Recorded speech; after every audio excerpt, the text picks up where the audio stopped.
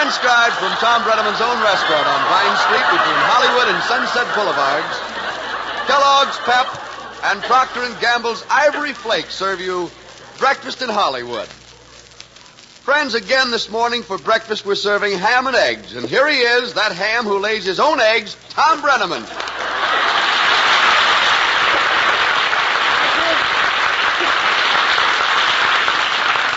Thank you, and good morning, ladies. Good morning. Yes, ma'am, and that's again we're yelling that greeting to you out along the network from sunny Southern California. Boy, and we have it this morning. Well, we do. Gets a little foggy. But it's the same old weather. I don't know why we should go into that. People say, I wonder what the weather's like in California. I wonder what this, I wonder what that. Nobody ever asks what the weather is like in Guacamora. They wonder about everything else, don't they? Well, in Guacamora, or wherever you are, I guess Ivory Flakes is just as popular. So we're going to open that section of our little broadcast as we visit a little bit. I think we'll start with you, soldier. Who are you, please? Soon to be Mr. Bert Blackman from New York City. Oh, soon to be Mr. That's right. Good. Good enough, Bert. You certainly look unhappy about it. Oh, I'm not unhappy at all. Well, how long have you been in service? I've been in the service 1 year. Well, that's not bad. Huh? That's not bad How old at all. are you, Bert? 20. 20. Good. Where do you go to school? I go to school in Syracuse University, Syracuse, New York. Oh, I see. You're going back to Syracuse. All right. We're just saying hello. Who are you? Mrs. Betty Best from Burbank, originally from Alexandria, Louisiana. Oh, Betty Best from Burbank. What Yes. is this thing you've got here? Oh, we just had... Well, look at this. I've never seen. something to sit on. I've never seen one of these. Look at that. It's a little collapsible stool. Oh, you brought this along so you wouldn't have to stand in line, huh? Because we got tired. Yeah, who are you? Helen Mayberry from Burbank. Well, I'm formerly from Norwalk, Ohio. Well, good. That kills me. Yes, It's sir. a little collapsible stool. Where did you get that? Sears and Roebuck.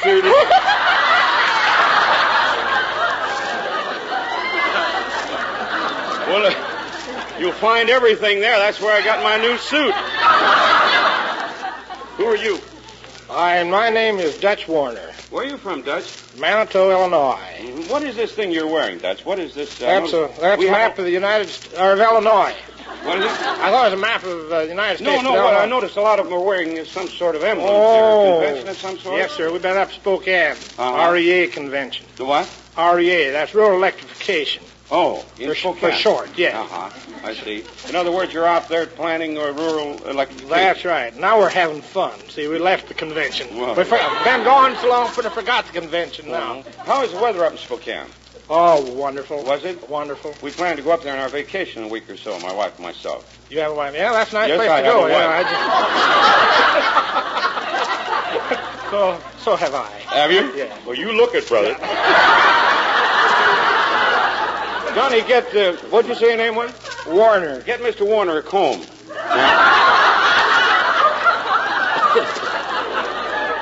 We have a number of... There you are, all right.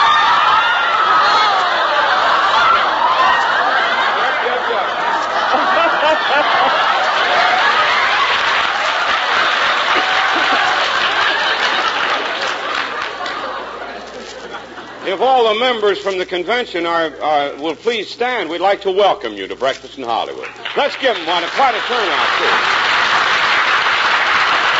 Thank you. You paid us a nice compliment by coming in to visit with us.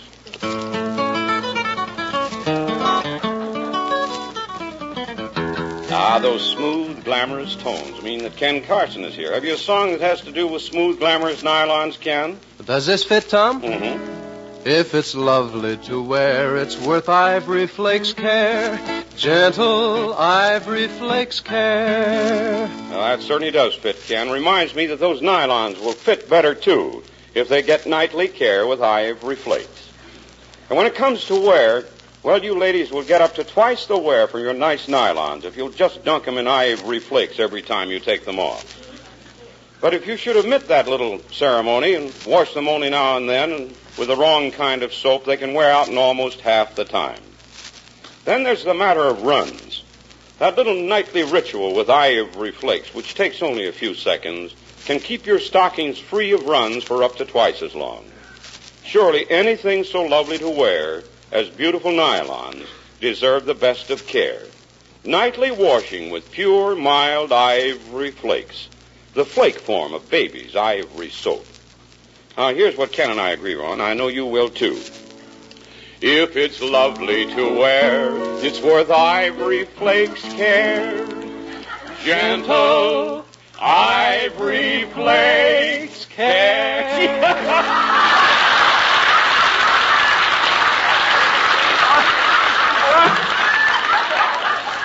I knew one of these days I'd look at him and have to break up. Let's do that right now. Gentle ivory flakes care.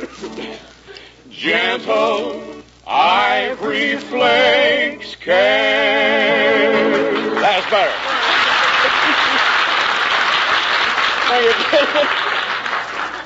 He makes faces at me. Oh, my. Is that just natural, huh? Well, we're going for a hat now. How many do you think that white job would look like? Johnny, the place is full of them this morning. Really is. There's one back here with the bird's nest on it. There's one over here with the... Looks like he just came out of a snowstorm with a veil. And this one here... Oh, this one. Oh, I think this one. This one's just as bad. Let's have a try at this one. No, this one. Who are you? Marie Hickerson. Hickerson? Yes. Where are you from, Miss Hickerson? Los Angeles. Well, take it off, Miss Hickerson. We'll try it on. There's lovely hair, too. What's your name? Mrs. Jonathan Fields, From? Longview, Washington. Mm-hmm. You? Mrs. Harold Hoff, Longview, Washington. Good. Mrs. Jen Woodhouse, Los Angeles. Hello. Get everybody here. You're Mrs. Grace Keith, Ventura. Hello. My goodness, you really have that thing pinned on there, Miss. Well, we'll be back in 5 or 10 minutes. We're going to... Who are you? This is Betty McPhail, Glendale. Glendale? And who is this hat? Margaret French from Long Beach. How many pins do you have in that thing, anyway? There's 2, 4, 6, 8. She has lovely hair, hasn't she? Beautiful. You what? She does it herself? Oh, do you do your own hair? Yes. Well, it's lovely. How long have you been a blonde? Since November. Huh? November. Since November. Now, just look at that thing, will you? I would hardly know. You would look better this way, I think. But that's the way she had it on.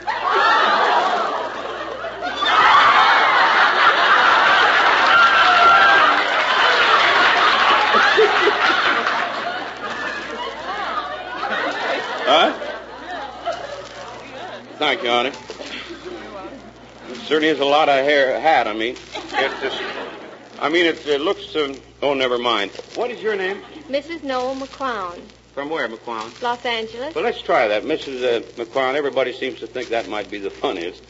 This is a kind of a crown thing, and with it's sprouted.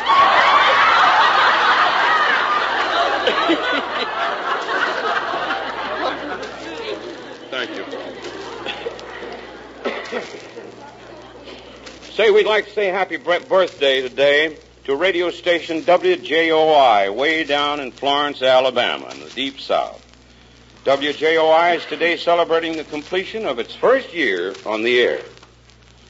And I also want to send a little salute along to Virginia's famed Shenandoah Apple Blossom Festival, which is being held May the 1st, May the 2nd. Had a nice telegram from the radio committee back there stating that the Queen Shenandoah, will be the beauteous Jean Cartwright Lane, the Vassar student and the daughter of the Maryland governor, and Mrs. William Preston Lane.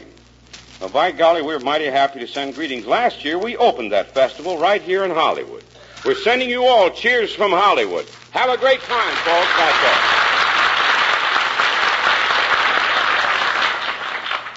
there. Might also say that this is National Baby Week. It is.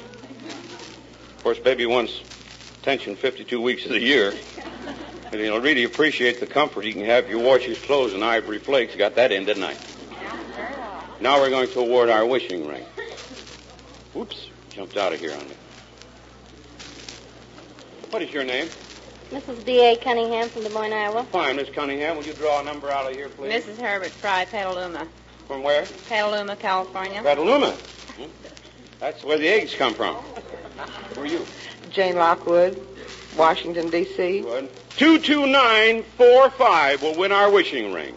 22945.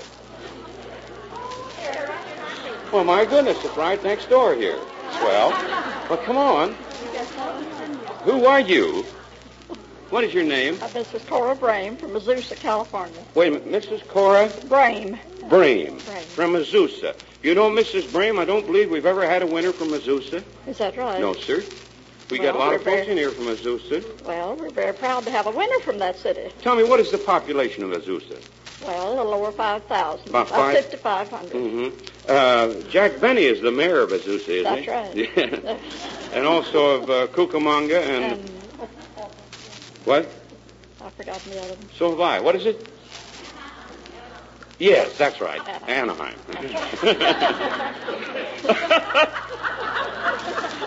The folks out along the network might be interested to know how Azusa got its name. Would you tell them, or do you know? I couldn't tell them. Huh? No, I don't know. Now, didn't anybody ever tell you how Azusa got its name? No. A-U-S... What? How did it spell it? Z-U-S-A. A-Z-U-S-A. Right. Now, don't you know how they got that name? No, I don't. Does anybody here know? Everything from A to Z in the United States.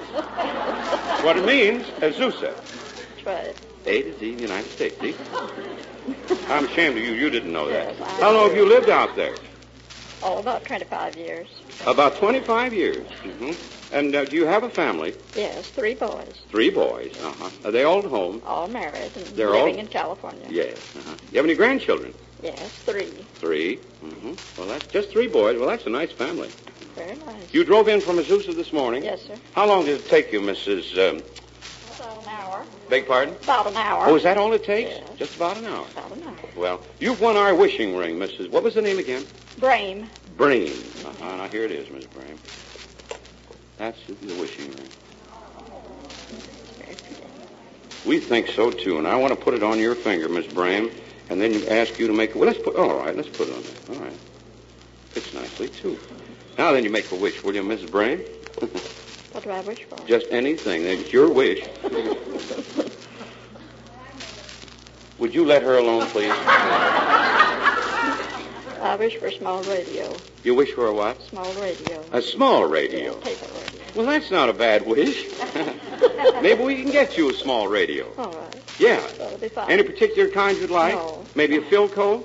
Well, that's all right. Would you like to have a Philco? Yes. All right. That'll be fine. All right. I'll see if I can promote one for you. All right. Okay. I have an idea the Philco company might send you one. I see. All right. Huh? All right. If I mention Philco another time, maybe they'll send me one. Huh?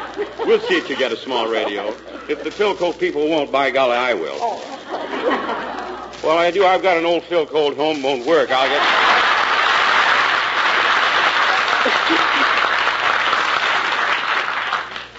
Our house is full of Philcos. They all work, and they're fine radios. And that about concludes the first portion of Breakfast in Hollywood, brought to you by the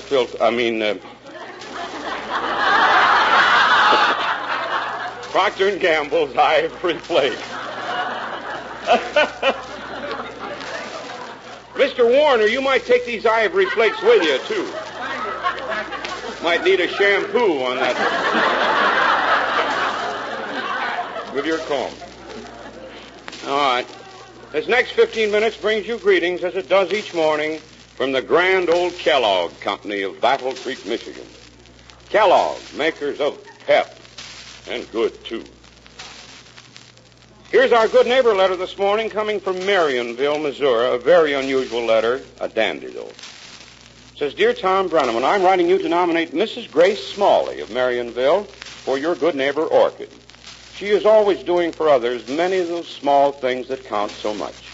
At Christmas, Thanksgiving, and other times, she takes gifts and presents to the people in the old folks' home, to those who are sick and to shut-ins. For the last 14 years, she's made it possible for there to be an Easter egg hunt for the little children. And this is no small task, getting a program prepared, eggs colored, and then hiding them all over the old college campus for the children to find. Mrs. Smalley has a beautiful home and a yard, and she opens them both of these unselfishly to all sorts of clubs and parties and community social gatherings. She always serves lovely refreshments of her own free will.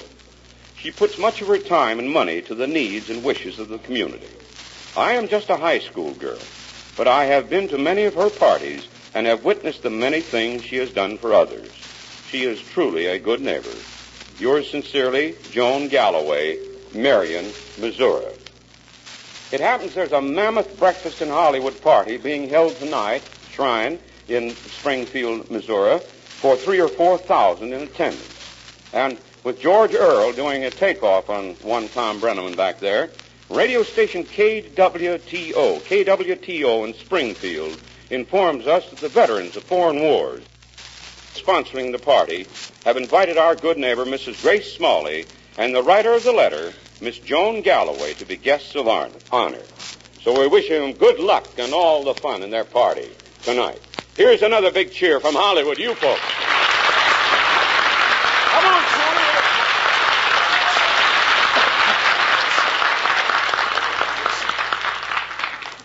Morning, Corny. How are you this morning?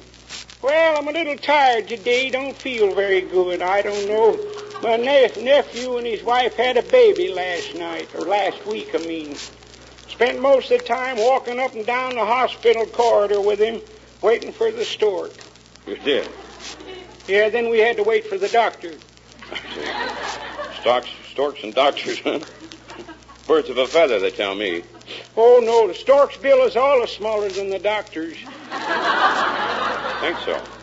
Well, it must be very exciting, Corny. I mean, waiting for the blessed event. Oh, yes. Say, I tell you, it is exciting. Well, fatherhood is a very exciting thing, Corny. Yep. How come that these parents never satisfied with the babies they get?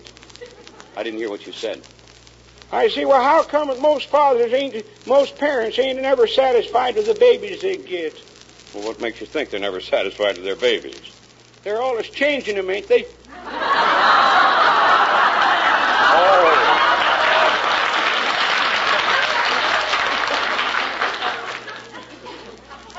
You got a little joke, Corny? Say we got a little corny joke? Yes, I got one. Well, all right, what is it? Well, speaking of babies, they certainly act like you do. Wait a minute. I mean, they act like I do? Yes, speaking of babies, every time they open their mouths, they put their foot in it.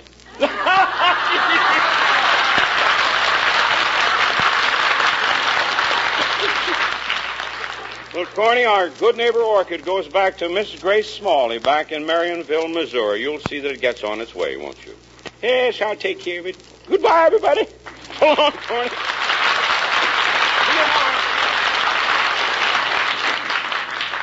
Who are you, please? Mrs. Maud Saffel, Macomb, Illinois. Saffel?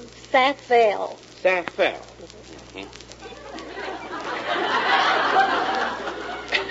You know, Miss Saffel, you look a little on the run-down side, I think. Huh? What you need is a big individual package of Kellogg's Pep. Johnny, here you are, honey. Let us set for breakfast.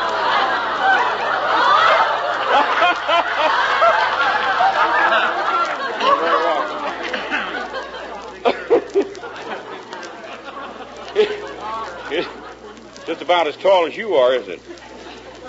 Talking about Pep, folks, which is what I've been doing for years. Yes, for years I've been telling you about this swell cereal made by the grand old Kellogg Company. Telling you how good Pep is for the children, for you, and for the whole family. And I wasn't just talking to hear myself talk. Not this time. I really mean it, and I'd like to feel that you're following through, putting this swell Kellogg cereal on the breakfast table every one of these swell spring mornings. Spring, you know, is the time that we all use up extra energy. Lots of you ladies like to get out in the garden, and youngsters are busy every minute after school, skating or playing ball or jumping rope, and friend hubby just can't wait to grab a golf stick or a tennis racket or even the lawnmower. There's no doubt about it. These are days when a big bowl of Kellogg's Pep should be included in everybody's breakfast. For Pep is an energy food. Help gives you drive, helps you start the day in high. And besides, Pep tastes simply grand. Pep, the sunshine cereal, has a sparkling flavor that's right in tune with springtime. A cool, refreshing flavor that makes you think of fields of golden grain waving in the breeze. Pep is good, and good for you, you bet. Give it to your family as often as they like, and they'll like it often. Say good morning to spring with a bowl of Kellogg's Pep. For a while now, folks, I've been asking you to stay tuned to this station for the new Kellogg show following this one. And this show is for your entertainment. And only your letters can tell us how we're doing. So it'd be just swell if you'd listen and let us hear from you. That'll help the Kellogg folks give you the kind of radio fare you want. Now, it's orchid time. And we're going to award our lovely Armroy orchid to our eldest guest. How old is the little lady there? How? 89 today. 89 today. I don't know. Now, wait a minute. That may not win. Well, I guess it does. 89 and a birthday. Well, that's nice. I spotted you. Who are you? What's your name? Don't you know me? Why, golly, I believe I do now. What is your name? My name is Amelia Earhart Cook. Amelia Earhart Cook. Yes, sir. Yes, I remember. You've been here before. About 3-4 months ago. Well, now, you come on. Did you get an orchid then? Yes, sir. You got one then? Yes. Oh, then we'll give it to somebody else. No, I won't. I want a new hat today. You want a new hat today? Yes. Amelia Earhart Cook. She's 89 today.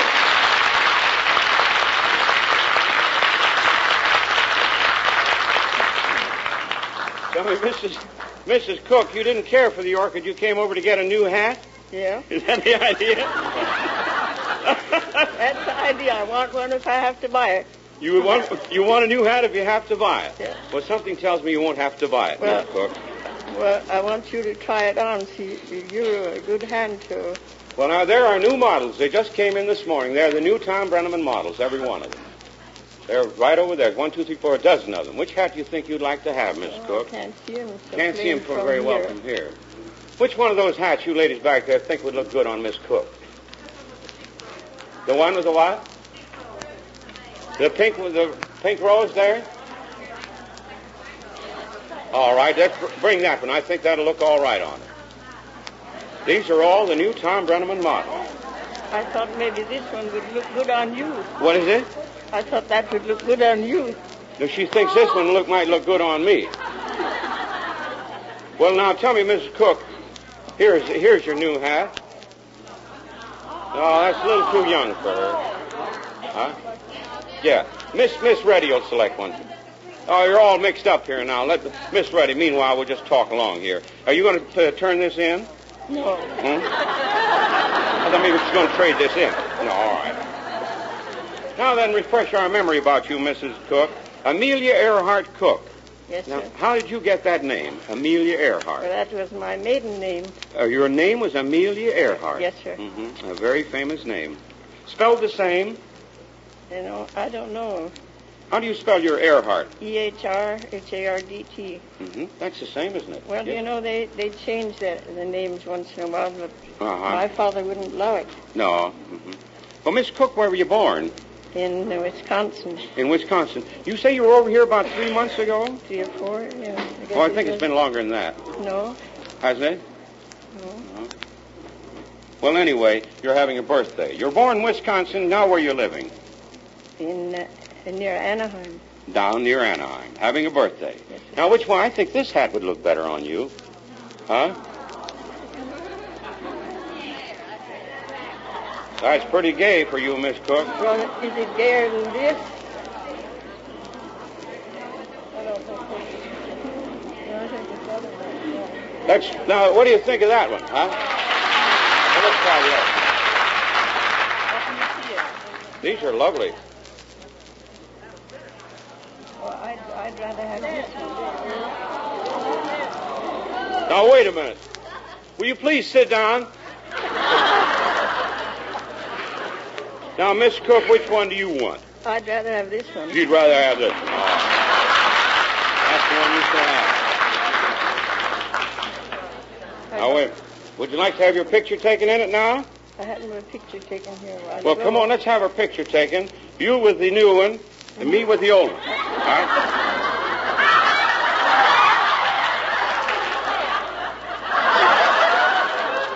Now, look here. It's all right. No, ain't you going to give me one of them pictures? What do you say? Ain't you going to give me one of these pictures? Now you want one of the pictures, too. Oh, yeah. We're going to give you one of the pictures. You've got a new hat. We're going to give you an orchid for your birthday. And we are. And if you'd like to come down and have dinner with me, a birthday dinner, I'd like to blow you to a birthday dinner. Would you like to do that? Well, I don't know whether I can do that. Stick around for lunch, then. Ask my crowd. All right. How many do you have in the crowd? 5. 5 of you? Oh, that's fine. Can't come for dinner? Come for lunch. Maybe you'd like to have a half interest in the joint, too, huh? No, yes. Oh, you're all right. I've worked 20 years in the store, and that's enough. I don't want no You've restaurant. worked 20 years in a store? Yes, sir. My goodness, doing what? Clerking in a store? Mm-hmm. And 7 years in cheese factory. Well, I declare. Well, then you've worked hard, haven't you? Yes. At my wedding, there were 150, and had a phonologist there, and he said I was many-sided, and I think so. Uh-huh. Yeah. Well, that's fine. We're going to sing Happy Birthday, dear Amelia. Huh? We had open house for me last Sunday, and there were 125 called. Oh, 125 of you called at your open house. Yeah. Good. Well, we have 150 here at your party. I mean, 500 here at your party this morning. Pretty close to them. Come on. Happy birthday to you. Happy birthday to you. Happy birthday, dear Amelia.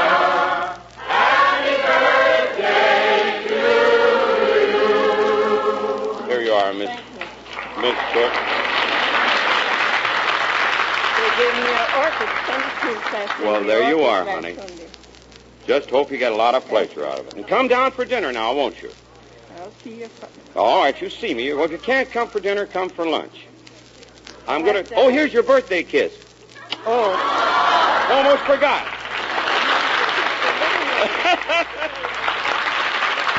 Wait a minute. What did you say? You ought to kiss the young ladies, not the old ones. I ought to kiss the young ones and not the old ones.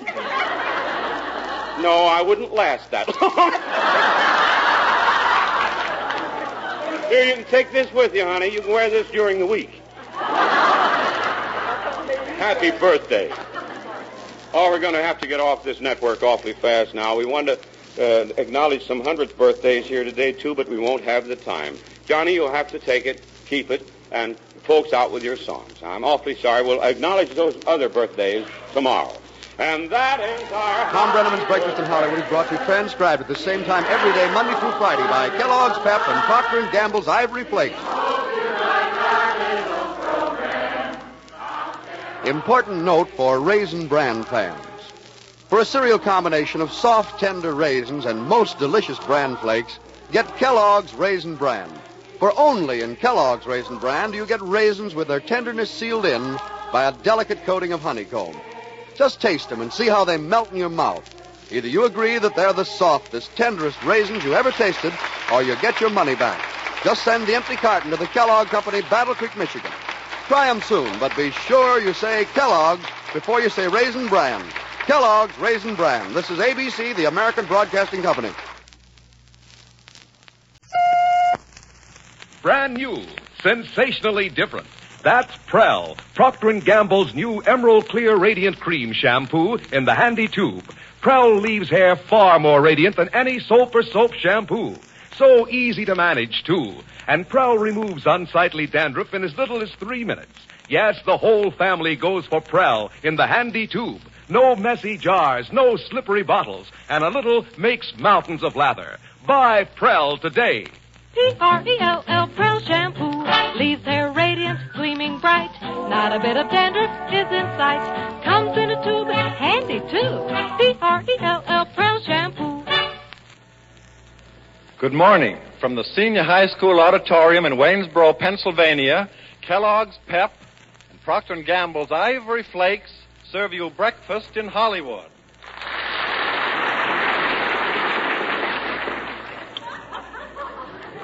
Well, friends, from the beautiful state of Pennsylvania, we bring you the pride and joy of Waynesboro, that loco boy who made good. And here he is, Tom Breneman.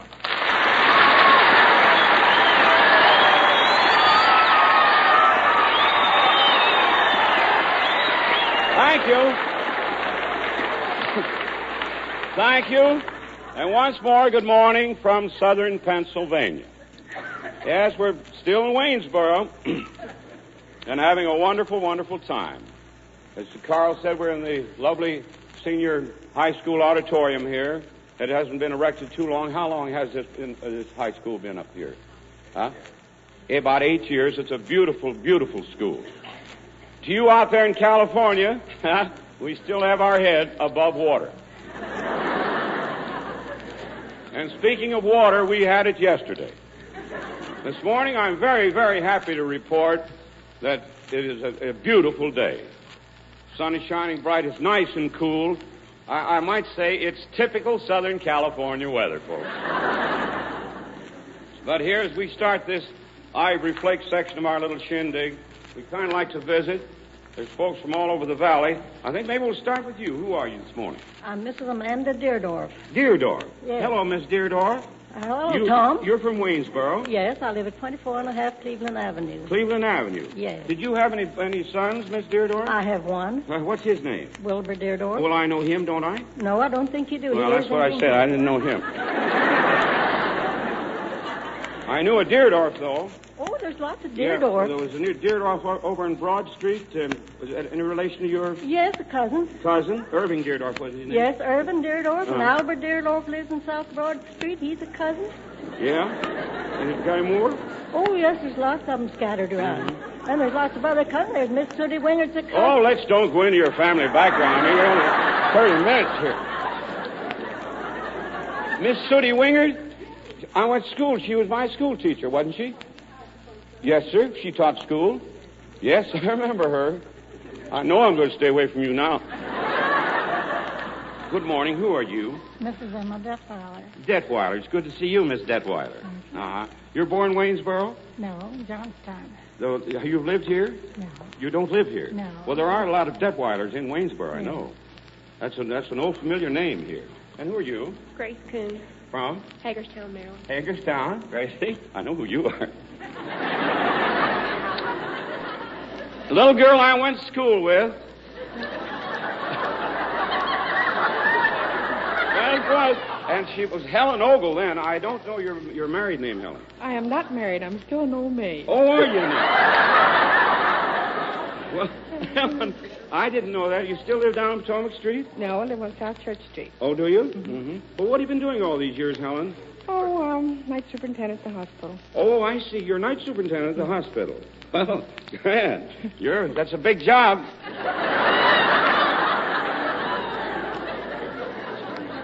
Now, honestly, Helen, don't be backward. If you're not backward, I have a nice present for you. Tell these folks and tell the people listening how much you weigh.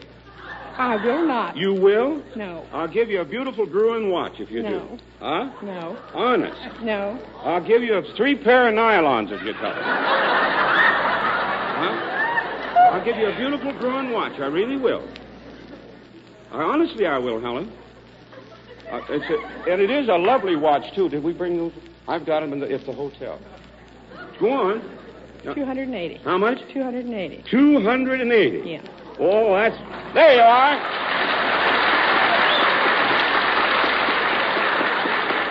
And it's 280 pounds of darn good sport, too, isn't it? And I'll see that you get your watch, honey. Okay. Yes, sir. Really well. What? Everyone's listening across the street, too. Are they all listening across the street? Yeah, we can see the hospital right from here. Almost. Yes, we can. Right from this particular window. Well, Helen, you're all right. As I said, I'll have a nice present for you. If I can think of any other present to give you, I'll give you that, too. I will. Yeah, she and I went to school for years and years.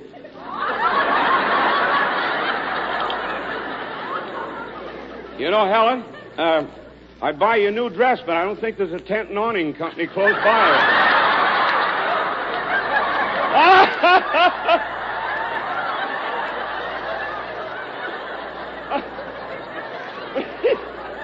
What did you say, honey? Yeah. There's what? There's one in There's one in Hagerstown.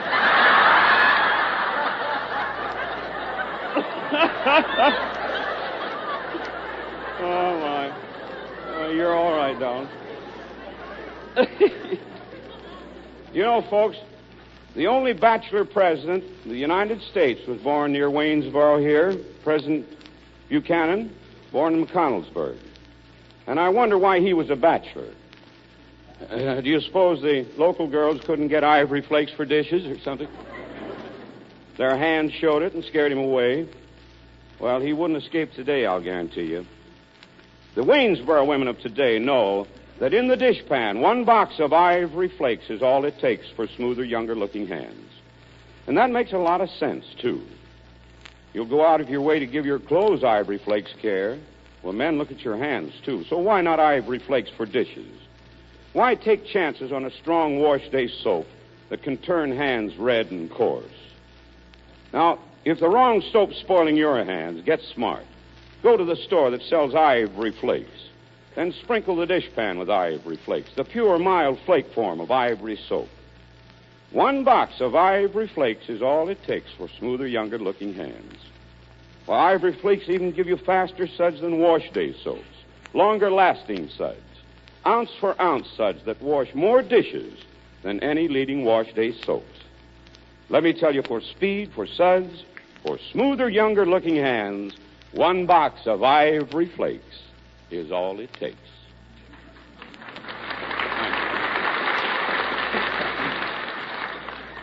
I think we ought to try on Helen's hat, don't you, folks? Huh? All right. Helen, where did... This is an old hat, is it? Yeah. Huh? How old is this hat, Helen? Oh, Lord, where's the pin? Huh? How old is it? Somebody find the pin. Well, my... It's over 150 years old, I think. Well, what the world you put... How'd you get it on there? I didn't put it on. Somebody else did. It'd be awful to go through life wearing a thing like this. All right. What is it? Belonged to Mrs. James Fortney's mother. Oh, is that so? Mm-hmm. The hat is more than 150 years old. It's a little kind of a bonnet affair. My grandmother used to wear a hat like that. Well, wait till I get it on.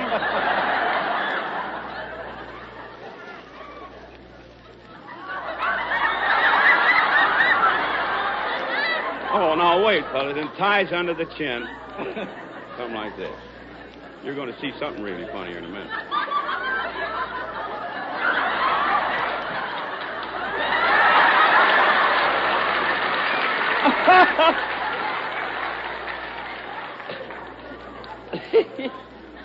Oh, my.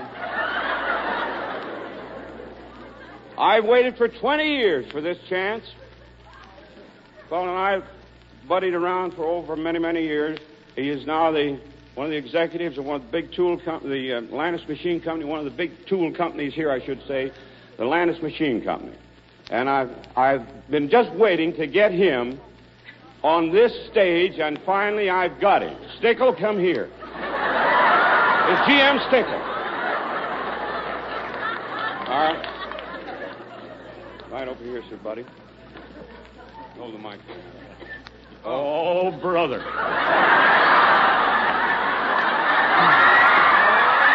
Brother.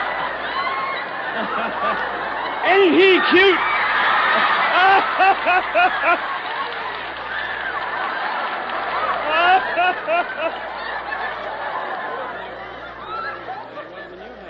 What did you say? I think that was an improvement. Well, I'll tell you this, it's more than you've had on your hair for 20 years. Thank you, Toddy. What's that? Thank you. Oh, you're all right. Johnny, give Toddy a cigar. I mean, Carl. Here's a cigar for you. An old buddy of mine. Yeah, give him a comb, too. He'll need one of those.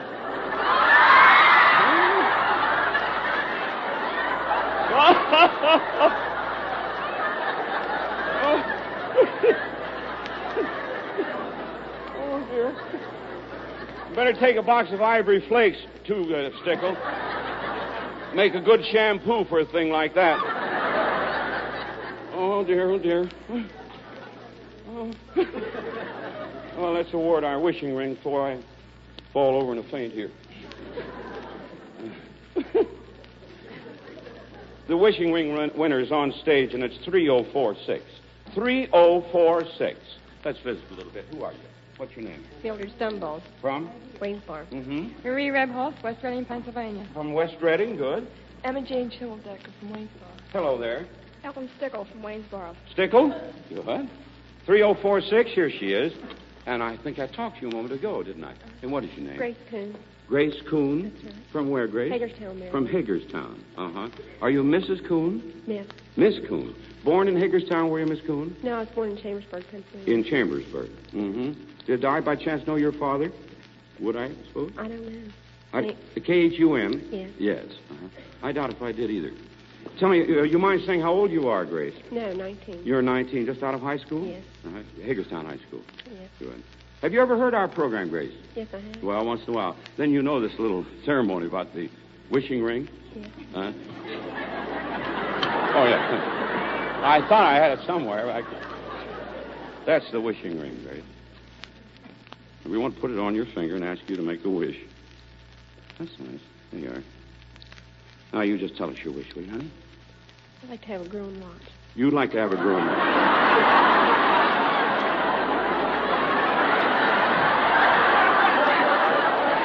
How do you like that?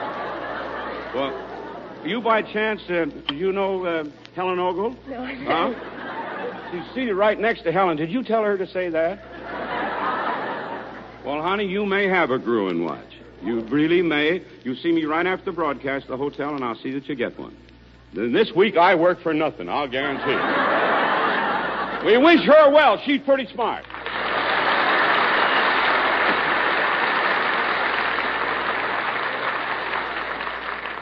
I say on Friday, we'll make the award of $100 to the Pennsylvania resident with the longest beard. Now, there's still time to get your entry in the mail and address your entry to the Longest Beard Committee in Waynesboro. A lot of men in Waynesboro have been growing whiskers for the sesquicentennial here, but I think that, they've been trying for 2 or 3 months. But certainly some old-timer will come out of the hills, I'm sure, that will have a longer beard. And each day we send a wishing ring to you out there along the network. This morning, I'm very happy to honor any gal who has the courage, at least, to send a wish along like this deserves one. And we're sending it to Miss Evelyn Schmidt of 5993 Jim Daly Road South in Dearborn, Michigan. And here's what she said. This is her wish. I wish my boyfriend would stop beating around the bush and propose to me.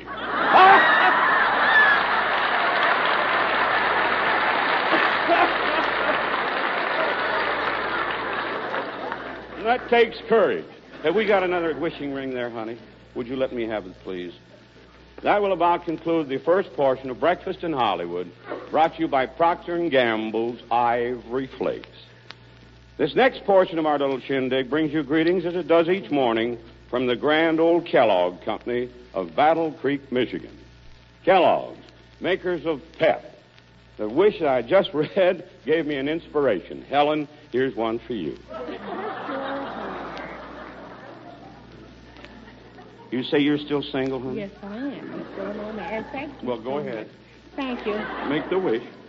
I don't have any boyfriend. Oh, you don't have any boyfriend? No. Oh, we'll get you a couple.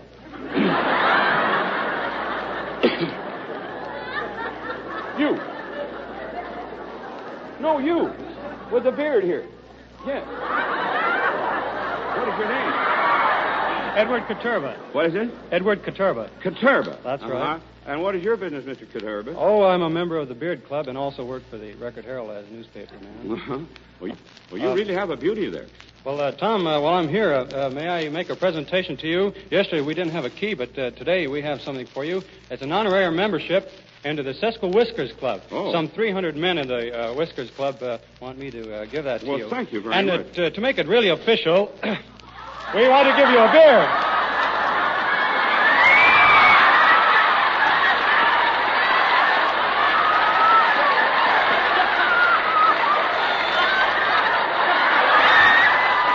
A red one, too. Also, Tom, we're going to judge these beards Friday after the pageant, and the first prize is going to be a free bus trip by American Bus Lines to see you in Hollywood. Now, here's the ticket right here. It's about 3 feet long. Well, that's just a little short affair, isn't it? We hope to see you there in Hollywood. In other words, the prize winner, the longest... the most handsome beard in the Whiskers is going to get this ticket and also one for his wife, and they're going to see you in Hollywood. Well, how nice. I will be my pleasure to be their host while they're in Hollywood. Thank you. One of the judges, Tom, is Edmund C. Wingard. He, in fact, is our Franklin County judge, so he'll be an official judge of the Whiskers contest. Well, I believe he's a friend of you. yours. Thank you very much. Yes, he is a friend of mine. Thank you, and I hope you look good in that beard. I'm like sure you I do will. in the hat. Thank you, sir. Good luck to you, and good luck to your Whisker Club.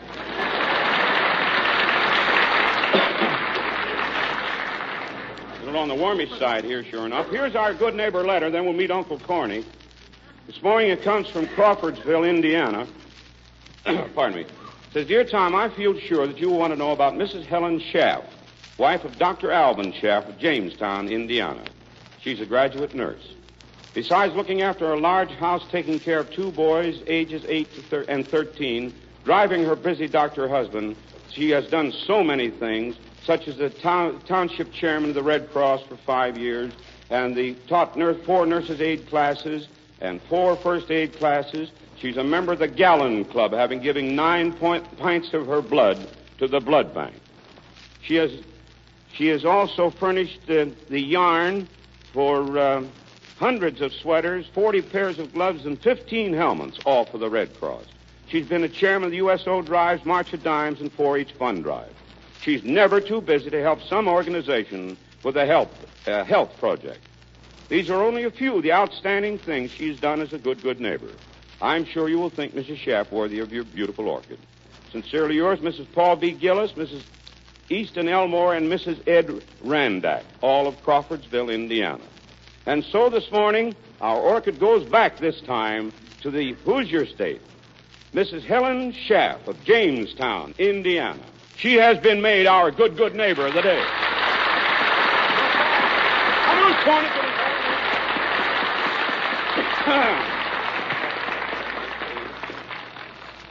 Good morning, Corny. How are you this morning? Well, I feel pretty good, Tommy. I don't know. I didn't get much sleep last night. You didn't get much sleep? No, I didn't. There was a 90-year-old lady in the hotel room across from mine run water all night long. Why? She was henning her hair. She was henning her hair? Didn't you try to talk her out of it? Yeah, I told her that only the young die good. Pretty bad gag. Otherwise, you found the Anthony Wayne Hotel pretty comfortable, did you? Yeah, except my room was pretty small. Oh, your room's small. Why didn't you get a suite?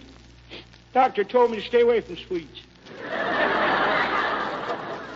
That's terrible. Well, Corny, you know a suite isn't too expensive. No, maybe not.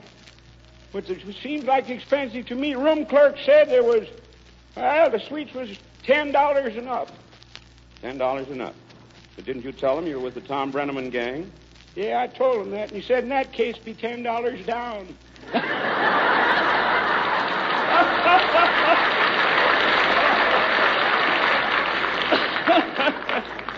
Have you got a little joke for us this morning, Corny? Yep, and that was it. I'm going to stop right there. Good idea. Well, Corny, the orchid goes back to Miss Helen Schaff in Jamestown. You'll see that it gets on its way, won't you? Yes, I'll take care of it. Goodbye, everybody. So long, Corny. See you tomorrow. Folks, the fact that maybe you didn't know till now is that King Charles II owed William Penn about $64,000. And to square that debt, he gave Bill what is now Pennsylvania. And I think you'll all agree that the state of Pennsylvania for $64,000 turned out to be a bargain. But I can tell you a present-day deal that's a dandy, too. It's what you get in return for your money when you buy Kellogg's Pep. You get a cereal that's a favorite breakfast dish of millions because it tastes so downright good. Its golden brown flakes come from sun-ripened whole wheat, so you can count on Pep for nutrition.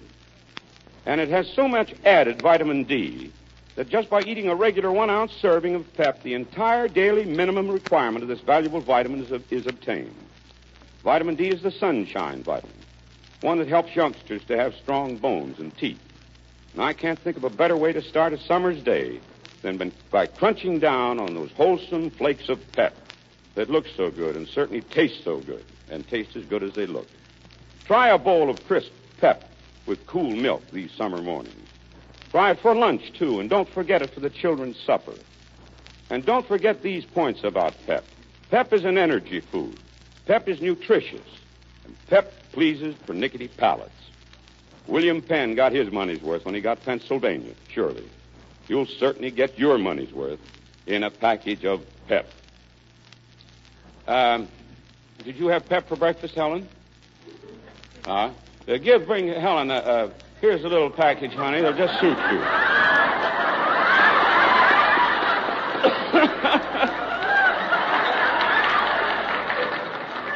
Alongside of her, it looks small. Oh, Martha, just laughing her head off.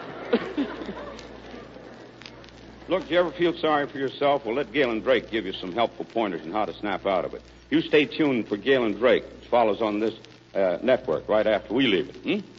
Now then, we're going to award our orchid, our California Armroy orchid, just recently arrived to our eldest guest, and we found out this morning, I'll let her introduce herself.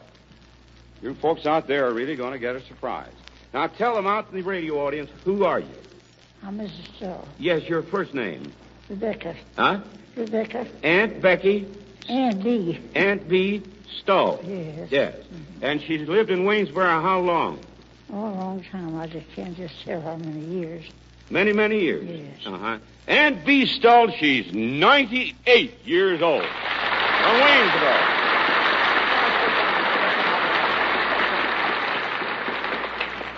I won't ask her to get up because I won't ask you to stand, Aunt B. I'll sit down here beside you. Yeah, I just want to ask you a few questions. I happen to know, Aunt B., that Mother is listening in California, and she'll get a thrill out of hearing from you. Yes. Uh-huh. I know her. You knew my father, didn't you, Aunt B? Yes, indeed. Mm-hmm. Well, now tell us, you say you were born where? I was born in the country. Not in Waynesboro. No, in Pennsylvania. Yes, 2 miles from Waynesboro. 3 miles from Waynesboro. Uh-huh. So you lived here the rest of your life? Well, I didn't live here. I lived in Chambersburg a while, and then I came back here again. You lived in Chambersburg. Uh-huh. Now, you're very active. You do much reading, Aunt B. I did till last month, and my sight isn't very good now. Mm-hmm. But you listen to your radio occasionally? Yes. Good. Uh-huh. Do you hear our program, do you, in the morning, Aunt B? Not always. Not always. Mm-hmm. Well, it's pretty hard to take it day in and day out, isn't it? Well, you look swell. What do you do now to keep busy? Oh, I'm busy all the time. Uh-huh. You look after your place, do you? Do you take care of your home? No, I don't take care Not of too myself. much. Yeah. But you do keep busy. Yes. Mm-hmm. Didn't I send you an orchid some time ago, didn't I, Aunt B? On your birthday. On your 98th birthday. Mm-hmm. I thank you very much. Oh, you're welcome. It was very pretty. Well, I've got another one for you. Yes, I do. And here it is. That's our orchid, folks. Oh, they are beautiful. These were flown in from California. Brought these by airplane. And there's your flower, Aunt B. Very nice. There you are, honey. Thank you so much. You're welcome. And I didn't have a chance to kiss you when I gave you the orchid before. Well, I don't kiss men. Huh? Do I? I don't kiss men. She doesn't kiss men. Well, I'll just kiss you.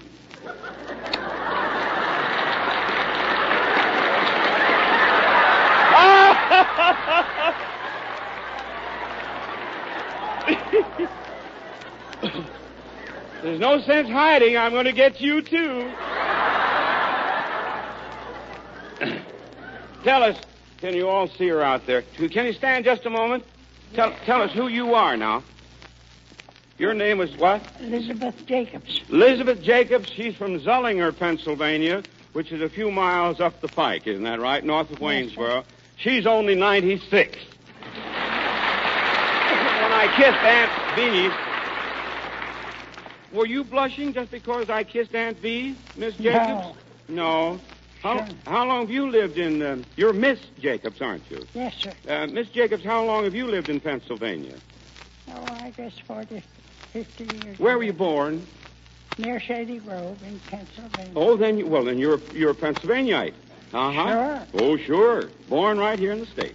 Well, and 96 years old. You look swell. Yes, see? Who are some of your relatives, Miss Jacobs? Robert Jacobs here in town and Charlie Martin. Mm-hmm. Do you live alone, Miss Jacobs? Yes, sir. Do you? Uh-huh. And you still live in Zullinger? Yes, I live in Evelyn. Take care of your own home. All right. Well, here, thank you. We have a flower for you, too, Junior. Look here.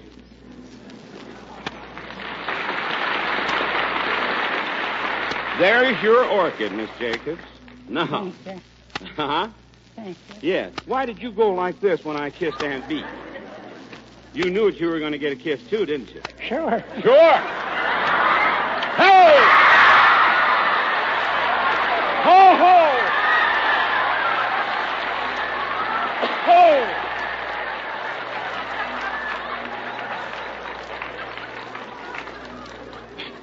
If she kisses like that at 96, what do you suppose she was like at 22? Oh, that was wonderful. Oh, you're all right, Miss Jacobs. Well, I'm afraid we're going to have to get off the network. Well, how much time do we have, Carl? Well, we'll make our other awards after we leave the air. Gee, you've been a wonderful, wonderful crowd. But we're going to have to break it up. So if you'll just get out your songs, let's show them out there how a couple of thousand Pennsylvaniaites sing, shall we? Come on. And that ends our Hollywood breakfast. We had a wonderful night. We hope you like our little program. Well, that's all we have time for today, friends. But be sure to tune in again tomorrow for more fun with our guests at Tom Breneman's Breakfast in Hollywood. This is Carl Webster Pierce turning the mic back to your host, Tom Breneman. Oh, just to say once again, thanks very much to you all out there for your many, many nice messages, and to Waynesboro, who are celebrating their sesquicentennial celebration. We're having a wonderful, wonderful time. To you out there, Mother? Yeah, they're all here. Bye, all. See you tomorrow. Tom Breneman's Breakfast in Hollywood is brought to you at the same time every day, Monday through Friday, by Kellogg's Pep and Procter & Gamble's Ivory Flake. When you hear Kellogg's Rice Krispies go snap, crackle, pop in milk, that's your tip-off for a cool, refreshing breakfast treat. Fact is, they're the only cereal so crisp they snap, crackle, and pop with freshness. Kellogg's Rice Krispies, golden bubbles of oven-popped rice, so light and delicate you'd never guess they're an important energy food, that they help you start off a summer's day with energy to go places. Here's America's favorite rice cereal. Here's the one and only Snap, Crackle, and Pop cereal, Kellogg's Rice Krispies. This is ABC, the American Broadcasting Company. Transcribed from Tom Breneman's beautiful new restaurant on Vine Street between Hollywood and Sunset Boulevards, Kellogg's Variety Package and Procter & Gamble's Ivory Flake serve you breakfast in Hollywood. Well, friends, Tom is still off on vacation, and stepping up to bat for him today is the biggest crackpot in radio. This guy is not only cracked, but he's got the biggest pot you ever saw. It's Jack McElroy.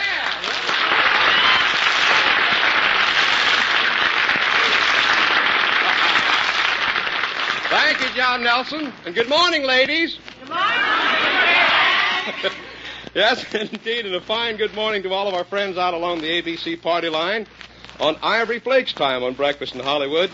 As you know, Tom is in Arizona. that he's having a great time over there in that swell little city of Tucson. You ought to look Tucson up on your map sometime. It's not only where the West begins, but it's also where the Los Angeles city limits ends, right over there. You know, the population of Los Angeles is really spreading. And that reminds me. Here's a man who's been spreading more than all the rest of the population put together, your old friend Jack Kirkwood. Huh? Oh, thank you very much. Thank you, ladies and gentlemen. Thank you, Jack McElroy. Good morning. Awfully glad to be here helping out for dear old Tom. You know, he and I went to school together. Yeah, we've been pals for years. In fact, we even went with the same girl at one time. I remember one night I sneaked up to see her, and I didn't knock on the door. I just walked in, and there was Tom sitting on the sofa kissing her. But I got even with him. I turned out the light so he couldn't see what he was doing. Good morning. Who are you? Mrs. Bertha Frisbee of Collins, Iowa. In Collins, Iowa. Yes, sir. Oh, yes. And having a good time in Hollywood? Very much. Fine. I'll get back to you in just a moment, Mrs. Frisbee. I want to see this lady here. Who are you, please? Mrs. Jerome Hammerman of Adrian, Michigan. And who's the gentleman with you? My husband, Mr. Hammerman. How do you do, sir? Mr. Jerome Hammerman, Adrian, Michigan. And what are you folks doing here in California? Honeymooning. What's that? Honeymooning. Oh, you're on your honeymoon. Oh, isn't that great? Give them a hand, will you, folks? A little honeymoon. Have you got a bouquet of roses over there for our honeymooners? Let's bring it down and give it to them. It's a beautiful bouquet. But that's lovely, to meet honeymooners.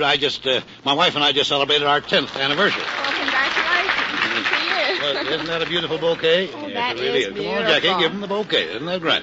Oh, that's beautiful. Here are the roses. We have another gift for the honeymooners. For the lady, here's a very beautiful pair of Kisloff gloves, elegant washable leather for you, and also to start her out right in life, a box of ivory flakes to wash them with. That's for you. There are your roses. All for you. There you are. Thank you so much. You're entirely welcome. I said my wife and I just celebrated our 10th wedding anniversary. That's a tin wedding, We celebrated 10 years of eating out of tin cans. But it's great when people love each other, My wife and I have been together so long, we just go through life. There's nothing I wouldn't do for her. There's nothing she wouldn't do for me. That's the way we go through life, doing nothing for each other all the time. And I get the network here. Clear my throat. Good morning. Good morning. And who are you, please? Mrs. Agnes Telfer in Montrose. Montrose, California. Yes. And now what are you doing in Hollywood, Mrs. Telfer? Well, I just come over to see Jack Breneman's well, now you got them both mixed up, I think. Tom Kirkwood or Jack Breneman. I don't know which one you want to see. Tom Kirkwood. Well, Tommy's over in Tucson, Arizona right now. We're sorry he's not here, but we hope we're not too disappointed. No, I'm not. Have you any interesting hobbies, Mrs. Telfer? Well, yes, I was trying to write a book. Write a book? What was the... On the early days in California. Early days in California. My goodness, that's great. Your ancestors were settlers in California, yes, were they? My father walked across the Isthmus of Panama to get here to California. In the days of 48, when there 49. wasn't any canal. Well, my goodness. Well, my folks were all early pioneers, too. They came across in a covered wagon, yes. If you'd ever seen their faces, you'd know why the wagon was covered, too. Where's my network? Hello. Hello. Who are you? Ida Nagel. Ida Nagel from? St. Paul. And Miss or Mrs.? Miss. Miss. Now, what are you doing in Hollywood, Miss Nagel? Going on a vacation. Oh, are you? Mm-hmm. You enjoying it here? Well, I just got here. Did you? A little Finally. A little warmer out here than it is back east. Yes, I should have brought you some of that snow. Snow? Snow. I know it's cold back there. I just got a letter from my brother the other day. He's a 32nd degree Mason, and it was so cold he even went down 10 degrees himself. Pardon me. See if I can get over here to this lady. Good morning. Good morning. And who are you, please? Mrs. Joseph Musial. From where? Chicago, Illinois, Roseland District. Oh, is that so? Yes, sir. And you living out in California now? I'm living in Santa Monica at the present time. Well, that's California, too, yes, Santa Monica. Mm-hmm. Mm-hmm. Yes, you been out here long, did you say, Mrs. Hill? I've been out here about a month. I was out here last year recuperating, and I got so much better that I came out again. Well, that's fine. I'm mighty glad to hear that. You lived in Chicago most of your life? Well, I lived there a great deal of my life, but I really went to school in Minnesota, Minneapolis. Oh, did you? What school? Central High School. Enjoy it there? You bet I did. I believe you were interested in athletics at one time. Yes, I was. What did you do in the athletic field? Well, I was always very athletic, and of course I ended up by playing on a ladies' football team. Ladies' football It team? was a professional team. Professional team? Yes, we had 2 teams, and we traveled in a great many cities and played each other. Yes. What position did you play? I played quarterback. Quarterback on the football team.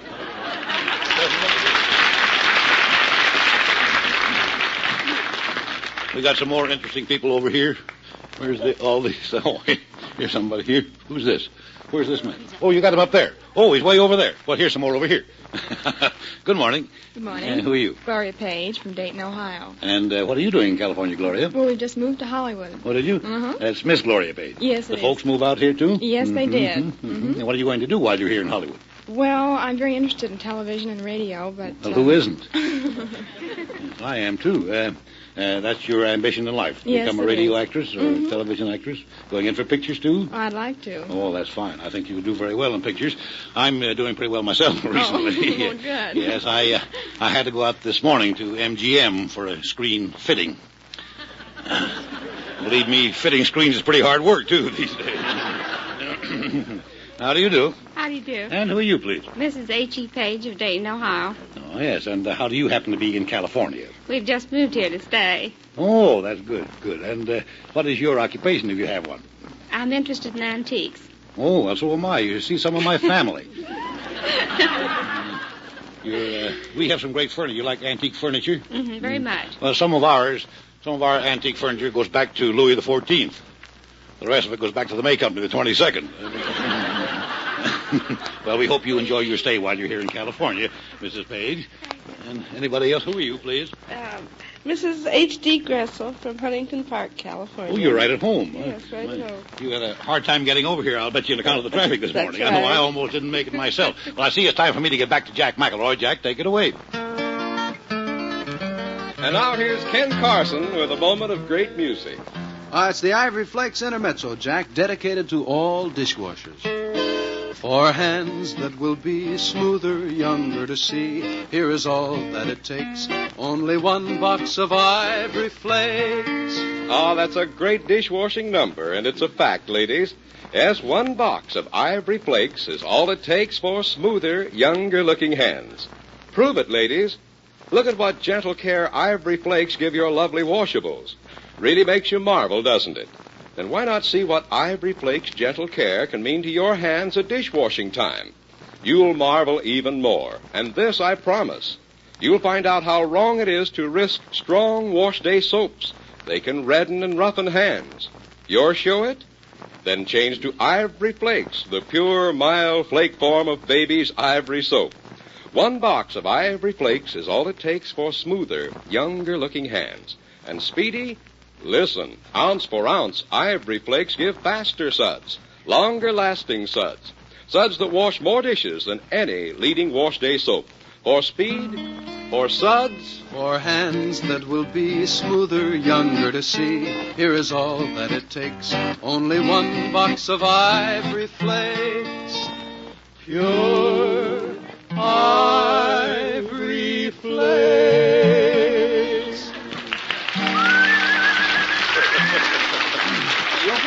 The whistle won't come out, huh? The whistle goes in here, too. Oh, yeah, I want them to hear you whistle.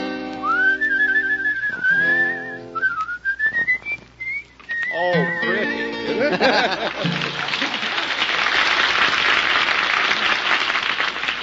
I would like to ask Miss Ann Daggett to come up here. She has quite an honor to pay Tom Breneman. It's a thrill to have her here from Radio Mirror Magazine. And I'm very sorry that Tom is unable to be here to receive this very wonderful honor that Ann and her magazine has bestowed upon here. How are you, Ann? I'm fine, Jack. And your home is here in Los Angeles, is that? Yes, it is, Jack. And you're connected with the Radio Mirror Magazine in the Hollywood office. Yes, I am. I want you to take the microphone. I'll hold it for you, but I want you to go right ahead and tell us this honor that Tom has received through your magazine, the Radio Mirror. Thank you, Jack. I'd like to present to you Radio Mirror Magazine's scroll in behalf of the radio listeners who voted Tom Breneman's Breakfast in Hollywood the most popular audience participation program on the air. Well, isn't that wonderful? And I know Tom will be absolutely thrilled, really thrilled with this wonderful honor that his listeners have put upon him. And, Jack, I'm certain the listeners will want to know that Tom's picture is published in color in this month's issue of Radio Mirror magazine, too. Well, maybe they'll go out and buy it. Maybe they will. Well, speaking of magazines, I want to make you a present. I want to give you a year's subscription of Tom Breneman's magazine. Oh, I've seen it, and I'll be delighted to receive it. Well, if you hurry, you maybe get in on the $25,000 contest for the winner who names the magazine. Ah, fine. Thank you, Ann Daggett, and I know Tom Breneman will be thrilled with this award from your magazine. As a matter of fact, right after the program, I'm going to airmail this scroll to Tom in Tucson, because I know he'll want to receive it over there. Thanks a lot. Thanks a million to you. Let's give Tom another hand. That's really wonderful that his listeners back him up that way on his program here. Well, up here on our stage, we have two very handsome-looking youngsters and two very handsome-looking oldsters. We want you to meet, this is our 6 versus 60. Now, these two children over here have thought up a couple of questions they'd like to ask the oldsters. And if the oldsters get it, well, they get a hat, an Adam hat. If they don't answer the question, our kids get a Bozo album from Capitol Records. Well, let's meet this young lady right here. And what's your name? Catherine Klupta. Klupta? Mm-hmm. How do you spell that, Catherine? Klupta. Uh-huh. And how old are you? 11. Where do you live, Catherine? In Alhambra. What are you doing here in Breakfast in Hollywood? Well, we have some friends that came from Chicago, and they brought me along. Your relatives came into town and brought you down here to the broadcast. Did you bring your mother with you? Uh-huh. And your daddy? No, my dad's working. Your dad's working. Well, you've thought up your question you're going to ask this gentleman, haven't you? Mm-hmm. Okay, well, you get ready for it, and I want to ask you your name. Shine Smith. Shine Smith. Where are you from, Mr. Smith? Navajo Reservation. The Navajo Reservation in Arizona? Yes. Are you a Navajo, Mr. Smith? Well, in a way. In a way? Well, what is your connection with the Navajo? I'm a missionary to the Navajos. A missionary to the Navajo. Well, it's certainly a thrill to have you here, Mr. Smith. I've been reading a little bit about the Navajos in our magazines and newspapers. I understand they've been having a little rough time. How's that coming along over there? Well, they are very much indebted to the people of the United States and especially California for the many gifts that have been sent to them in the last 3-4 months. They've had the greatest Christmas they ever had in their lives. Well, isn't that fine? Wonderful. I think we should take care of them, don't you? I hope so. I think so. By golly, if we can't take care of some of our own people, we're pretty stinking bunch of people. I'll put it that way. But it's coming along fine, huh? Well, I wouldn't say that, Jack, but it's better.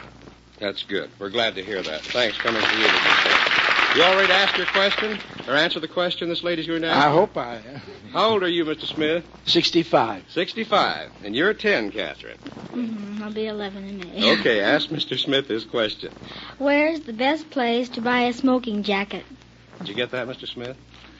Well, we have some very good jackets that are woven by the Navajo Indian women. That isn't the question, Mr. Smith. We're going to carry along here into Kellogg time here with this question. Mr. Smith, you're evading the question. Ask him again, Catherine. Where's the best place to buy a smoking jacket? Now, we don't want to buy an Indian jacket, Mr. Smith. I think you have the best of me. Well, do you know the answer, Catherine? I don't know either. At a fire sale. At a fire sale. Catherine, Catherine has won herself a Bozo album. This young gentleman right here, what's your name? Tony Spagnola. And where are you from, Tony? Mount Lebanon, PA. And what are you doing in California?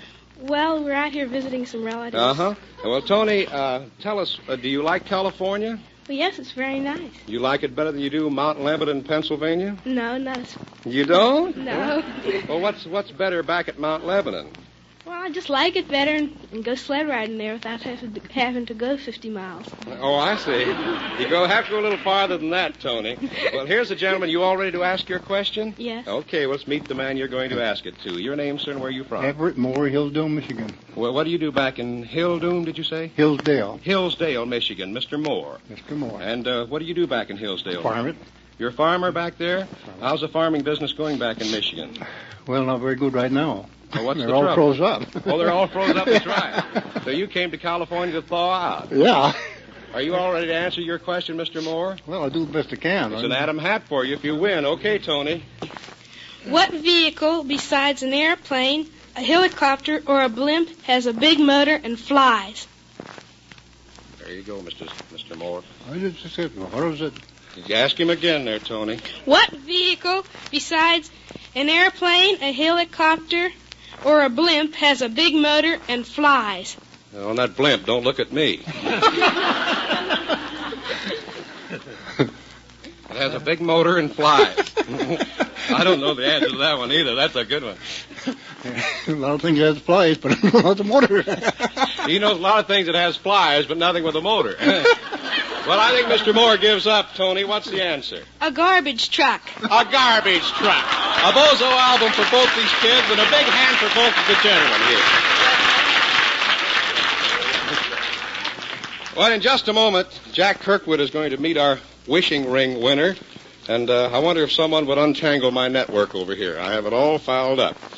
But I have a good neighbor letter here that I'd like to read, and it's a good one today. It's from Coral Gables, Florida.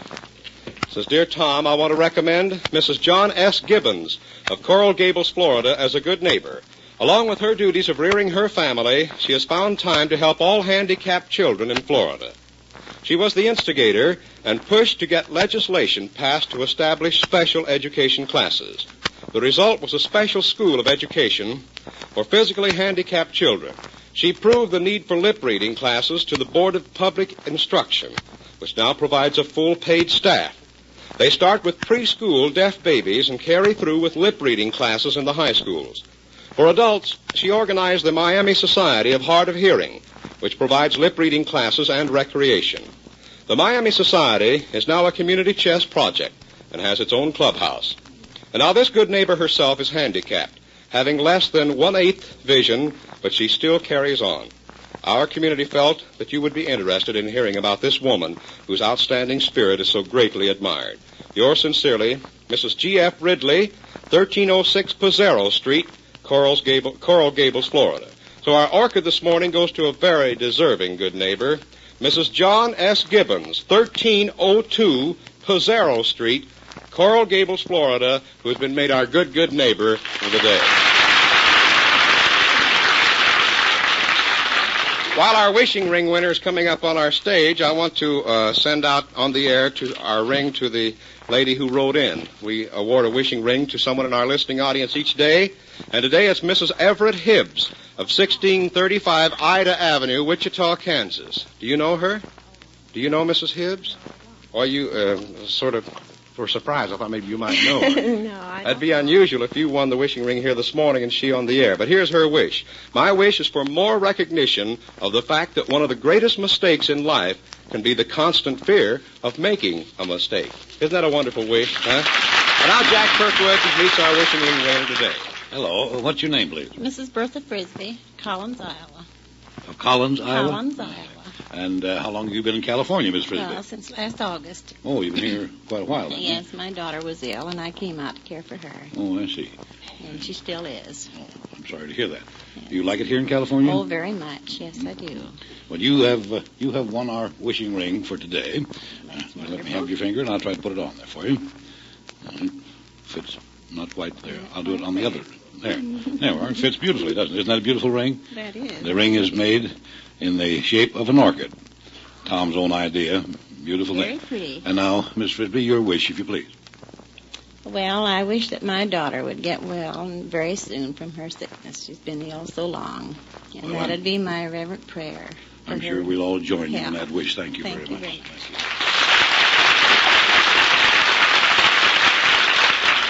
Jack, have you found any eldest guest here this morning yet? No, I haven't yet, Jack. Shall we take some bids, or will I go out and look for one? Well, I think, do you think there's anyone here that feels as old as you and I do? If they do, they'll win the orchid, you know it? Mm, well, they can't look any older than you. And they couldn't feel any older than I. Well, I'll tell you, while you're looking around here, I want to tell the folks about Kellogg's here, and then we'll award our orchid to our eldest guest here. But you know, we're living in the days when mighty important chapters are being added to the history books. And something that's really making history in the breakfast cereal world is Kellogg's Variety Package. No wonder it's America's #1 cereal assortment. Kellogg's Variety contains 10 individual boxes, each holding a generous serving of one of 6 different delicious Kellogg cereals. One box contains Rice Krispies, oven-popped by a special Kellogg process. Rice Krispies are feather-light yet wonderfully delicious. Another box in the carton has a generous serving of famous Kellogg's Corn Flakes, another of Pep, another of Corn Soya, and so on. If you want a cereal that's flaked or popped or shredded, there it is. Put Kellogg's Variety right on the table. A grand choice of cereals handy for everyone. Kellogg's Variety is America's #1 cereal assortment. Yes, Mother knows best, knows Kellogg's best. And there's something special for the youngsters on the bottom of Kellogg's Variety package. It's a colored model of one of the big streamlined cars of the famous Hiawatha train running between Chicago and the Twin Cities. It's real fun to assemble the complete orange, maroon, and silver Hiawatha streamliner. There's a model of the big diesel locomotive, or one of the 4 different types of Hiawatha cars, observation cars, dining cars, and so forth, on the bottom of every Variety carton. Either that or the train of tomorrow, which your youngsters may already be putting together. There's good fun and good energy food in store every time you buy the white, green, and red Kellogg's Variety package. Buy it today so it can make a hit at breakfast tomorrow. Remember, it's Kellogg's Variety. It's a swell buy. And now let's send a cheer out to these 2 charming ladies, Mrs. Eleanor Gibson of Sheldon, Iowa, and Mrs. Robbins, and I hope I pronounced the name of this town correctly. Is that Casanova or Casanova, New York, Jack? Do you know? No idea, Jack. Cazenovia. And these 2 ladies, what is it? Casanova? Huh? Well, I hope that's correct, because I wouldn't want to mispronounce the name of any town on the air, because we get so many letters correcting us. But these 2 ladies are celebrating their 100th birthdays today. Let's send them a cheer. And now we want to meet Before you do that, Jack, I want to, Ann Daggett gave Tom an award. Yes. I want to give her an award right now. Is there something in return, you see? Yes. And this is for you, Miss Daggett. It's Kellogg's Variety package, and I'm sure you'll enjoy that. Why, thank you, Jack. Thank you very much. I just wanted to take care of that before I forgot it there, Jack. But before we got the eldest guest up here, now you can get the eldest guest. Well, let's have our bids for our eldest guest. Let's have our bids, huh? What do you say? Well, how old? 45 over here.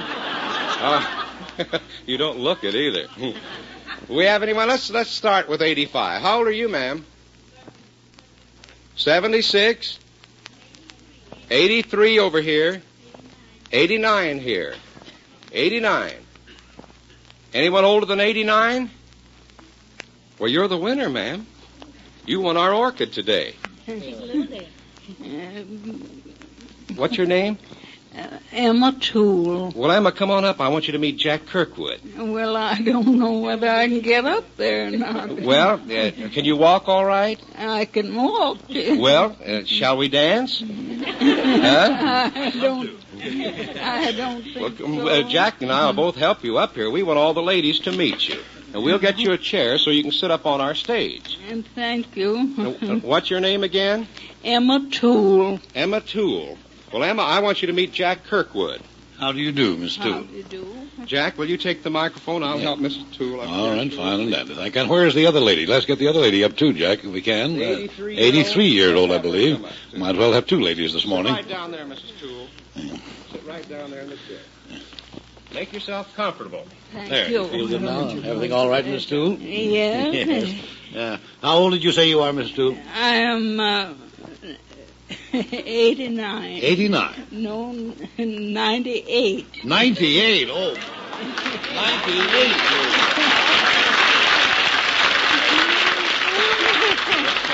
I guess I'll have to get the girls to tell me how old I am. Well, you look fine, believe me. You won't need anybody to tell you anything, dear. Yes. Where were you born, Mrs. Toole? In Iowa. Iowa? Yes. What town? Colesburg, a little place called Colesburg. Colesburg, Iowa. Uh-huh. You lived there most of your life? No, I lived most of my life in Kansas. Oh, in the state of Kansas? Yes. And how long have you been in California? Well, just a short time. I'm visiting only. Oh, I see. Uh-huh. You have any children, Mrs. Toole? Yes, I had 4 children. Yes. Grandchildren? Yes, grandchildren. I have about 4 or 5, I think. Haven't counted them lately, I guess. Haven't counted them lately, yes. And any great-grandchildren? Yes, I have 3, I think, great-grandchildren. And any great-great-grandchildren? No, not great-great-grandchildren. Oh, that's right. Mr. Toole still alive? No, he died many years ago, 25 years ago. And do you live alone now, Mr. Toole? No, I live with my daughter. Oh, back in Kansas? No, here in Texas. In Texas. In Texas now? Oh, yes, you really get around. Yes. I've lived for 10 years with her in Texas. That's grand. Have you had any hobbies during your life, Mr. Toole? Well, nothing that I know of. Few accidents, car accidents. Well, these days we all have those things. I think so. Yeah, you've traveled quite a bit in your time, haven't you? Yes. You listen to the radio much?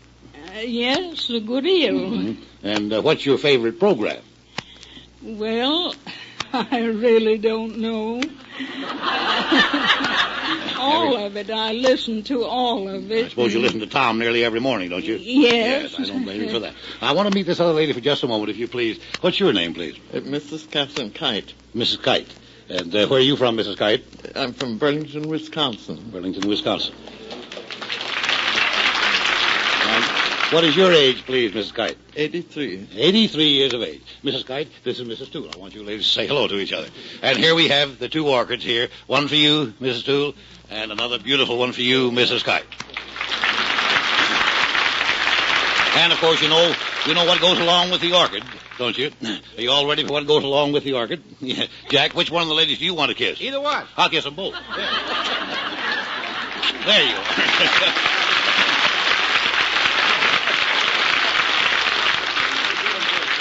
Well, be sure to listen to Galen Drake right after we get off the air. We want to meet Mother Breneman right here. How are you? Hello. Just fine. Glad to have you down And here. I hope Tom's having a wonderful time, and Billy, too. I know they are. And meet Mrs. Weldon. Go ahead. Who are you? Mrs. John Weldy. Mm-hmm. From Tom Breneman's hometown, Waynesboro, Pennsylvania. You've been listening to Jack Kirkwood and Jack McElroy have taken over this week for Tom's vacation. They'll be back with us again tomorrow morning, so be sure to listen. Breakfast in Hollywood is brought to you transcribed the same time every day, Monday through Friday, by Kellogg's Variety Package and Procter & Gamble's Ivory Flakes.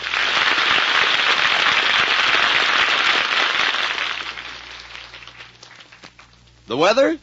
It'll be sunny tomorrow morning at breakfast when you serve Kellogg's Pep, the Sunshine Cereal.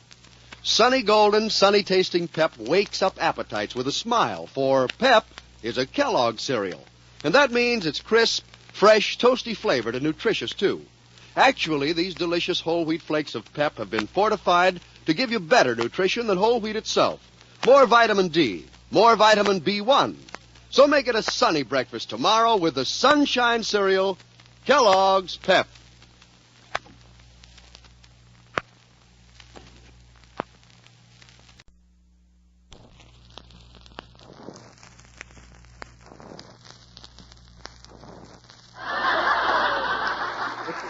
Transcribed from Tom Breneman's beautiful restaurant on Vine Street between Hollywood and Sunset Boulevards, Kellogg's Variety Package and Procter & Gamble's Ivory Flakes serve you breakfast in Hollywood with your host, Gary Moore.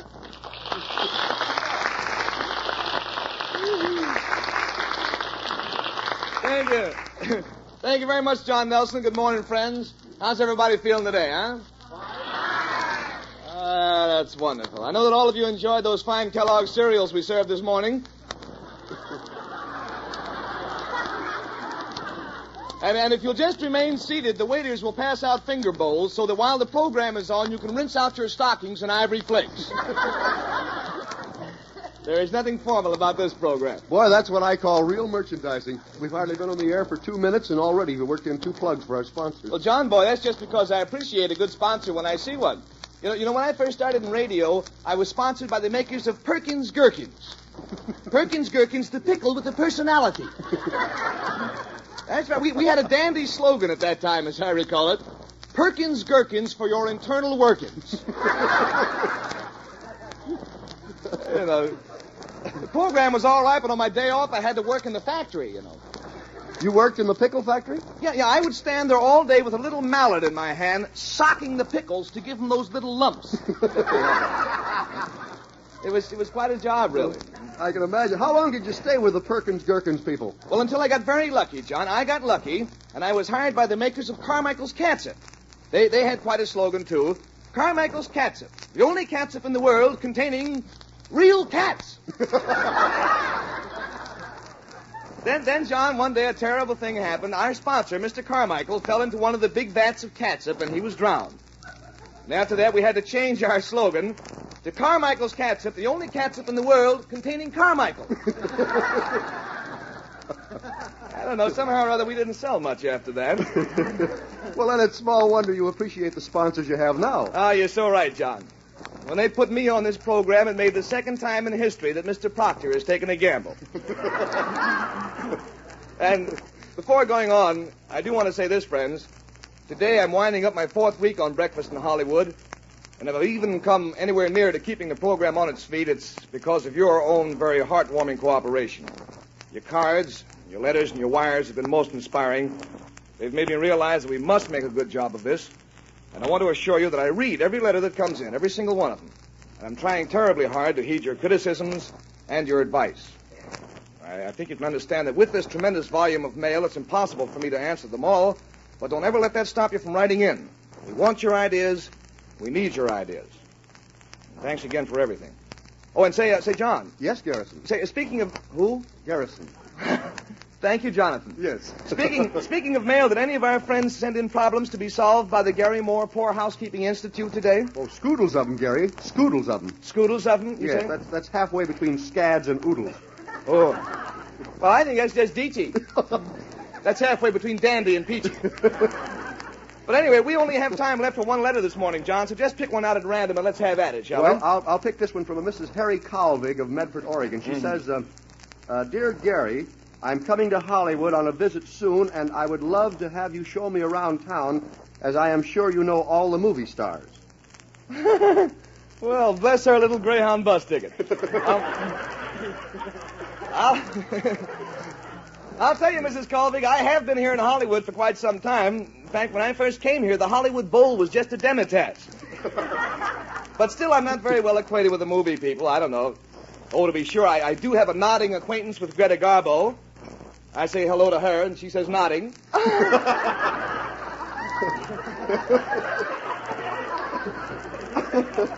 Get that one out of there right now. But I have been making progress lately. 3 years ago, I moved in next door to Ann Sheridan. That was only 3 years ago, and already we're calling each other by first names. She calls herself Ann, and I call myself Gary. So with Mrs. Calvig's letter out of the way, what do you suggest we do next, John? Well, I suggest you sally down the middle aisle here and see what folks we have with us in the restaurant this morning. All right. Well, before I do that, friends, once again, we'd like to say that it is impossible for us to fill any mail order requests for tickets to Breakfast in Hollywood. And I'm going to repeat that. Please do not write for tickets to the program. Tickets are available only at the box office of the restaurant. The box office is open all day. We're on Vine Street between Hollywood and Sunset Boulevards, and it'll be a cinch for you to find the place. You just wander down the street murmuring out loud, I'd like to have a ticket to Breakfast in Hollywood, and either John Nelson or myself will come out with a butterfly net and snag you where you stand. So when you get to town, get your tickets right here at the restaurant, but please do not write in for them. Well, we're very pleased, friends, this morning to have with us a large group of middle-sized ladies in very large hats. All of them white, all of them sombreros. I feel like I'm swimming in a sea of cream puffs here this morning. I don't know exactly what this organization is. I understand it is the Emblem Club. I know something about it. Who is the head man or the head lady here this morning? Well, everybody's pointing at everybody else. Would you mind coming on up here? Let's give her a hand so that we can find out something about this organization.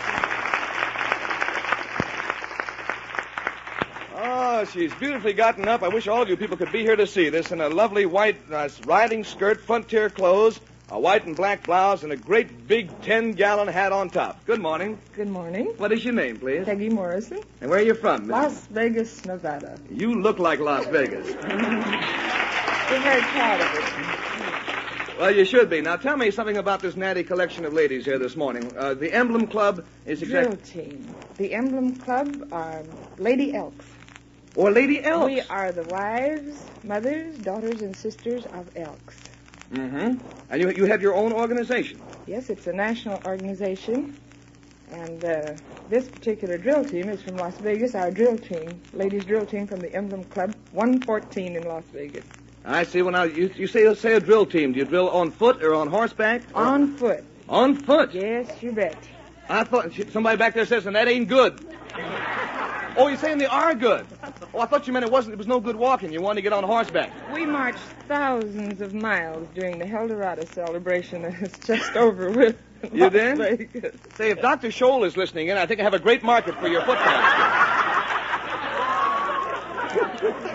Does anybody happen to have a big tub of hot water on them? I want you ladies to relax. What are you doing here in Holland? We came down for the installation of officers of the Emblem Club of Long Beach 106 Emblem Club. And we have so many of the ladies from Long Beach and all over Southern California that are members of the Emblem Club here with us this morning. You sure do. Now, how many of you did you bring down in these white hats from Las Vegas? How many of you all together? We're very proud of this handsome gentleman sitting here, our bus driver. We chartered a 37-passenger Greyhound bus, and he is... You mean the prematurely gray gentleman down here? We'll get to him a little later. About 40 ladies are under his care from Las Vegas. I don't know whether to congratulate you or give you my sympathy, friend. We're going to have to get down to him later. Well, I want to get around to talk to a lot of you, but I want to thank you, particularly Mrs. Morrison, for coming up and telling us about your club. And so that you won't go back to Las Vegas empty-handed, Breakfast in Hollywood wants to give you this lovely pair of Kislov gloves. They're elegant, washable leather. Oh, aren't they nice? Beautiful, lovely, lovely. Thank you so much. And Miss Morrison, don't go away. I want you also, so that you can take the best of care of those Kislov gloves, a box of ivory flakes for quick, gentle, and safe care. Do you know our drill team, that's 30 pair of nylon hose, you see, so they will use ivory. You tell them to. You tell them to. 30 pair, you better take another box along with you.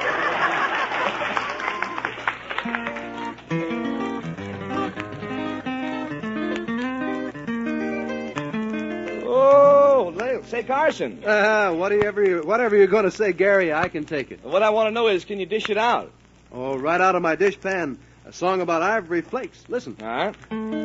For hands that will be smoother, younger to see, here is all that it takes.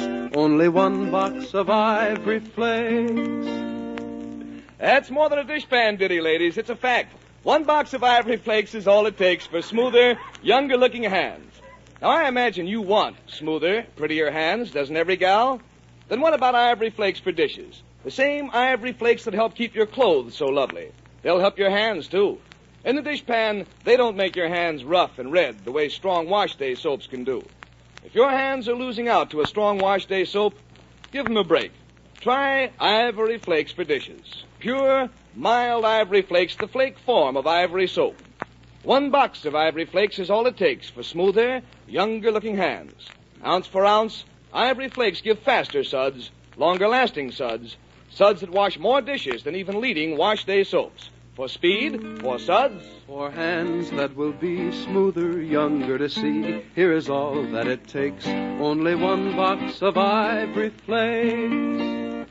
Pure ivory flakes.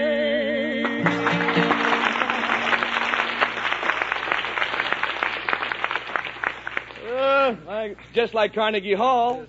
Sounds beautiful. Friends, I wish that we could all remember the wish which wins a wishing ring today for Mrs. Ann Specht of 516 Bliss Boulevard, Iowa Falls, Iowa, who sent in the following. She says, and this is very important, it says, now that the picnic season is here, I wish everyone would remember to chaperone their cigarettes and not let them go out alone. It's a pretty good idea, you know. Now, if we can get 3 strong men to help this poor bus driver up on the steps here. Come on up, sir. Here he comes, this harrowed-looking gentleman. How are you, sir? Quite well, thank you. Now, you don't have to be polite. How are you, really? I'm really fine. You are? I really am. I've forgotten to ask you what your name is. What is your name? Jim Fair. Jim Fair, and you are the driver of the bus that brought all of these ladies here from Las Vegas, huh? I am. What time this morning did you start out? I started out yesterday morning.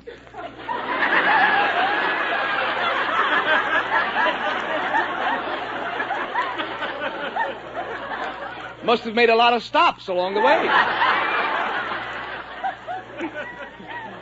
What kept you, Jim? We took in the sights. Oh, I don't think they're such sights. I think they're kind of pretty this morning. Tell me, Jim, how is it to have... How many in the bus again? 34. 34. 34 backseat drivers you have. I wouldn't say that. Huh? I wouldn't say that. After all, I have to ride back with them. Well, now, look, when do you leave here to go back? Immediately after the program. Coward. This man is going to hit and run. Tell me... Did you ever have 34 husbands waiting on your return?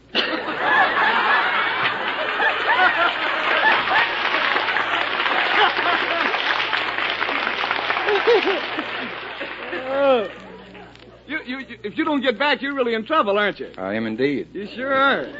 This man will be... What was this fellow's name? The ding-dong daddy from San Francisco? The man who eloped with 7 women? I think we have the new champion here this morning. Well, Jim, tell me something about your career as a bus driver. You don't always haul just the Emblem Club around. No, indeed, but I would like to say that it's certainly been a pleasure. Uh-huh. They're really a swell bunch of girls and a very good team. Well, I want to ask you this now. This will be my last question for you this morning. Given a chance, for instance, next year at the same time, if the Emblem Club wants you to drive them to Los Angeles and you have your choice of saying yes or saying no, which would you say? Yes, definitely. All right, that's enough, I think.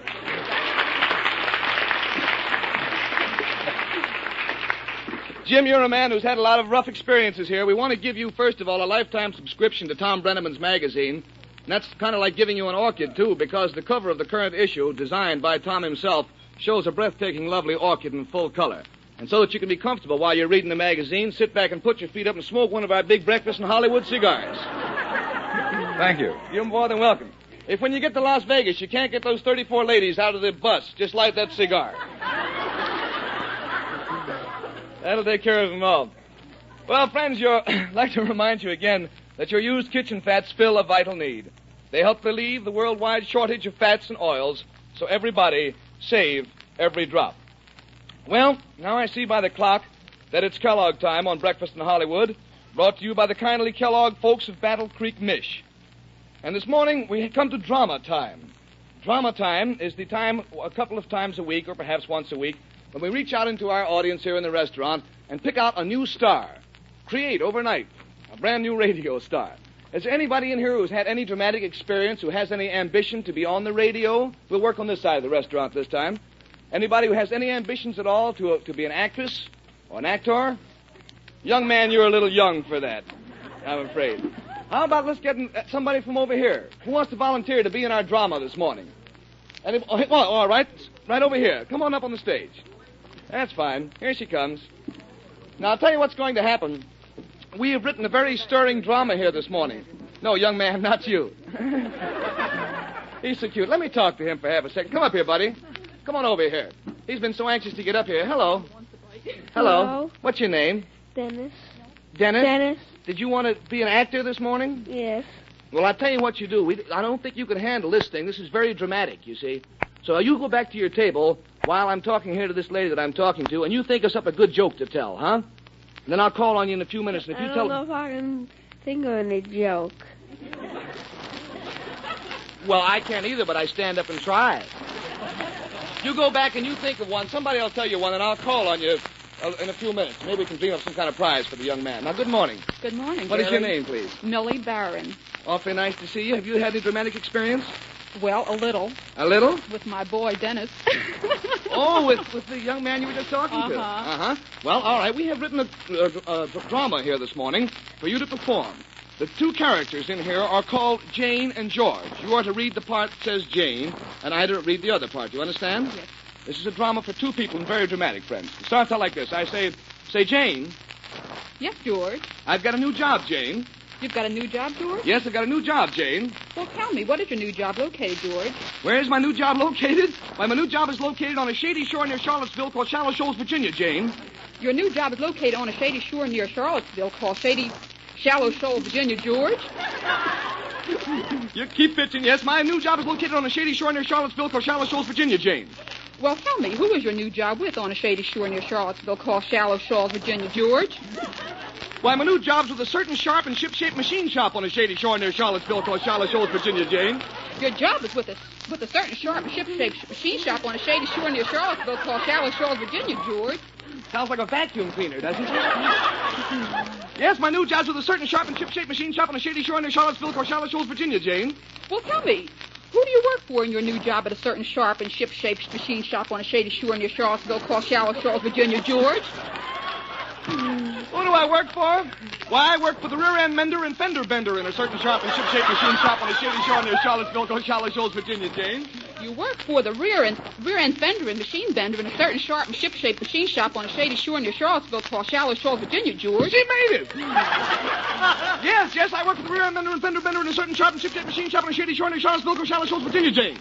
Well, tell me, what do you do in your new job with the rear and mender and fender bender at a certain sharp and ship-shaped machine shop on a shady shore near Charlottesville called Shallow Shoals, Virginia, George?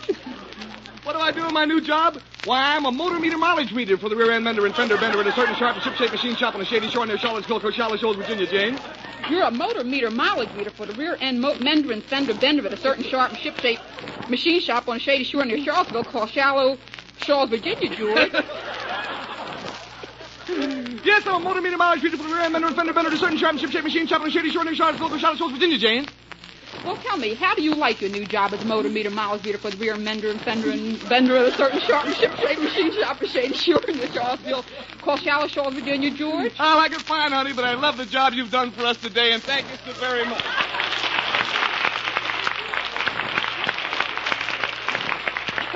Don't go away. I tell you did that just about in record time, I think, and so that you can keep good time, here is a Gruen Precision watch for you. Gary, thank you so much. This is wonderful. You're more than welcome. You were a great sport, and thank you very much. By the name, hello, Inez, Joel, Bruce, and Betsy, and Albert. You almost forgot Albert, kid.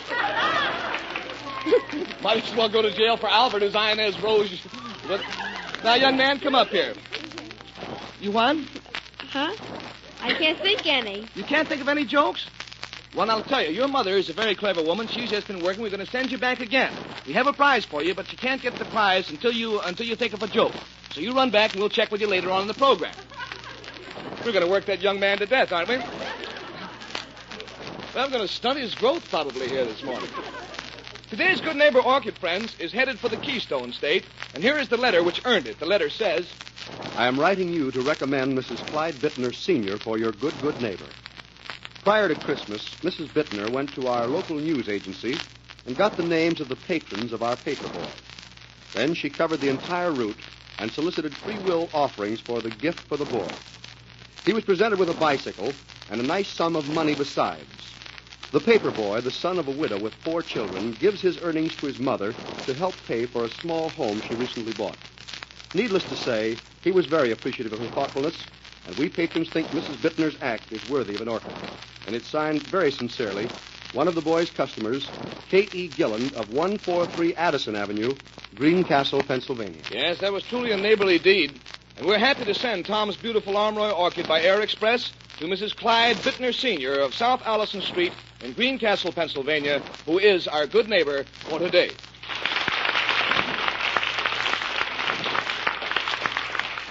Well, now, where are we on the program?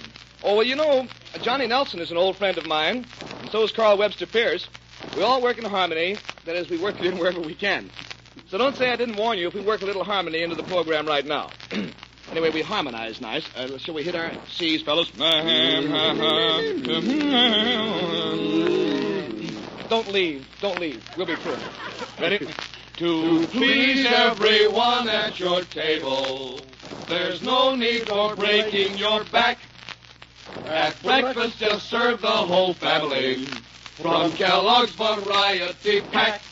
That's a fine commercial, boys. How about an encore? Just a minute, Gary.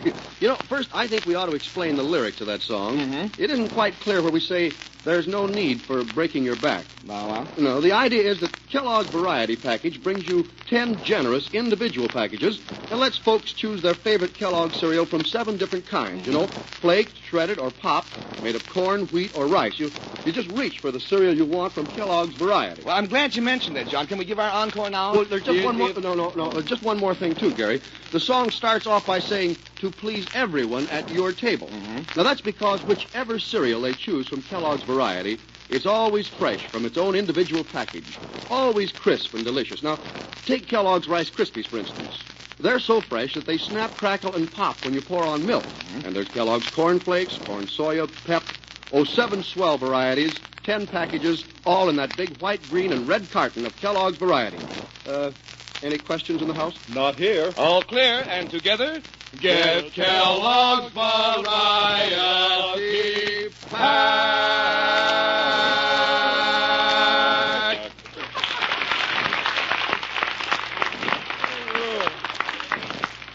Don Cossack Choir has nothing on us.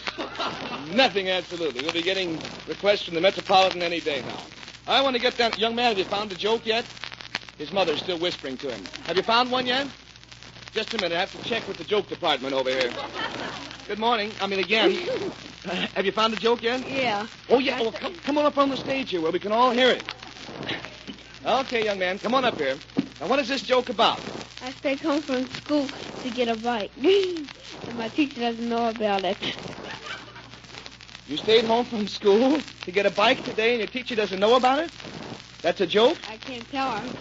That's a joke? Yeah, it's a joke. Wait till she finds out about it. That's no joke. She can't find that out. She can't? Go back and get us a joke. We're going to make you work. The last thing on the program. Somebody over there tell the boy a joke. A nice, easy joke. We must have a whole house full of writers here. How about that? Well, good morning. Morning. How are you? Fine. May I ask you what your name is, please? Mrs. Nina Ross. Mrs. Nina Ross? Okay. Mrs. Ross, you know why I'm over here, don't you? Yeah. I'll bet you do. There's a light in her eyes, ladies and gentlemen. Mrs. Ross, today is our honored guest on Breakfast in Hollywood. How old are you today? Oh, 81. 81 years old. She is our honored guest. Awfully nice to have you with us, Mrs. Ross. And where are you from? Oh, Orange, California. Orange, California? Mm-hmm. And tell us something about your life. When were you married? Oh, I was married in 1890. Had 2 children. You had 2 children? Where was that? In Texas. In Texas? I've lived here 41 years. Oh, you left Texas? Huh? Well, look, tell us something about your life now. What is the one thing that stands out in your mind, thinking back over those wonderful years? Well, I think my children. That's a mother for you. That's all they can remember is their children. Yeah. Sure. I don't know of any just one thing that I could think of just now. Is you're visiting with your children here now, are you? Oh, no, I live here. Oh, I see. I live with my daughter in Orange. Mm-hmm. What are your hobbies? What do you like to do? Oh, I sew. You like to sew? Oh, yes. Say, just a minute. I have a button off my shirt here. If you... Well, I guess we haven't got time to go in. Yeah, I made this suit myself. You did make that suit? Stand up. Let's get a look at that. Oh, boy. You just recently made that, huh? Yes, just made it. Boy, that fits you better than mine fits me, and I didn't even touch it. You look just fine. All right, George, you want to take some orders here this morning? Anybody want any suits made? Huh? You have enough of a problem just making your own clothes, huh? Well, Mrs. Ross, it's just lovely to have you here this morning, and we want you to have the traditional orchid from Breakfast in Hollywood. Isn't that lovely, ladies? Lovely arm-loy orchid from Cecil. There you are from Sydney. You're more than welcome. You pin that on. It goes beautifully with that lovely gray suit. Yes, it does. I'll wait till I get my daughter pinned on for me. You get your daughter to pin it on for you. All right. Thank you very much, Mrs. Ross. Let's give her a hand. She's a charming woman.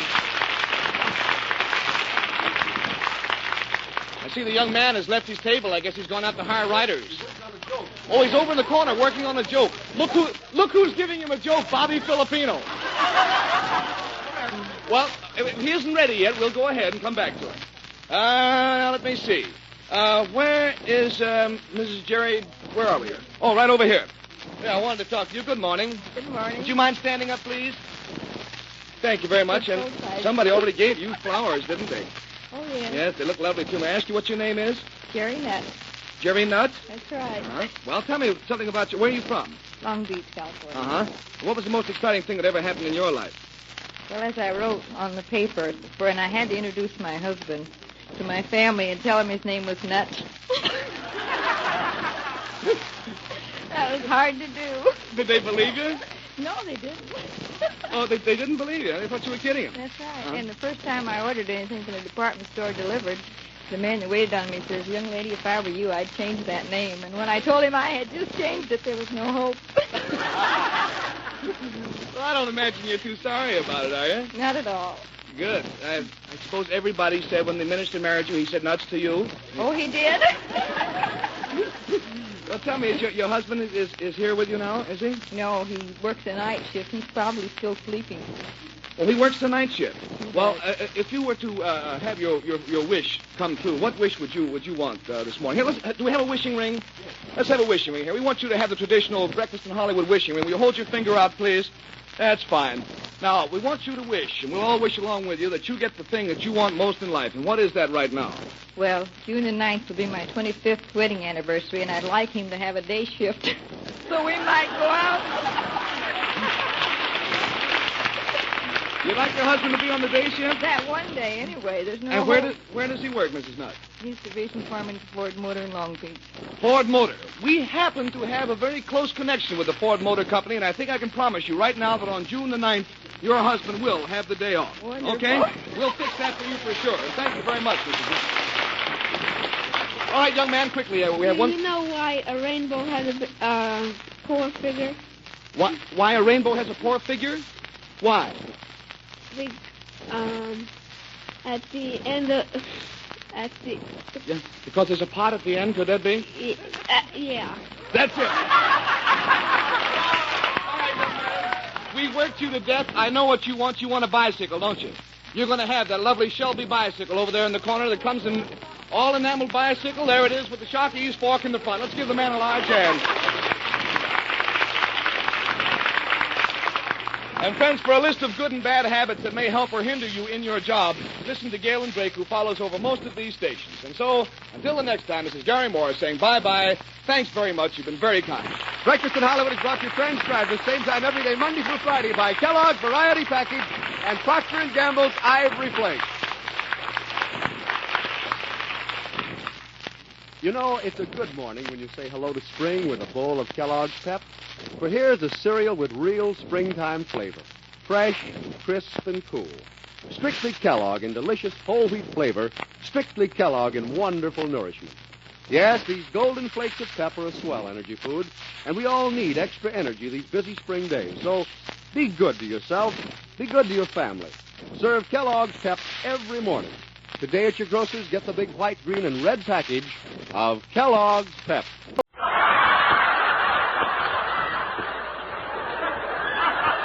Good morning from America's newest fine restaurant, Tom Breneman's on Vine Street between Hollywood and Sunset Boulevard. Kellogg's All-Bran and Procter & Gamble's Ivory Flakes serve you breakfast in Hollywood. Friends, here's a man who does a lot of people a lot of good because nearly everybody gets a terrific boot out of him. And many of his listeners have written in to say they wish they could repay him in some small way. Yes, they'd like to give him a boot where it'd do him the most good. Tom Breneman.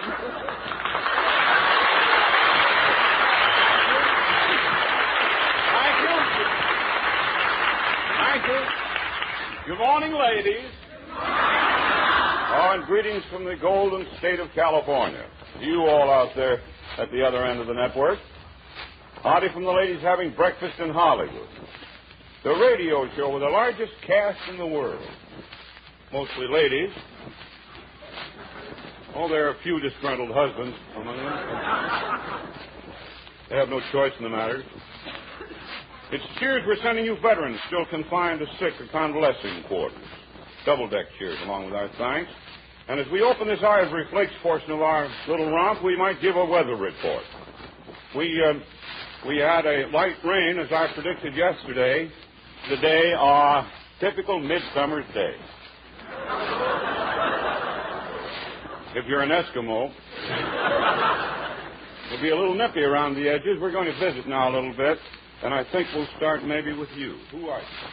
This is Cleo Hyder. From where, Miss Hyder? Salt Lake City. From Salt Lake City. And who are you?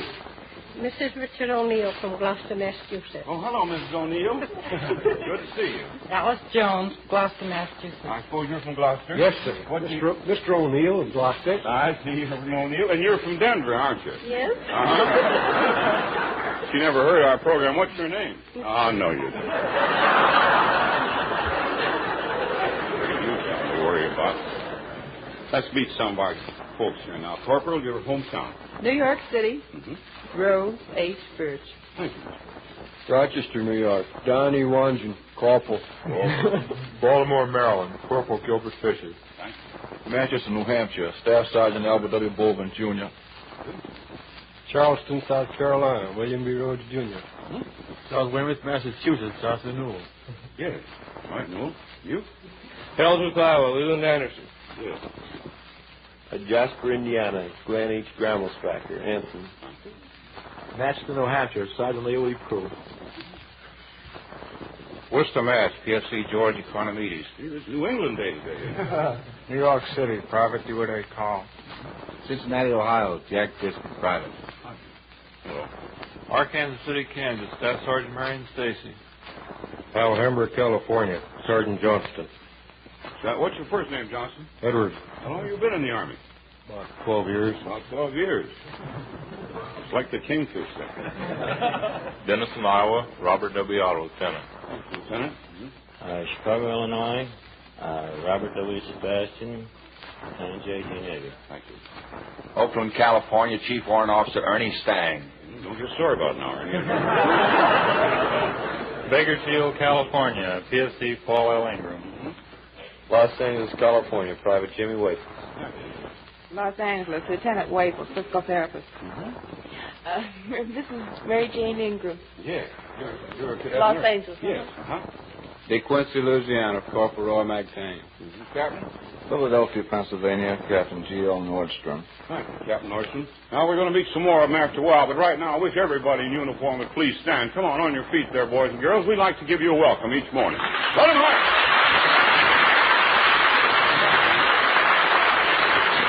Up to you all. Mm-hmm. Who are you? What is your name?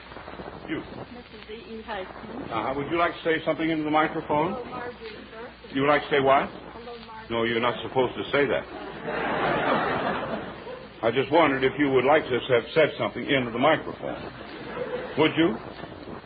You're Mrs. what? Heitzman. Have you any children? 2 daughters.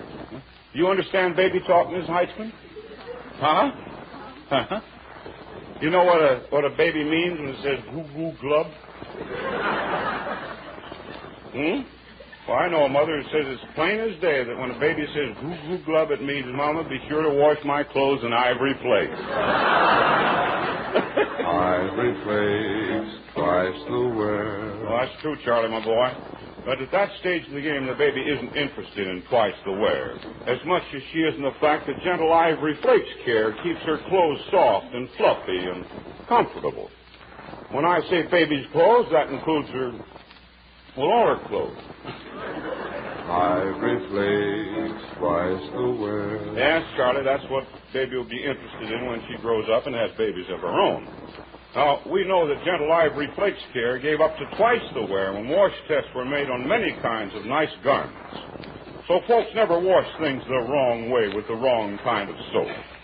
Use those thin, gleaming ivory flakes, which are the flake form of ivory soap. Always use them on sweaters and blouses, lingerie. You've no idea how beautiful they can stay. They'll be lovely to look at, and all it takes is that ever-loving care with Ivory Flakes. I tell you, our lullaby man can lather it up, can't he? I Charlie, I miss that old J.D. treatment. I sure do. Good luck. Now then, we're going for a hat. I think this is the one right here. We haven't had one of these flowery-looking things. It's quite a summery-looking affair, too. Who are you? Dorothy Champlin, McMinnville, Oregon. You're from McMinnville, Oregon? Would you Yes. take it off, Dorothy, and we'll try it on. Is It looks like a little high silk. And don't laugh too loud, boys. I'll have it on one of you in a minute. And I don't think she wears it. She wears it kind of down like that. It should be up like that.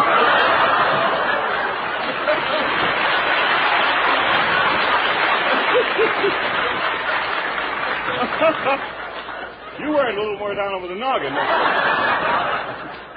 Look, Johnny, look at her. She's laughing. This looks like something that should be on a Christmas tree. What was your name again? Blanche Cloud. Well, take it off, Blanche. I'll try yours on, too. If it'll come off. And you are, what's your name? June Jolliffe from Glendale, California. From Glendale, California. Yes, sir? Let's don't fool with this. Let's put it on and put the veil right down over the...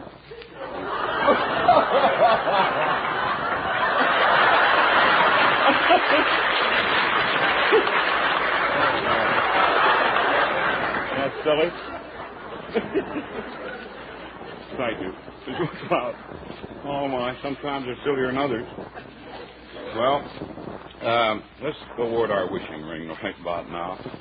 And what is your name? Maud Ella. From? Hollywood. Fine, Maud. If you'll draw a number out of our basket, we'll award our wishing ring. Lieutenant, your hometown. Los Angeles, California. Mm-hmm. Geraldine Payton.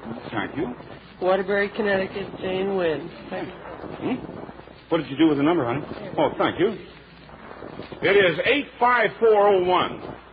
85401 wins our wishing ring. Here? Good.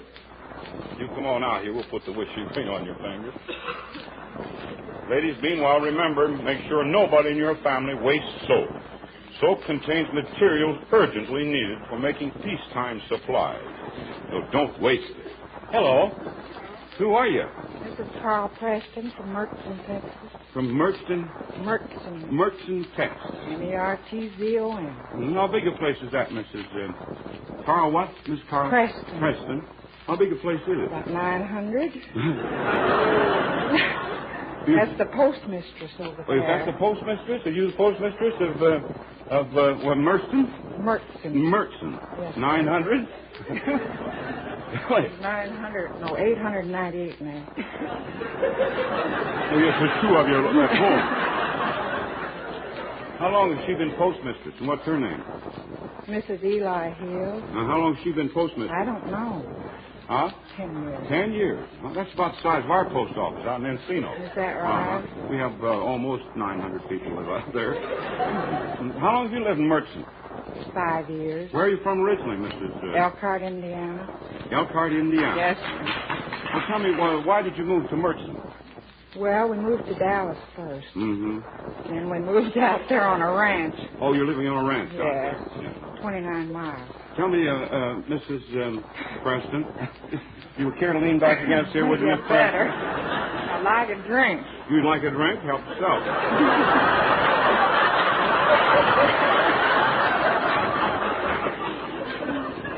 Would you like to have a floor show, too, Mrs. Preston? Not this early. You have a family, Miss Preston? I have a son. Mm-hmm. Just out of the Marines. Just out of the Marines. Yes, sir. Suppose he's in Texas now, or where is he? Well, he's on his honeymoon. He's on his honeymoon. Wow. I came to San Francisco and He saw was him married up yes, there? Sir. Well, and you came up to see him married? Yes, sir. Launch a successful matrimonial career. I hope it will be. Where is Mr. Preston? He's not living. Oh, I see. You're a widow. Yes, sir. Now, you mean you take care of a ranch yourself, Miss Preston? Well, I have plenty of help. Yeah, how big a place do you have? 58 sections. 58 sections? Mm-hmm. And there's 640 acres in a section? Mm-hmm. He hardly has a backyard. What do you grow? What do you raise? Cattle? Is the cattle? Sheep and cattle. Sheep and cattle. Yes, sir. Uh-huh. How many people do you employ, Miss Preston? We have 6 families. You have 6 families? Yes, sir. On the ranch? Yes, sir. Now, how many about all told? Well, they each have about 3 children. Uh-huh. I don't mind saying you practically support the post office, don't you?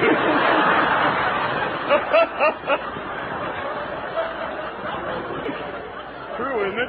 Oh, by the time we send all our checks out. Yeah.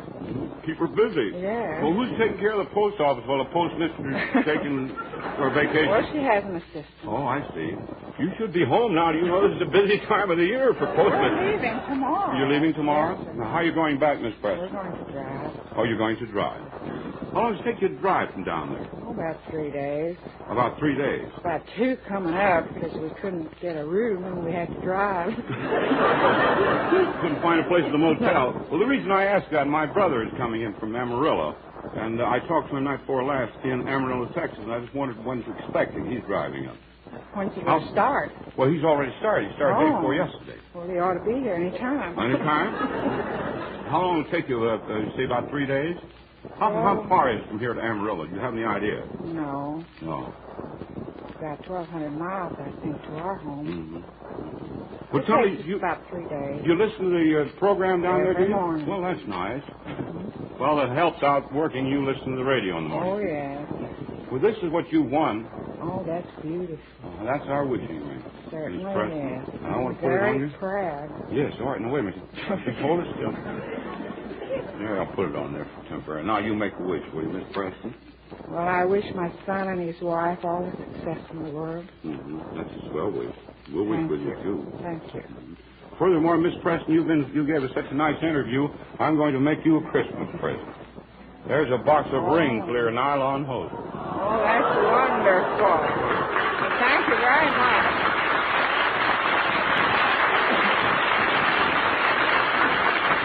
Oh, Miss Preston, I forgot to say, ivory flakes go with it. Yes. All right, you take the ivory flakes, wash your nylons and ivory flakes. They'll last up to twice as long. How many head of cattle do you have on your ranch, Miss Preston? How many head of cattle do you have on your ranch? 800 cows and about 8,000 sheep. Well, I could do with a side of beef and a leg of lamb.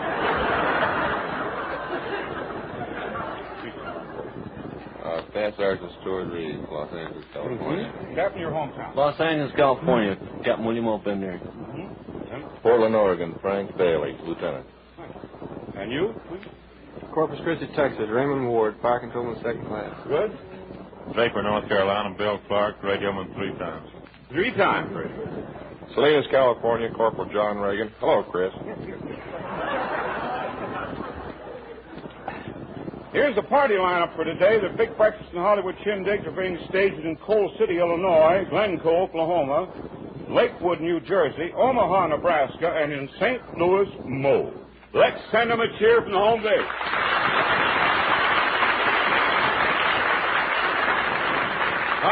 That about concludes the first portion of Breakfast in Hollywood, brought to you by Procter & Gamble's Ivory Flakes. Ivory flakes, twice the wear. Ivory flakes, twice the wear. Thank you, Charlie. This next portion of our little broadcast brings you greetings from the grand old Kellogg Company. Kellogg's of Battle Creek, makers of all brands. Right now, I'd like to repeat an announcement made a few days ago concerning the postcard offer the Kellogg folks made a few months back, if you'll remember. And we all greatly underestimated the response of you good people, and as a consequence, many of you have not as yet received your set of cards. Now, if you send in your box top and a dime, you will be receiving your set of cards as soon as they are available, which should be shortly after the first of the year. That is, if you sent in your order with the original offer. Kellogg's cannot accept any new orders, so please do not send them in, will you? But your old orders will be honored in due time. May I repeat that? If you were one of the original group and have already ordered your cards and are still waiting, please be patient. In time they will arrive, but please do not send in any new orders. You just haven't the materials to fill them. Now, many of you good, patient folks out there have been writing me at home in Encino. I'm the mayor out there. Postmaster out there is going a little nutty, I think. Christmas mail and so forth. So please address any communications concerning the program to the American Broadcasting Company, not to Encino, where I'm the mayor out there. If you're a bill collector or you have a personal peeve or something like that, well, it's all right to address me there, but I don't want the network offices to know how much I owe or what the people think of me on the negative side. Goodbye, Charlie. Well, it gets monotonous for Charlie here day after day. Now then, we're going to award our orchid to our eldest guest, as we do each morning. And I want a bid. And right here's the little lady. And how old are you, please? How? A little past 90. Getting right on the microphone.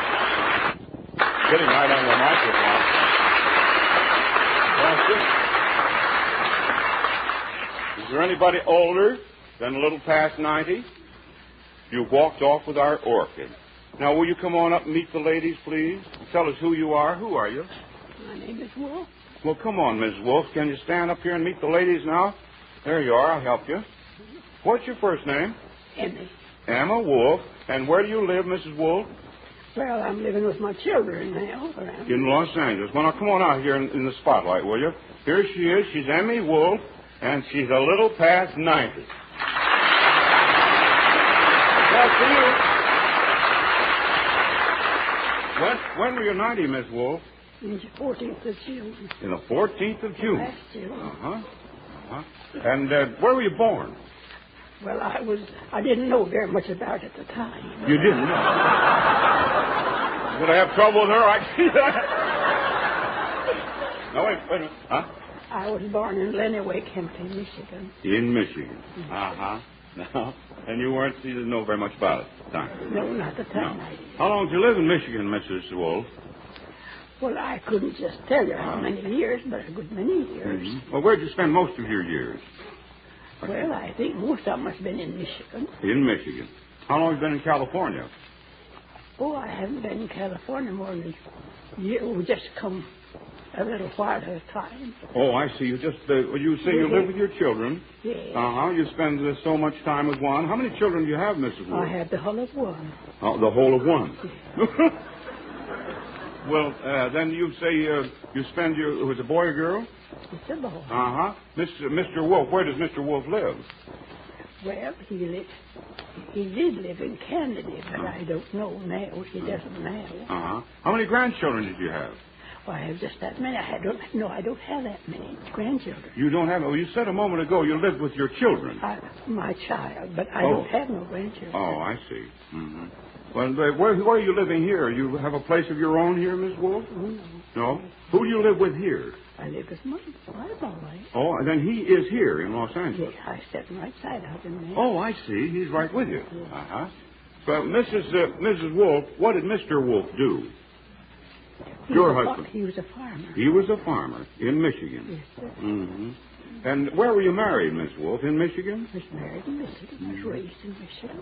Well, you certainly have some recollection of the Civil War, haven't you? Oh, a little. My memory's not very good. Well, you did remember it, I mean, a few years back. Well, you're very active for 91. Well, not very. What do you do during the day? You do a lot of reading? Oh, as long as my eyes let me, I read some and work a little and so on. You just keep busy, eh? Well, how are you feeling? How's your health? Pretty well? I'm pretty well. Do you ever hear this program, Miss Wolf? No. Well, this is a little kind of a radio program that we like to honor our eldest guest each morning. We give them an orchid. And this is your flower. 3 orchids in a cluster. That's beautiful.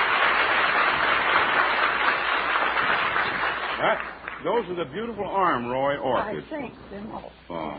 Well, it's just a pleasure. We want you to accept that and get a lot of enjoyment out of those flowers with the compliments of the ladies. Thank you, Miss Wolf. Now I'll help you back to your chair.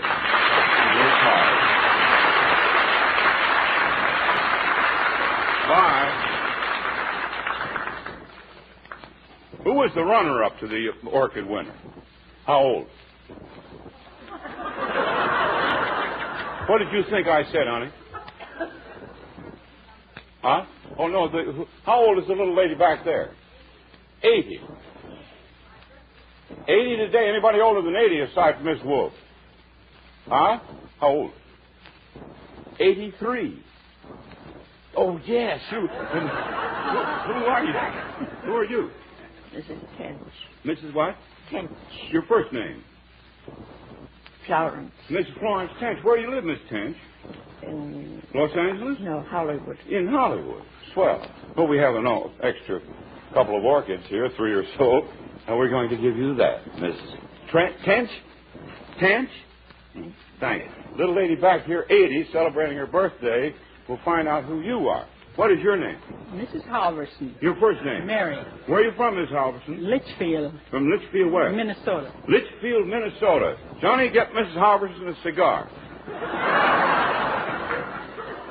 We'll get you a cigar, and we'll have a nice box of roses for you, too, Miss Halverson, for your birthday.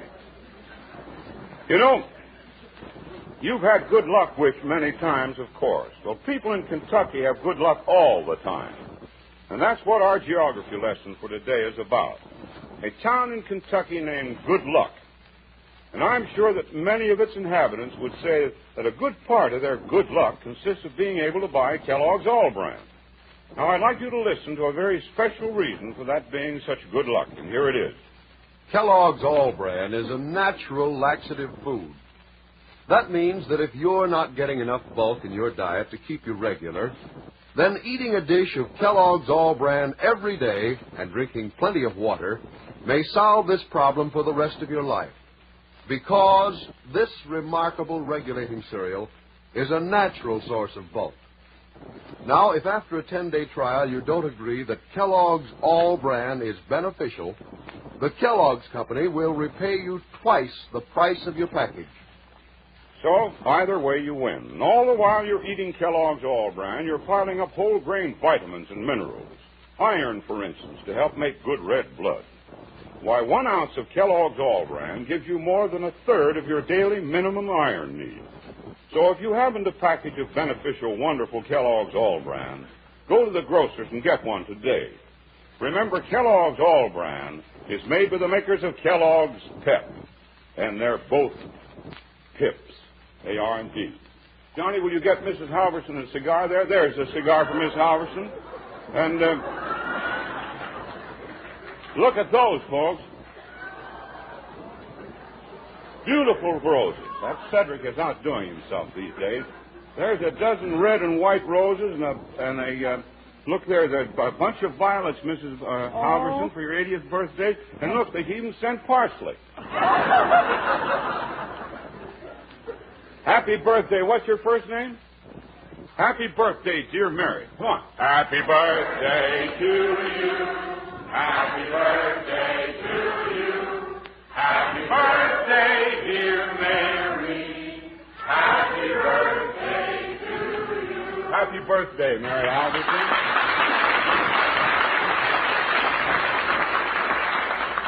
Here's our good neighbor letter, then we'll meet Uncle Corny, and it comes from Garvey, California. Pardon me. It says, Dear Tom, I would like to nominate Mr. and Mrs. Rodner, 350 Central Park, New York, as good neighbors. Central Park West, it should be. The things they have done for fellows of the Old Farms Convalescent Hospital in Avon, Connecticut will never be forgotten. This is an army school for the blind. And every 3 weeks, Mr. and Mrs. Rodner provide a wonderful weekend for a group of the boys so that they have the opportunity to attend all the big night spots and shows of New York. Each group of 10 has 10 whacks to escort them. The Rodners spend much of their time getting their many friends to sponsor each night so that we could have a variety of things to do. Mr. and Mrs. Rodner always give the fellows and their whack escorts a good time and presents. And what makes us so grateful to them is the fact that the Rodners rounded up their friends and gave my wife and me a whole 8-day honeymoon in New York. We were put in the most luxurious hotel, and we were entertained at the best nightclubs and theaters in the city.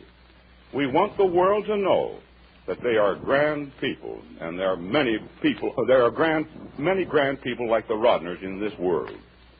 So the next time you have on a lady's hat, please take it off to these good neighbors, Mr. and Mrs. Rodner, 350 Central Park West, New York. Sincerely, Mr. and Mrs. Robert Killeen, it should be, I guess, 3166 Eucalyptus Drive in Garvey, California. And on that letter of nomination, gee, what good neighbors.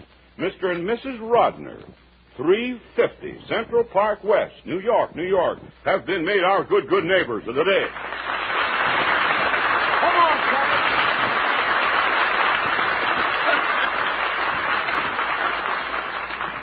Hello, Corny. How do you feel this morning? Well, I feel good. No, I don't. I ain't so good today. I ain't sure. You're not sure? No, I had a tooth out yesterday and don't feel good. Oh, you don't? You don't have any more teeth left, Corny, do you? Well, I got two. One on this side and one down there. And besides, I had an awful time yesterday. I made a mistake letting my wife use the car. Mistake? Yeah. She got through with them pedestrians on Hollywood Boulevard. They had 3 ambulances and a cobbler. A cobbler? Yeah, you know, shoe repair man. Why, a cobbler? She ran down a couple of heels. Well, with the crowd still thick on the boulevard during these Christmas rushes, you know, one certainly has to be careful, Corny. Well, I'm scared to drive up there myself. Yeah, me too. The traffic is as dangerous as a noisy tiger. As a noisy tiger? That's a funny comparison. Oh, I don't know. Did you ever see a traffic snarl? Awful. Have you got a little joke, Corny? I see if you got a little joke for us this morning. Oh, I guess so. Speaking of Christmas, did you hear the one about the unpopular old maid who wanted William Powell, William Bendix, and William Holden for Christmas? She wanted Bill Powell, Bill Bendix, and Bill Holden for Christmas. Is that what made her unpopular? Sure, you dope. No one likes a bill collector.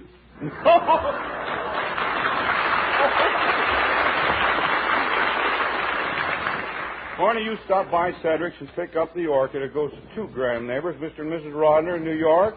Also pick up another one. Last year, when we were on a bond tour in Omaha, Nebraska, we had the pleasure of interviewing a little lady who was 99 years old. And she gave us a dandy interview. And we're sending her an orchid today, Mrs. Rena White. She lives at 7915 North 30th Street in Omaha. She is celebrating her 100th birthday today. Isn't that grand? You take care of it, will you? Yes, I'll take care. Goodbye, everybody. So long, Corny. See you tomorrow. I'm afraid we're going to have to close this thing up now for the day. Get out your songs, will you? We have our Dewberry Beauty Kit to award and some more roses and other things, but right now we're going to have to break it up. Sorry, but that's all. Come on. And that ends our Hollywood breakfast. And that's about all we have time for today, friends. Be sure to tune in again tomorrow for more fun with our guests here in Tom Breneman's restaurant. This is John Nelson turning the mic back to your host, Tom Breneman. I'd like to remind you to listen to Kellogg's Home Edition, will you? It follows immediately on most of these stations. You'll hear Gil Martin News and a brand new feature, Marvin Miller, the Coronet Storyteller. It's a dandy program. That's all for now. Good luck to our nation and to our Americans all over the world. Till tomorrow, then. Goodbye, all. Stay tuned for Kellogg's Home Edition. Heard over most of these same stations immediately following the next announcement. Hold everything, folks. It's back for you and me. Kellogg's famous Variety. The Variety Carton with 6 of the most popular Kellogg cereals in 10 separate packages. Just put this swell Kellogg assortment on the table and let every member of the family enjoy heaping portions of his favorite cereal, crisp and fresh from its own package. Kellogg's Variety makes everybody happy. And notice that nifty Kell Bowl pack. Saves dishes. You can eat right out of it. So get Kellogg's Variety today. This is the American Broadcasting Company. Kellogg's Variety today. This is the American Broadcasting Company. Transcribed from Tom Breneman's own restaurant on Vine Street between Hollywood and Sunset Boulevard, Kellogg's Pep and Procter & Gamble's Ivory Flakes serve you breakfast in Hollywood. Friends, here's a man who's a terrific radio personality, but He's got a knack for making a fool of himself. He's got a knack for always being the goat, and it's a habit he should break. And so here he is, the man who ought to have his knack broken, Tom Breneman.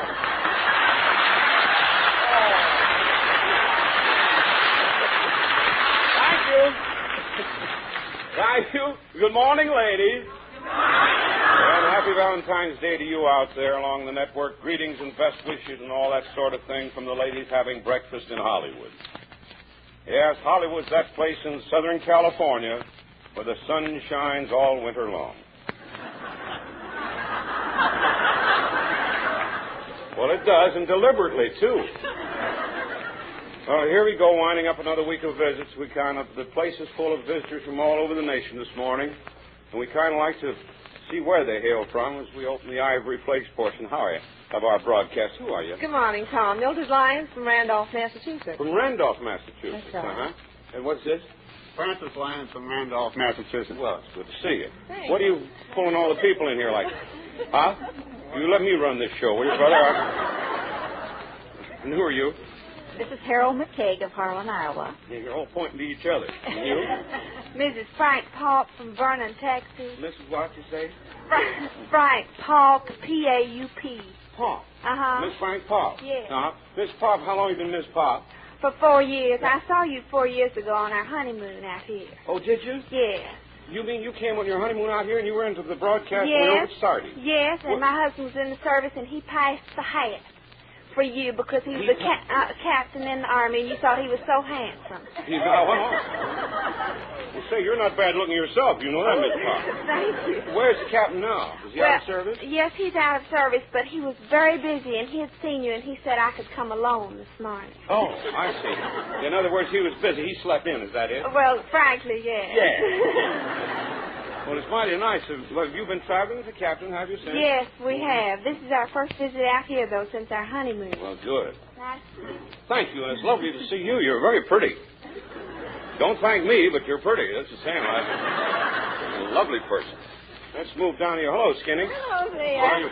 Oh, this is Mary Topham from East Freetown, Massachusetts. From East? East Freetown, Massachusetts. Hello, Phoebe. Here. What did you say your name was? Mary Topham from East Freetown, Massachusetts. Topham, T-O-P-H-A-M. Oh, Topham. Uh-huh, I see. Who is Phoebe? Oh, Phoebe's a good friend of mine back in East Freetown. Was it? She's a good friend of mine back in East Freetown. Oh, is she? Who are you holding on here to? My husband. I'm nervous. You're what? Yes, a little bit. Well, you don't have to grab him. Pop. Yeah. Does she always put that stranglehold on you? Yeah. Well, you know you should have said hello to Phoebe. You know that. I did say hello, Phoebe. You what? Can I say hello, Mary? No, you cannot. Hello, who are you? I'm Clara Durkee from Battle Creek, Michigan. Battle Creek is one of my favorite cities, too. I guess you know. Hello there, Mother. Who are you? Maud McCollum from Wichita, Kansas. McCollum. Yes. Mm-hmm. From Wichita. Yes. Out for the winter, are you? Oh, no, just here visiting my daughter. Yeah. First time here? I came all here so I could come out to see you. Oh, no. That's awfully nice of McCollum, but you really came to see your daughter, didn't you? Well, yes, I'm visiting her. Good. Having a good time? Fine. Well, when are you going back? To Wichita? Last of March. The last of March. Mm-hmm. Well, you're hitting some nice weather now. And who are you? Rose Lawyer from Bloomington, Illinois. Hello, Rose. What is your name, please? You. Mrs. Andrew Barnes, Oskaloosa, Iowa. Mrs. Barnes. Miss Barnes, have you sent all your Valentines yet? Oh, you must get them out. I have one more to send. I'm going to do it right now. Roses are red, violets are blue. I'm madly in love with the woman who.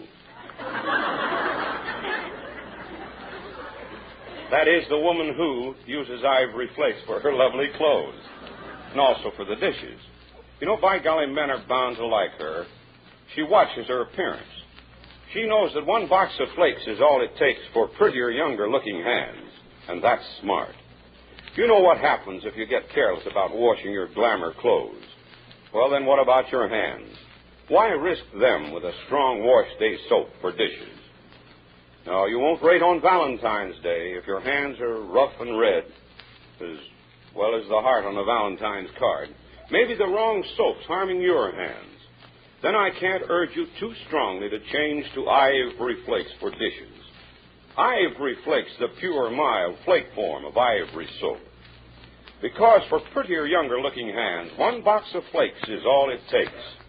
And you talk about suds, say, those Ivory Flakes suds faster than the fastest leading wash day soap made. They spring into geysers of glistening suds. No wonder Cupid is singing a new song. For speed, for suds, for prettier, younger-looking hands. Only 1 box of flakes, that is all it takes. Pure Ivory Flakes.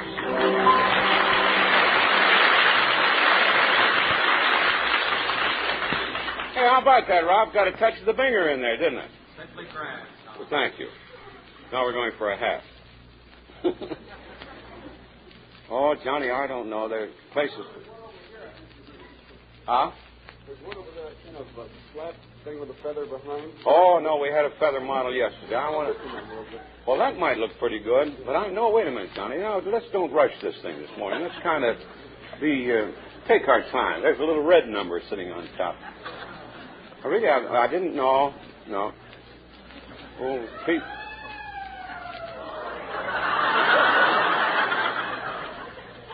Taking Uncle Corny home. No, not that one either. No, they're really, some of them are a little on the ridiculous side, but in the main, John, they look pretty sensible. There's one way back there pointed out. Well, let's take this. Yeah, I can't make up my mind. There's an Abe Lincoln model back here. A little on the miniature side. You think that might look good on me? Well, I'll string along with that one, I guess. What's your name? Hilda Keller. Where you from, Hilda? Norway, Maine, Tom. Well, you take it off. We'll try it on. Who are you? Sure will. Miss Lane King, Gulfport, Mississippi. Mm-hmm. Johnny, this is kind of a nice-looking hat. Not too nice-looking, though. Huh? I don't know how to get it on, John. She had it on a little on the... I think she put it down on the side like that.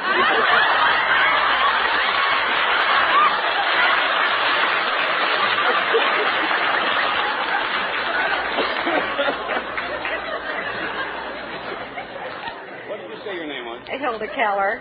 Keller? Miss Keller. That's right. Western Harness Racing Association. Well, harness races. Miss Keller, you need a new hat. That's right. This is an old one, Tom. This is an old one, and I had it made over when looks like a little old beat-up model. Now, I'll tell you what, Miss Keller, as you leave the restaurant, we'll be happy to give you one of the new Tom Breneman model hats, designed by the finest hat designers in Hollywood. Thank you very much, yes, Tom. That'll be wonderful. New hats. You can use one, goodness knows. Doesn't she? What did you say? She has on is beautiful. Oh, you think so? I think so. You think it is as far as... I really do. Who are you again? I'm Mrs. Andrew Barnes, Oskaloosa, Iowa. Well, no, I didn't know that. She says that yours is one of the smartest-looking hats in the house. Oh, thank you very much. Keller? I appreciate that. That's right, Well, Tom. then you won't need the new hat.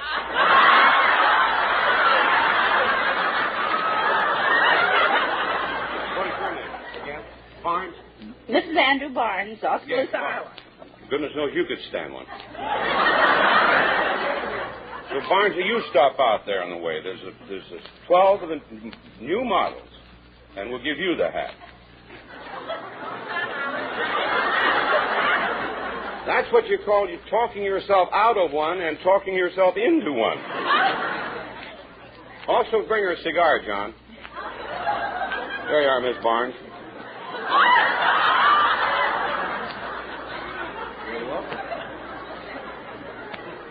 Miss Barnes had a little beanie on there. It's hardly... We're going to award our wishing ring now. What is your name? Marion Turpin, Hollywood. Hi. You? Eleanor Chilcote, Salt Lake City. Good. And what is your name? Mary Crosby, New York. Oh, Miss Crosby. 3570 will win our wishing ring. 3570. Who are you? I'm Helen Parsons from Berry Creek, California. Mm-hmm. You?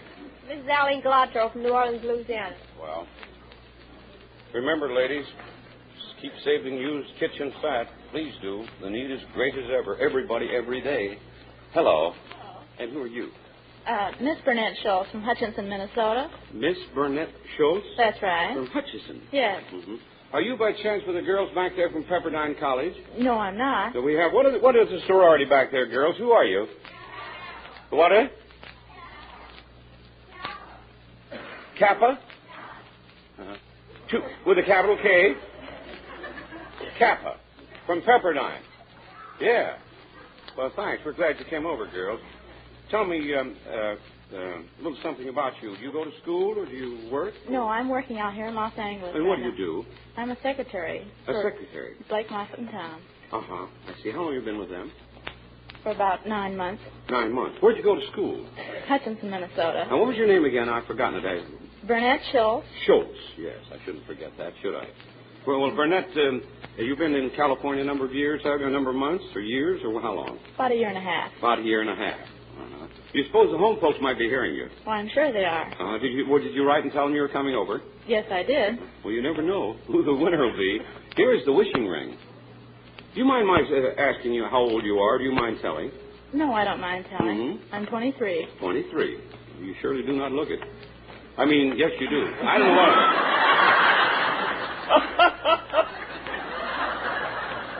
I don't know what I meant. Here, honey. There, I'll put it on your finger. Gee, it fits nicely, too. You've heard the program, haven't you, Miss Schultz? Yes, I have. All right, now you make a wish. Well, I wish to spend my vacation in Mexico City this summer. Oh, you want to go to Mexico City? Yes. Mm-hmm. Well, tell me, are you saving your money? I certainly am. Good. You want to make that trip? Yes, very much. What did you say?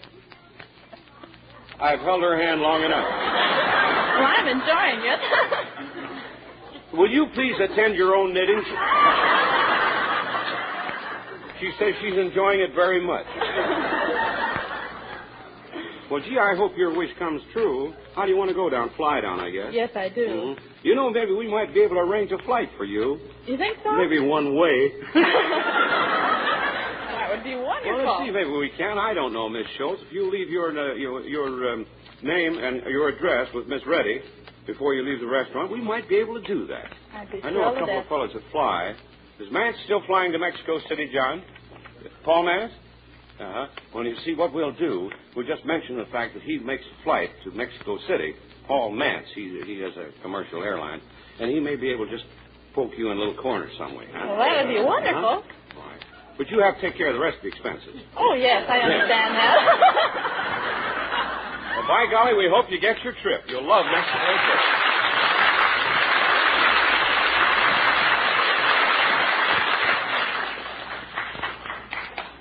Who are you, anyway? What's your name? Mrs. Garwood. What first name is Mrs. Garwood? Dorothy Garwood from Sunland. And you think that I've held her hand long enough? I do. I don't think it should be one-sided at all. Oh, you don't? Not a handsome man like you are. A handsome man like I am? Yes. Well, if you think I'm going to waste my time holding your hand, you're...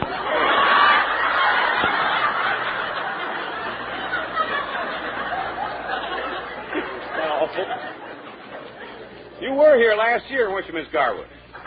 How old are you, Miss Garwood? 81. Did you win an orchid last year? You got a roses. You're having a birthday today?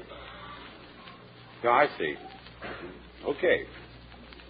Well, I will about conclude the first portion of Breakfast in Hollywood. Incidentally, Mrs. Barnes, Miss Barnes, that's the name. When you get your new hat, you can also take one of these nice swank slips and put it on.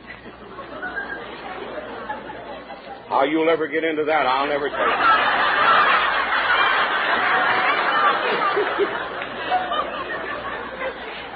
No. Huh? The daughter can, yeah. That will conclude and remember to take care of it with Ivory Flakes. This first portion of Breakfast in Hollywood brought to you by Procter & Gamble's Ivory Flakes. The next 15 minutes brings you greetings from the grand old Kellogg Company of Battle Creek, Michigan. Kellogg's, makers of Pep. Here's our good neighbor letter, then we'll meet Uncle Corny. The good neighbor letter this morning comes from Conroe, Texas. It says, Dear Tom, we the members of the Conroe Hub Club would like to nominate Miss Frances Stoneham of Conroe for your good neighbor orchid. Miss Stoneham is the librarian in the William B. Travis Junior High School of Conroe, and her dream for years has been a public library for Conroe and Montgomery counties. And she has worked for a number of years trying to interest a civic group in sponsoring the library. And about a year ago, the Conroe Hub Club, a mother's club, decided to sponsor a library as a project. We know nothing about a library, and Miss Stoneham offered her help, and she gave her summer vacation and all her spare time since to the project without any pay. Miss Stoneham has taught members of the club how to conduct the library, and she has trained girls in junior high and given them points in working in the public library. Conroe now has a small, flourishing public library and a bright future for a larger one. And we, the club members, feel that we could not have accomplished this without the help of Miss Frances Stoneham. We hope that you will find her deserving of your good neighbor orchid. Sincerely yours, the Conroe Hub Club in Conroe, Texas. And we've had word from Texas that all the schools in Conroe have radios in each classroom and that they would be tuned to KXYZ in Houston to listen to us this morning. Furthermore, this afternoon at 3 o'clock Houston time, Miss Stoneham will be interviewed over KXYZ by Bob Blaze of that station, whom Miss Stoneham taught when he was in the 7th grade. And we just hope that they're having a good time down there. This morning, our orchid goes to Texas, Mrs. Frances Stoneham, Conroe. She has been made our good neighbor of the day. On, Corny! On, Corny!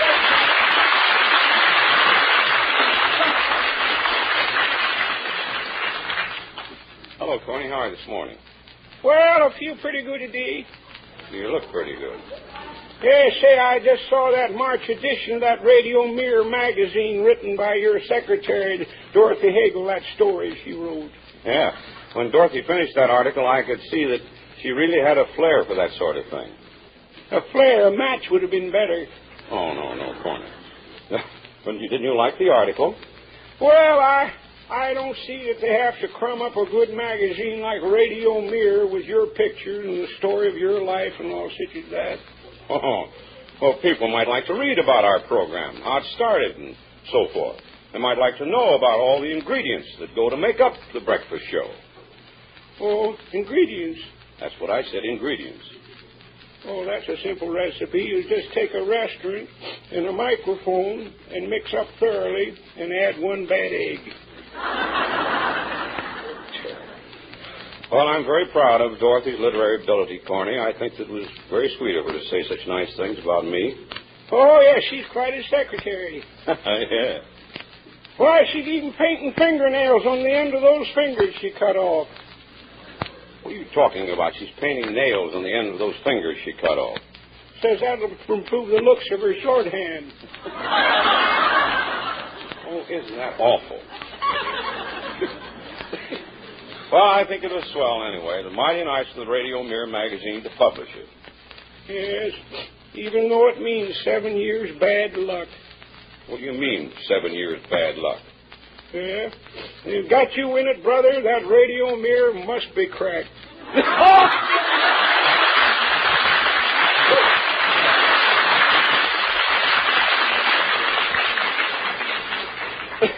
Who's writing your material now, Corny? Fellow by the name of Colvig, Vance Colvig.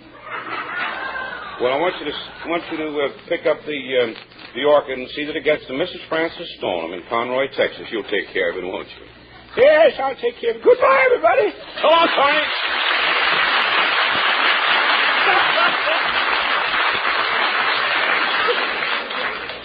Oh, Corny. Well, when it's as bad as that, I think the author should have credit, don't you? You know, I mentioned yesterday that we'd have a surprise for you today, and now's the time to spring it.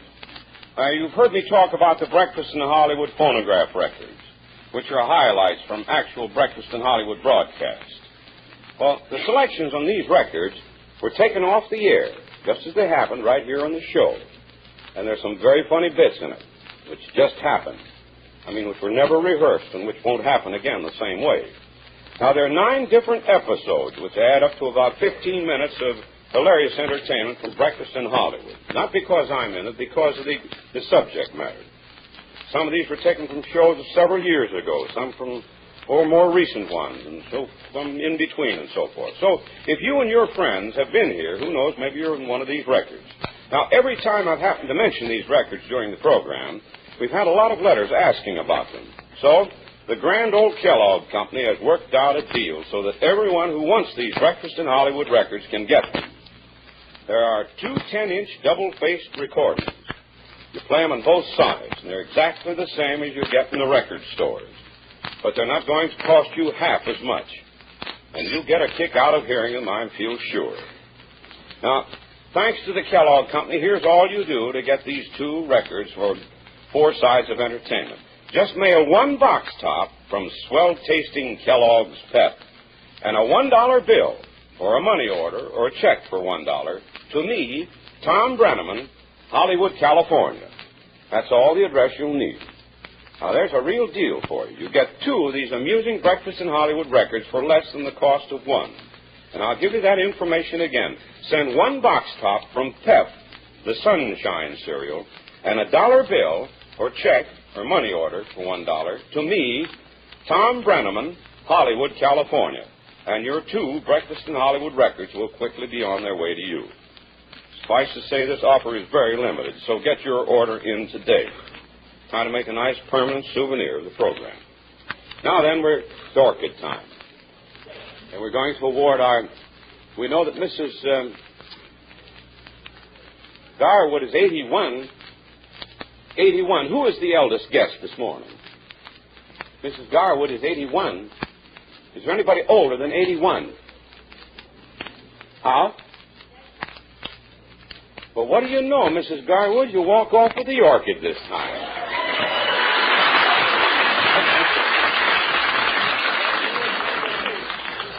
Last year, you missed it. Come on out here and meet the ladies.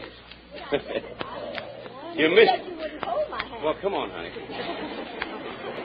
Your first name now is Miss... Dorothy. Dorothy Garwood. And you're from where, Miss Garwood? From... Sunland. From Sunland. Well, come on now in the spotlight and meet the ladies of Breakfast in Hollywood. Here you are. Came in last year and didn't get an orchid, eh? No, I got roses. I got came roses. in on my birthday, and your brother was here, and he autographed my card. And My brother Mark or Carl? Yes, Mark. Uh-huh. But I think you're better. You what? I think you do better. Oh, do you think so? Oh, yes. Or you're just saying that because you're going to get an orchid? No, I got roses last year. You got roses last year. Tell me, Mrs. Garwood, how old was the lady last year who won the orchid? 84, I think. She was or 83. 83 or 84. I was 8. Mm-hmm. Huh. Well, tell us about you now. Where are you from, Rick? Where are you born? I was born in Minnesota. In Minnesota. Yes. Mm-hmm. I attended high school at Fergus Falls and the Teachers College at St. Cloud. Mm-hmm. And then I jumped out into the world. Oh, did you afterwards teach, Miss Garwood? Oh, yes, I taught. Yes. And I've been married a couple of times. Mm-hmm. Have 2 children. Well, that's all right. Well, certainly. Sure, business. And I could have been married several times, but twice was enough. Twice was enough. When you make a mistake once, why, you generally quit, but sometimes you make it twice. But not the third time. No. Well, tell me, where did you teach, Miss Garwood? I taught in public school? Long Prairie, Minnesota. Uh-huh. And then I married quite young. Yes. And lived in Minneapolis. Mm-hmm. And was married at Long Prairie, Minnesota. How many children did you have, Miss Garwood? Two boys. 2 boys. I have a boy here and one in Seattle. Mm-hmm. And you're visiting with him now? Oh, I'm living here all by yes, myself. so you said. Up in Sunland. Yes. Yeah. Do you have your own little home up there? Yes. Uh-huh. I nursed out from the Methodist Hospital several years here, and then I went up there. Mm-hmm. Well, it's lovely up there, isn't it? Oh, wonderful. Uh-huh. Just wonderful. Sunland, that's certainly named. It's certainly right. Yeah, you bet it. This is California. A couple of members of the Chamber of Commerce of Sunland. Oh, are they? Imagine. Oh, I'm Are they all in your party, Miss Garwood? My Back here. Well, I guess they must be. Well, you're a noisy bunch, I'll tell you that. Well, now tell us some more about you. What do you do to keep busy during the day? All that You're certainly a very active woman for your age. I think a lot. Mm-hmm. And I work in my flowers. I led a public life for the last 20 years. I've been head of public office and government office. What capacity, Miss Garwood? I was clerk of the court and county clerk in Washington. Oh, well, then this facing an audience means nothing to you, does it? My God, you're an old hand at that sort of thing. My audience is mostly criminal, you know. Huh? My audience was mostly criminal. Mostly criminal? Yeah. Wait a minute, looking at some of these faces, I think you're right at home. I feel very much at home. You feel very much at home? Oh, yes. Well, don't look at me. Look out that way. Well, yeah, you're one of the audience. Yeah, I'm one of the... No, I'm not one of the audience. audience. Oh, yeah? Well, you didn't get cheated out of your orchid this time, Miss Garwood.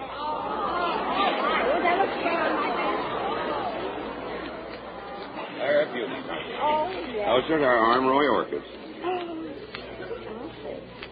See that? Oh, gee, it just matched nicely. Uh-huh. Yes, but isn't there something else that comes with this? Huh?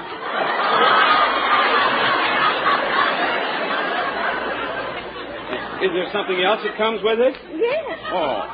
Well, you wouldn't want to kiss an old criminal like me. Well, you know you can do something once. Once? I was just telling the girls there, always try something once. Always try it once? Yes, anyway. It's a deal.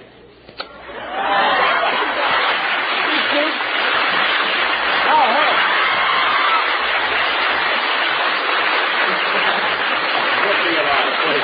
You're all right. I'll do it right afterwards. I'll be happy. All right. Now, you behave yourself then. Bye.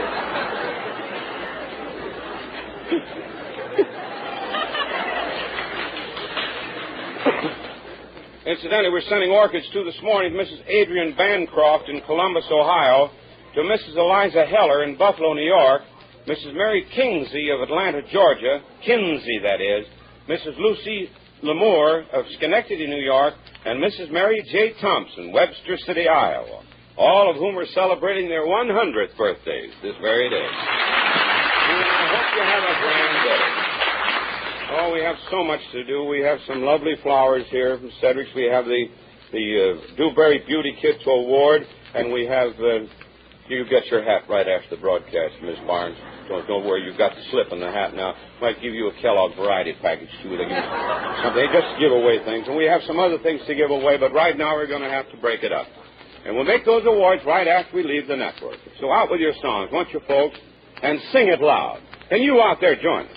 And that ends our Hollywood breakfast. We've had a most wonderful time. We hope you like our program. Remember, this is Boy Scout Week, a week set aside to focus the nation's attention to the wonderful work that shapes the destinies of many of our boys. The Scouts are a wonderful training ground. That will do it for today and this week. Good luck to our nation and to Americans all over the world, wherever you may be listening. Till Monday, then. Bye, all. Tom Breneman's Breakfast in Hollywood is brought to you transcribed at the same time every day, Monday through Friday, by Kellogg's Pep and Procter & Gamble's Ivory Flakes.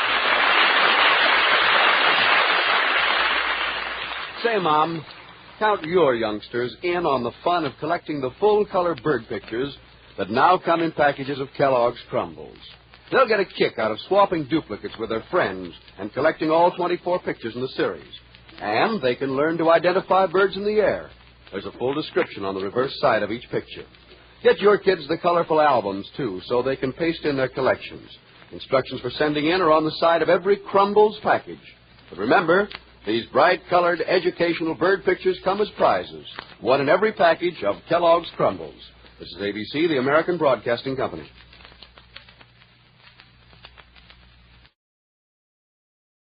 Crumbles. This is ABC, the American Broadcasting Company.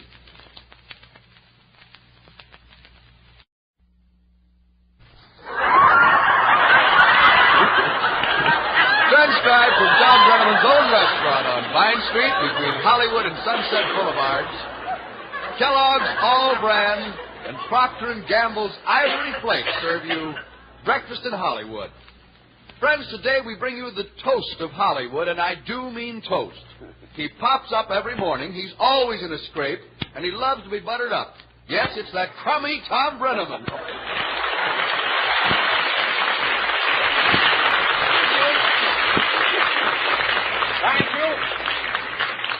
Thank you, and good morning, ladies. And good morning again to you out there along the party line. Greetings from California and the ladies having breakfast in Hollywood.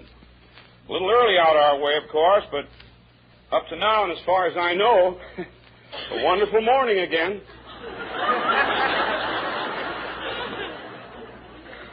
I think, no doubt. Sounds like a weather report from Duffy's Tavern, doesn't it? Well, we have visitors again today. I guess, I don't know, the last couple of months we've had folks in here from all over the world. And we open the Ivory Flake section of our little radio train. We kind of like to visit with some of them. We'll start with you. You're not looking at me. Who are you? Mildred Stanford from Plymouth, New Hampshire. What were you looking for, Mildred? You. Well, I'm here. You're looking over that way. Couldn't miss it.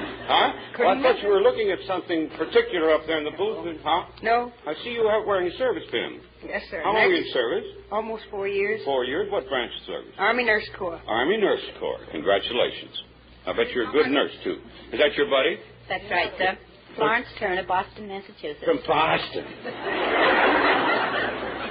You hear the program back there, Miss Turner? Yes, sir. Would you please stand? There's a character over there. Will you please stand back there, too? From Boston. I'll make a face at her.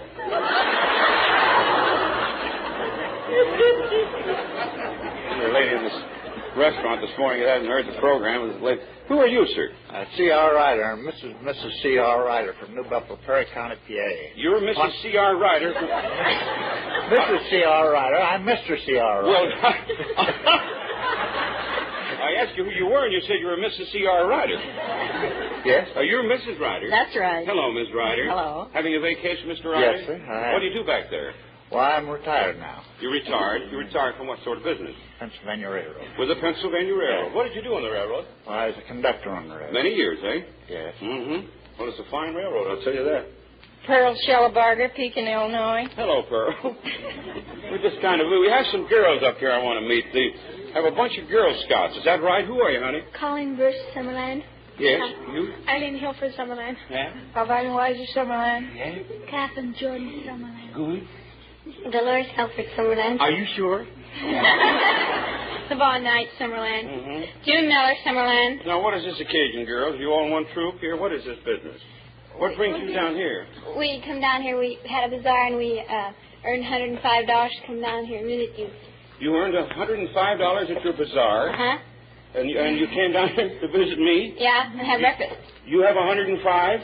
We did. Give me a chair. I want to sit in with this group here. Well, honey, how did you raise the $105? We had a bazaar. Uh-huh. And you made $105? Yes, we did. Well, then they sent you down here. Why? Did you? Well, we want to have breakfast in Hollywood. Yes, I know, but honey, did you have the bazaar for yourself just to come down here, or for someone? We had to earn money and had to get our second-class badges that way. Oh, uh-huh. And they sent you down here to have breakfast in Hollywood, huh? Uh-huh. That's what? This is our treat for second-class badges. Oh, this is your treat for getting your second-class badges. Uh-huh. Well, aren't you nice? You came down and have breakfast in Hollywood. Did you enjoy your breakfast? Oh, sure. Good. Well, come on, you just stand. We're going to give them a nice welcome. They're nice and sounding good. Summerland is just outside of Santa Barbara, isn't it? Uh-huh. Yeah. About 6 miles. Good. I'll sign it right after the broadcast. Well, you know something? Oh, yes, here comes Ken Carson, the Ivory Flakes troubadour. Good morning, Ken. You know, you strike a note in my memory. Remind me to tell the ladies it's Ivory Flakes for dishes. Isn't that so, Ken? Why, sure, Tom. Go. For hands that will be smoother, younger to see, here is all that it takes. Only one box of Ivory Flakes. Yeah, what a tune for your dishpan. Only one box of Ivory Flakes is all it takes for smoother, younger-looking hands.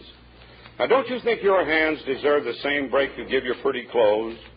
You wouldn't trust them to a strong wash day soap, so why take it out on your hands? Soaps like that can change your hands from peach petals to purple nightmares. But there's an easy way out. Change to Ivory Flakes for dishes. The flake form of baby's famous Ivory soap. 1 box of Ivory Flakes is all it takes for smoother, younger-looking hands. Those wash day soaps don't even do as fast a job on the dishes. With Ivory Flakes, you get suds faster, suds that last longer, suds that actually wash more dishes than any leading wash day soap. It's Ivory Flakes for dishes, all right, for speed, for suds, for hands that will be smoother, younger to see. Here is all that it takes. Only 1 box of Ivory Flakes. Your Ivory Flakes.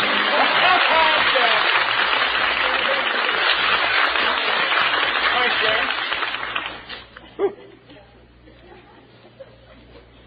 One of us is good. We're going for a hat now. Boston with the Bugs Bunny? Yeah, I saw that, Johnny, but I spotted another one here somewhere, and I can't... This one? No, that wasn't it. That little flat number up there looks like a... Talk about your burnt toast. I saw one, Johnny, when I came in this morning. Now I lost it. No, that isn't it. Oh, my. Where? Yes, here it is. I knew I'd seen it. Now I get through here. Thanks. What is your name? Harriet Phillips from San Pedro. Well, take it off, Miss Phillips. We'll try it on. Who are you? Florence Brisley from Woodward, Iowa. Mm-hmm. Mrs. Alvin White, Los Angeles. Hello, Miss White. Lillian Land from San Pedro. Well, that looks like a gag on Mr. and Mrs. Harry Onis from Pittman, New Jersey. Good. Hello. Hello? You are? Harry Owens, Pittman, New Jersey. Thank you, Mr. Onis. Are you having trouble? He really has that pinned on there. She didn't expect it. No, I wouldn't think so. Now, you know it. That's how long did it take her to put it on?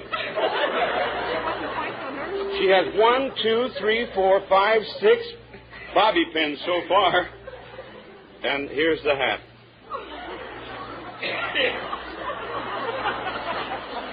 Fooled me, John. Typical April Fool. I don't know how I'll keep it on. I mean, we'll just put it on. To balance the thing. Isn't that silly, girl? Huh?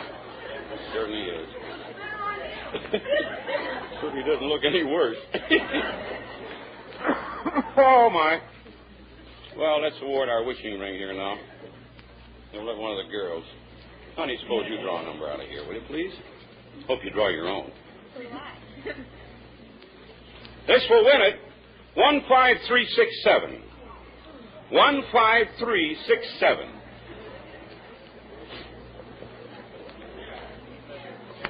Remember, ladies, to keep saving used fat, won't you? You hear me every day say there's a worldwide shortage, so everybody every day save every drop. Turn it in. It's worth your while, too. You get more money for used fat than ever before. Who are you? Benny Lynham, Flint, Michigan. Mm-hmm. Oh, folks. Louis Lynham, Flint, Michigan. Hello, Louis. Mrs. Johnson, Point, Michigan. Oscar Johnson, Flint, Michigan. Mm-hmm. Ada Mooney, From? Hollywood. Hello. Who is this that's won our wishing ring? The winners are always back in the corner. Mrs. Dulles Skimmerhorn. Mrs. what? Dulles Skimmerhorn. Mrs. Albany, New York. Mrs. Della? Skimmerhorn. Skimmerhorn. Yeah. You mean just like Skimmerhorn? Hmm? Yeah. Skimmerhorn? Skirmahorn. Oh, Skirmahorn. Never heard the name before, Miss Skimmerhorn. How long have you had the name Skimmerhorn? About 27 years. 27 years. Do you have any little Skimmerhorns? I have one son. Huh? I have one son, One 25. son? One son, 25. What was your maiden name? Castle. Castle. You changed a beautiful name like Castle to Skimmerhorn. Where were you married, Miss Skimmerhorn? Skimmerhorn? Skummerhorn. Skummerhorn. Skummerhorn. Where were you married? Bennington, Vermont. In Vermont. Is that your home state? No, Albany, New York. Oh, I see. You're from, but the Skummerhorns came from... No, we just went there to be married. Oh, you went from Albany to get married. Are you enjoying your stay in Southern California, Miss Skummerhorn? Yes, wonderful. Good. How long have you been here? Since November. Since November. You spent the winter here then, eh? Uh-huh. I see. What is Mr. Skummerhorn's business? What's he do? Oh, he drives cab most of the time. A taxi cab driver. Uh-huh. Well, he's a busy fellow these days. Is he Well, driving here? No. On vacation. Oh, he's on vacation. You mean he drives a taxi cab and then can afford to take a vacation for November? I'm in the wrong business. Well, Miss what's your first name? Della. Well, Della, here's your wishing ring. You've heard our program, have you? Yes. Occasionally. All right, Miss Della, I'll put this on your finger. Now, you make a wish, will you, Miss Skummerhorn? Well, I'd like to see a picture being made. You'd like to see a movie being made? It's a rather difficult thing to do, but I imagine we can arrange it for you. Uh-huh. I don't know what... perhaps we can see. You'll like to go to the Paramount Studios, no doubt. I don't know from the other... Johnny will send them down to Paramount, hey? What are they doing down there? Huh? What are we shooting down there? The clock? I know the road to Rio, that's finished. Is that complete? The Imperfect Lady is still going on down there. I mean, I think they've finished that. You can see that. Well, you're not very particular, are you? No. You just like to see a movie being made. How many are in your party? 3. All right, we'll send you down, and maybe, I don't know whether Hope and Crosby, I'm pretty sure Crosby's in the East now. And, he's gone, yeah. But you may meet Bob, and I don't know. You'll meet a lot of boys and gals down there. You'll get a big thrill. You'll have lunch anyway. Thank you. You're welcome. Only don't thank me. Paramount's going to pay for it. And no doubt to show you, give you a special screening of some sort. All right. You'll enjoy the trip through Paramount Studios. What was your name again? Skummerhorn.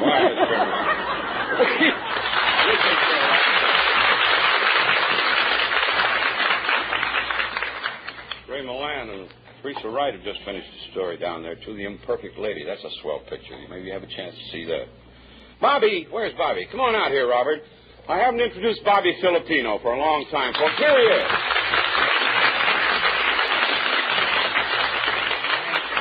I know the girls here from Summerland wanted to see you, Bobby. This is hello, Bobby Filipino girl. Mm-hmm. Isn't he cute? He was trying to guess our ages today. He was what? Trying to guess our ages. You were trying to guess their ages. Aren't you ashamed of yourself, Robert? I mean, underage, so What? under 12 don't come in. Or I didn't ask them all the questions.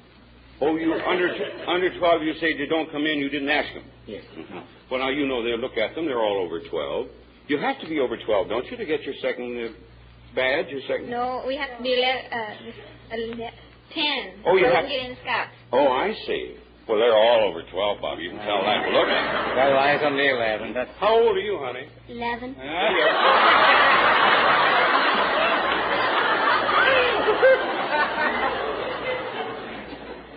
Well, now, but you can look at the rest of them and see they're all over 12. Aren't you, girls? Yes. Yeah. Shame on you. She's awfully cute. All right, Bobby, you got a little joke for the folks this morning? Yes, I have. All right. Do you know why you should go sunbathing at the beach instead of in the mountains?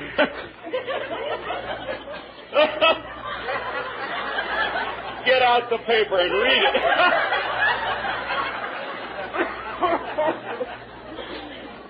What is it, Bobby? Do you know why you should go sunbathing at the beach and not in the mountains? Why you should go sunbathing at the beach and not in the mountains? That's right. No, why? Because the mountain peaks. The mountain peaks.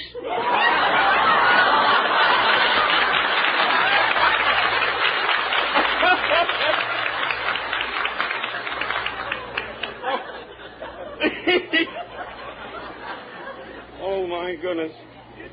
Simply have to get him better material someplace. Well, that will conclude in soon time the first portion of Breakfast in Hollywood, brought to you by Procter & Gamble's Ivory Flakes. Remember, they're pure flakes, mild flakes. They're ivory flakes. This next 15 minutes brings you greetings from the grand old Kellogg Company of Battle Creek. Kellogg, makers of all brand. And friends, before I read the good neighbor letter, I'd like to remind you that there's a drive underway now to raise money for a very important purpose. It's to raise money for the American Cancer Society. And President Truman is the chairman of this drive. Now, there's no need to tell you what a costly battle it is to lick this terrible disease. So do your part to help. Address your donations, please, to the American Cancer Society, Post Office Box 102, Hollywood, California. This is a national drive for funds, and every part of the country will benefit from it. The address again, the American Cancer Society, Box 102, Box 102, Hollywood, California. And we're certainly expecting a big return. I know that many, many of you would have sent in your donations long ago if you'd known where to send them. Here's our good neighbor letter from St. Petersburg, Florida this morning. It's a good one, too. It says, Dear Tom, right here in St. Petersburg, we have a very wonderful person who I and many others think is a good neighbor. She is Mrs. Evelyn Barton Rittenhouse, Southmore Apartment Hotel in St. Petersburg. You know, as a usual thing, when folks grow old, say 75 and up, they are so frequently put on the shelf, but not so here. This good neighbor, over 23 years ago, founded the 3/4 Century Club, all over 75 being eligible. They have a wonderful chorus of over 50 voices and have a softball team called the Kids and the Cubs, and they really do make home runs, believe it or not. The club meets every week, always having some form of entertainment. And dues are $1 a year up to the age of 90, after which they become honorary members. Mrs. Rittenhouse is dearly loved by all her boys and girls, as she calls them. She visits the sick and sees that they have flowers or anything else they need.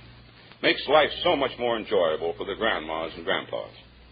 Don't you think she is deserving of your beautiful orchid for making the years of our old people more happy and bright? No one really knows all of her many acts of kindness. Tom, I'm not a member of the 3/4 Club yet, but my mother, who is in her 89th year, is, and I go with her each week that she's able to attend. So I do feel I know whereof I write. Very sincerely, Mrs. G.E. Fowler of 929 14th Street North, St. Petersburg, Florida. Now, we know that the city of St. Petersburg sponsors a radio program conducted by Major George Robinson over radio station WSUN in St. Petersburg, and we were happy to hear that Miss Rittenhouse will be on that program tonight at 6 o'clock St. Petersburg time. And so Corny sent the orchid ahead so that Major Robinson may present it to Mrs. Rittenhouse on our behalf. Evelyn Barton Rittenhouse, Southmore Apartment Hotel, 146 6th Avenue Northeast, St. Petersburg, Florida, has been made our good neighbor today. Come on, Miss.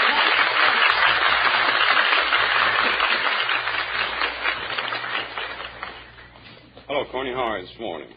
Well, I feel pretty good today, Tommy. In fact, I feel just fine. Well, you're looking pretty good. Hey, I took my wife to a show last night, expecting to see a gangster picture. You were expecting to see a gangster picture? Yeah, I thought the name of the thing was The Yeganai. The Yeganai? It wasn't. No, I noticed it wasn't. Didn't you take your little niece with you too, Corny, the one that just got out of finishing school? No, we had to send her back to finishing school. They forgot to put her ears on. Terrible. She's supposed to get married on Johnny Nelson's Bride and Groom program, isn't she, Corny? Yeah, sometime next week she's going to get married. Mm-hmm. Well, that's good. As soon as Roscoe gets out of the Army, he's a second lieutenant. She's marrying a second lieutenant, eh? Yeah, the first one got away.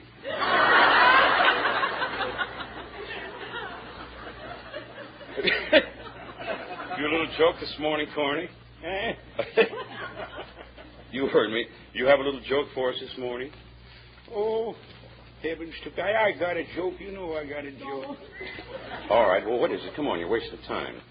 Well, did you hear the one about that Army nurse that was just nominated Miss Metal Polisher of 1947? No. The Army nurse was nominated Miss Metal Polisher of 1947, Yeah, she always took a shine to brass hats.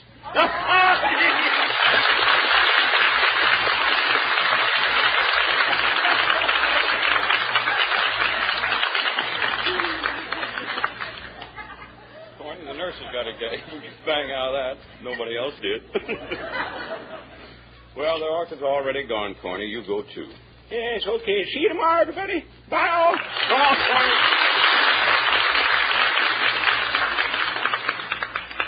You know, laugh when the world laughs with you, but try and find company when there are tears to shed. Now, I know lots of women swear by a good cry, say it always helps them, but it seems to me that depends on what ails you. Now, thousands of folks have found the answer to one of their problems in Kellogg's All-Bran. For fresh, toasty Kellogg's All-Bran is more than just a swell-tasting cereal. It's a cereal with extra benefits. Listen. Kellogg's All-Bran is a natural laxative food. That means if you're not getting enough bulk in your diet to keep you regular, then eating a dish of Kellogg's All-Bran every day and drinking plenty of water may solve this problem for the rest of your life. Because this remarkable regulating cereal is a natural source of bulk. Now, if after a 10-day trial you don't agree that Kellogg's All-Bran is beneficial, the Kellogg Company will refund to you twice what you paid for your package. Simply send the empty carton to the Kellogg Company, Battle Creek, Michigan. That sparkling white package of Kellogg's All-Bran, folks, that name Kellogg's is your guarantee of nearly half a century of skill and know-how with cereals. All-Bran and only All-Bran is made from Kellogg's own blend of soft wheat bran. So remember at your grocer's, always say Kellogg's before you say All-Bran. Ask for the one and only Kellogg's All-Bran. I know you'll enjoy the Kellogg program which follows us on these same stations. So stay tuned for an enjoyable 15 minutes, won't you? Now then, we're going to award our orchid, the Armroy Orchid, to our eldest guest. And I'd like to have a bid. The little lady back there is how old? 84. 88. 88. Will that win? 88 wins this morning. All right. She's back here, somebody say? Oh, there she is. Well, hello. And who are you? I am Marcella Hoyt Applegate. Applegate Hoyt. I was an Applegate first, and I was married to Hoyt. Oh, I see. Well, now, come on. Where are you from, Mrs. Marcella Applegate Hoyt? I ain't very much on the feet. Aren't you? No. Well, can you just stand for just a second and meet the ladies? Yeah. Now, I'll let you sit down right away then. Mm-hmm. Where do you live? 1235 14. Los Angeles. Hawthorne. Oh, in Hawthorne. Hawthorne, yeah. Here she is from Hawthorne, California. Miss Hoyt, 88. You don't mind standing for just a moment, do you? No. You going to be all right now? Yeah. You can lean on me, only I'm afraid I'd fall down, too. When were you 88? Oh, she's having a birthday today. Isn't that wonderful? The day you were 8, where were you born? Grafton, Illinois. In Grafton? 1859. Good for you. Now tell me this, did you raise a family? I did. How many? Here's one of them. That's one of them. I got another daughter, and I got 2 sons. Mm-hmm. That's enough.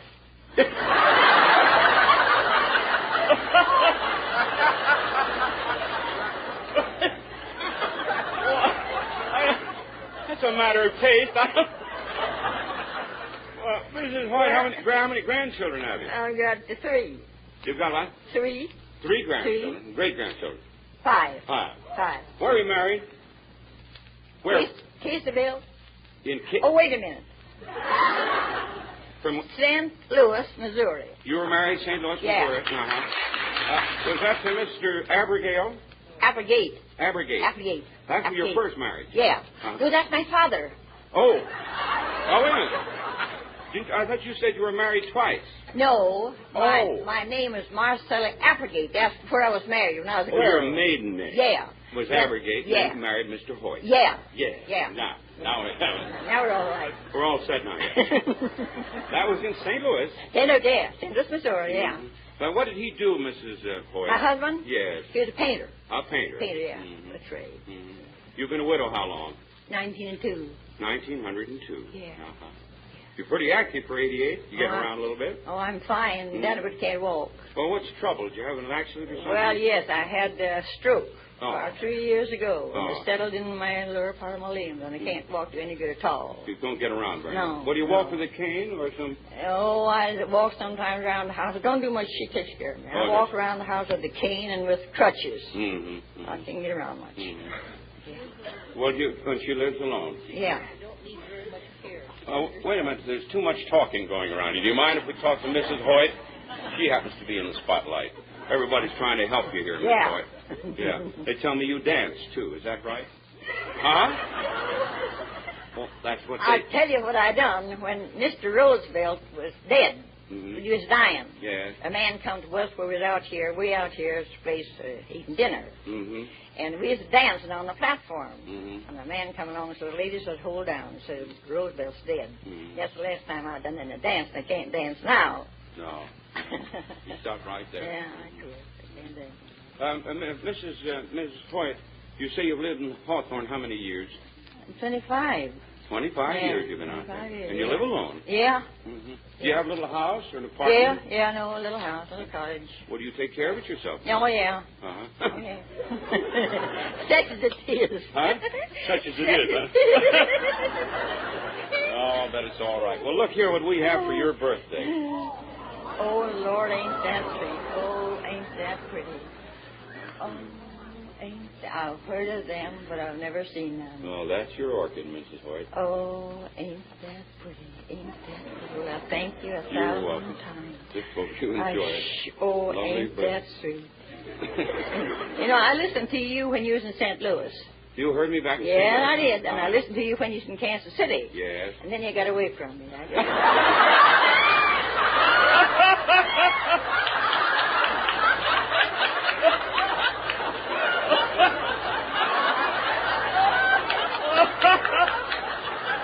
Well, Mrs. Hoyt, I'm an elusive cuss. Oh, dear. Well, your first orchid. Here's a little birthday kiss for you, too. Now, do you know what you done? Wait, what? Do you know what you done? No. You took a lot of powder off my face. Happy birthday!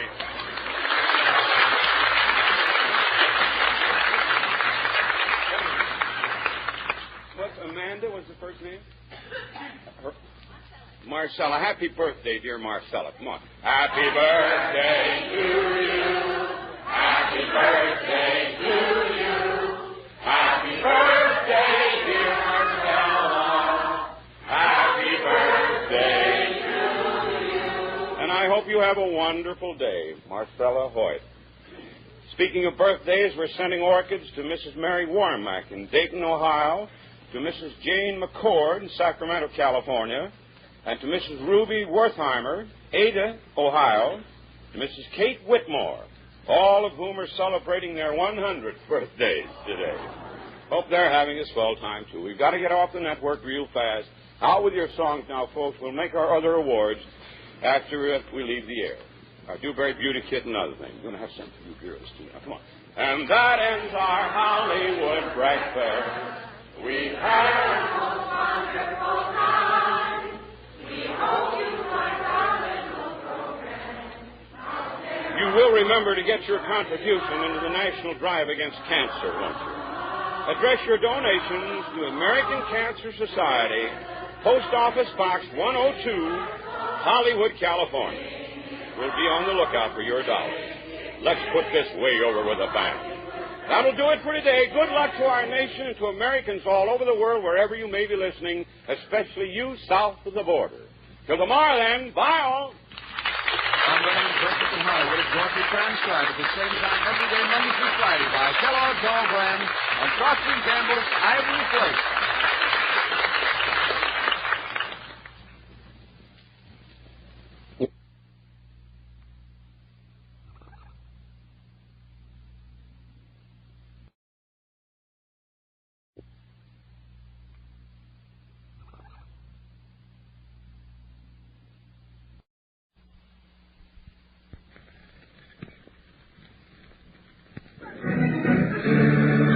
Breakfast in Hollywood. NBC is happy to present your host of Breakfast in Hollywood, the internationally famous personality who not only has had breakfast in Hollywood, but at one time or another in his life has dined with every important personage of our time. A former President of the United States bestowed upon our host the honorary title of Toastmaster General of the United States. Here in Hollywood, we all know him as author, actor, producer, star maker, world traveler, humanitarian, and lecturer. All wrapped up in one great guy, your host of the breakfast table, Georgie Jessel.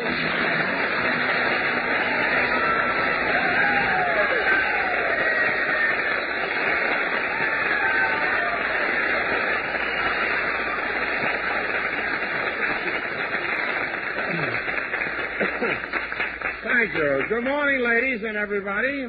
Good morning, dear Georgie. Good morning to you.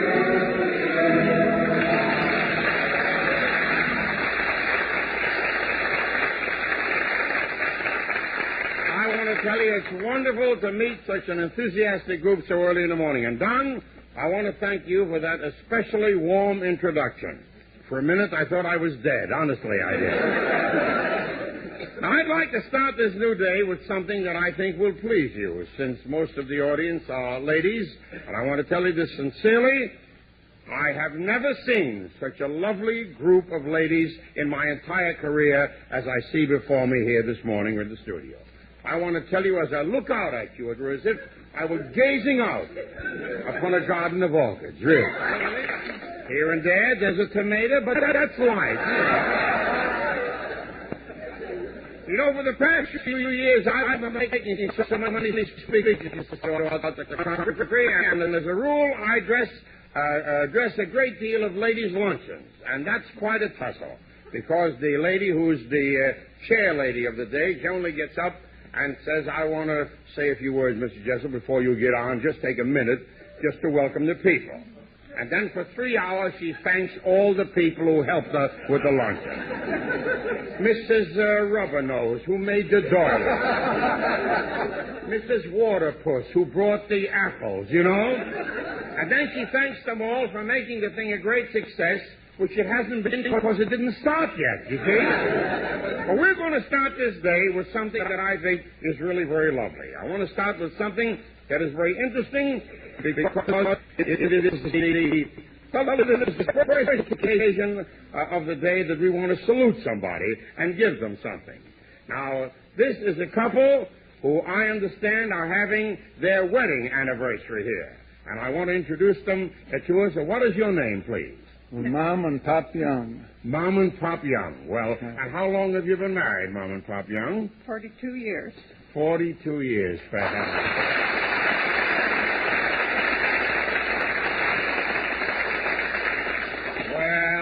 Well, that certainly is wonderful. Well, I can only say to you, and most honestly, that I hope you will be, well, I hope you'll continue to be as happy as I might have been on several occasions myself. I really do. Thank you. One thing disturbs me. Did you hurt your ankle coming up here tonight, Pop? Or how did that happen? Oh, no, this is something that started 42 years ago. You mean that? Well, don't look at her when you're saying that. Well, it's her fault. It's her fault. You mean you've had that little... No, it just started lately, but here's how... Tell us about it. Well, George, 42 years ago when I carried her in over the doorstep, of course, there wasn't as much to carry then as there is now.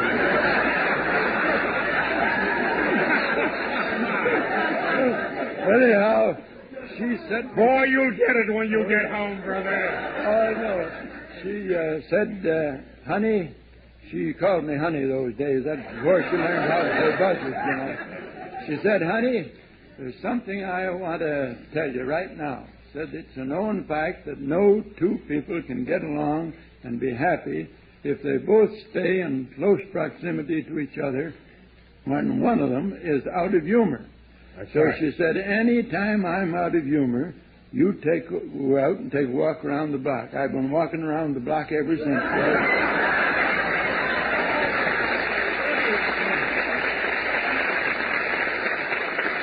Mr. and Mrs. Pop Young, as a memento of this very special occasion, we have here for you charming people this beautiful plant.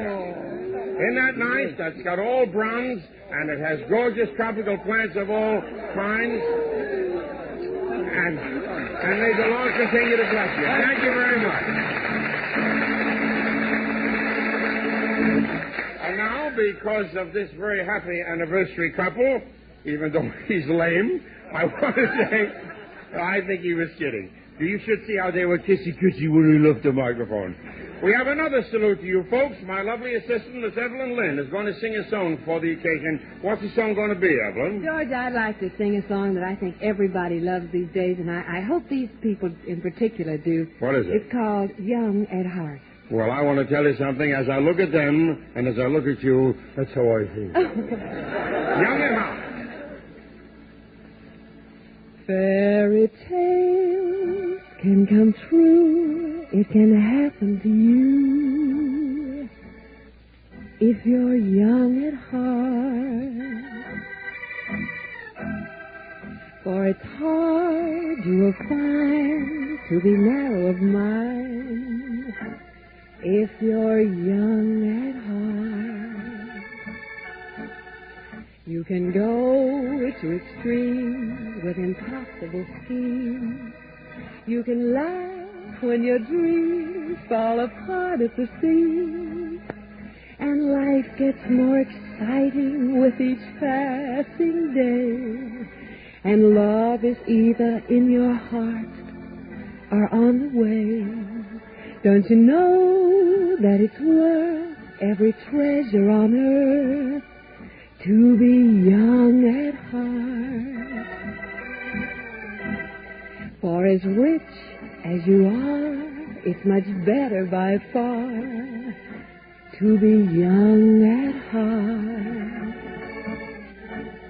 And if you should survive to 105, look at all you'll derive out of being alive. And here is the best part. You have a head start if you are among the very young at heart. If you are among the very young at heart.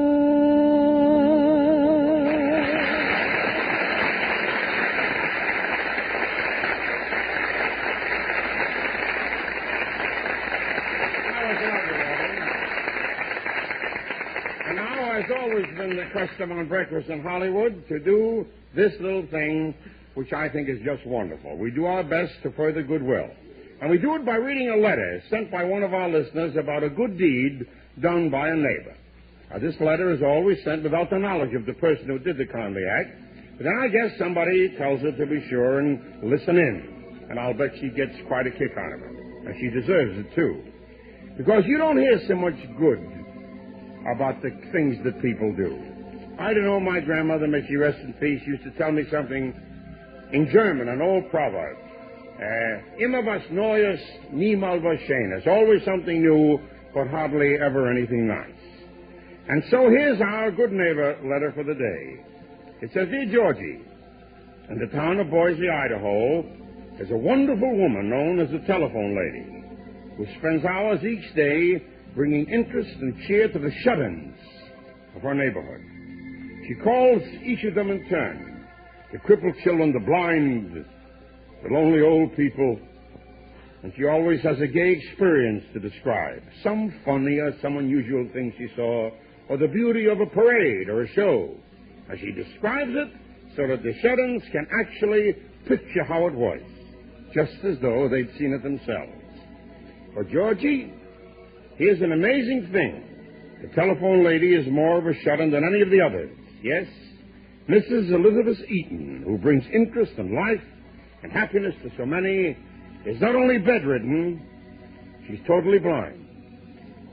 Now, don't you agree that this wonderful lady who helps others by sending messages and seeing with her heart deserves to be chosen as our good neighbor of the day? Sincerely, Miss Adeline Springer. Well, yes, I do. Thank you so much, Mrs. Springer, for writing us this letter. And may the Lord continue to shine his countenance upon you, Elizabeth Eden, even though most people think you're in the dark. Thank you.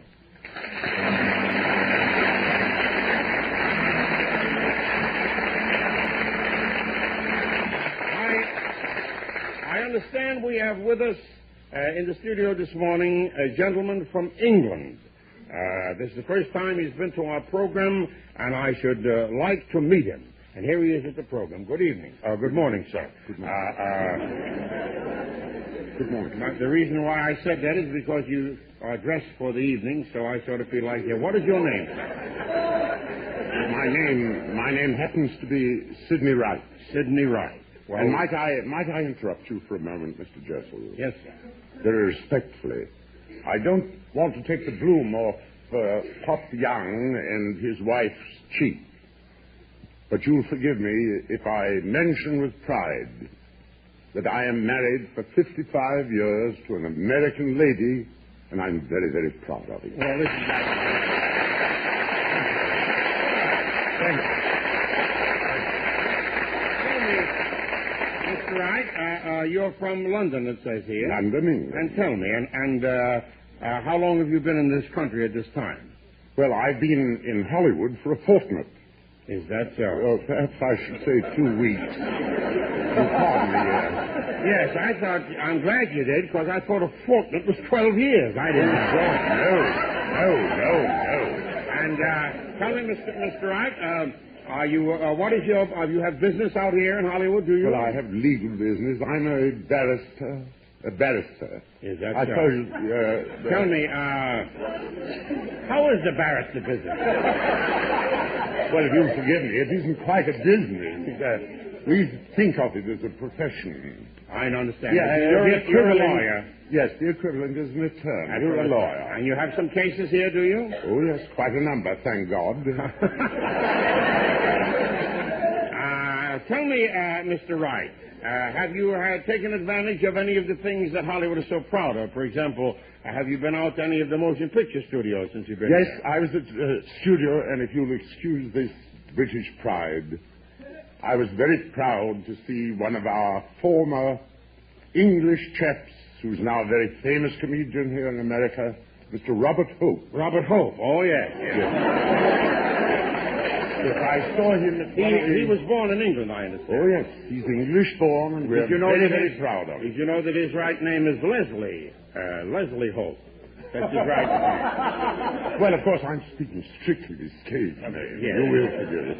And I saw him, they're producing a film, I think it's Eddie Foy and the Seven Little Eddie Boys. Foy and the Seven Little Eddie Boys. Foy. And I understand it is remarkable. Well, I see that you don't want to talk, Mr. Wright. So I'd like to ask you, seriously, I want to say that it's been a great pleasure to have you here. Could I conclude on a note that I would like to sound? You certainly can, sir. That I'm most happy to recall that a great many of my ancestors, if you'll forgive the English pun, the right people, came over on the Mayflower among the Pilgrims. The right people. Exactly.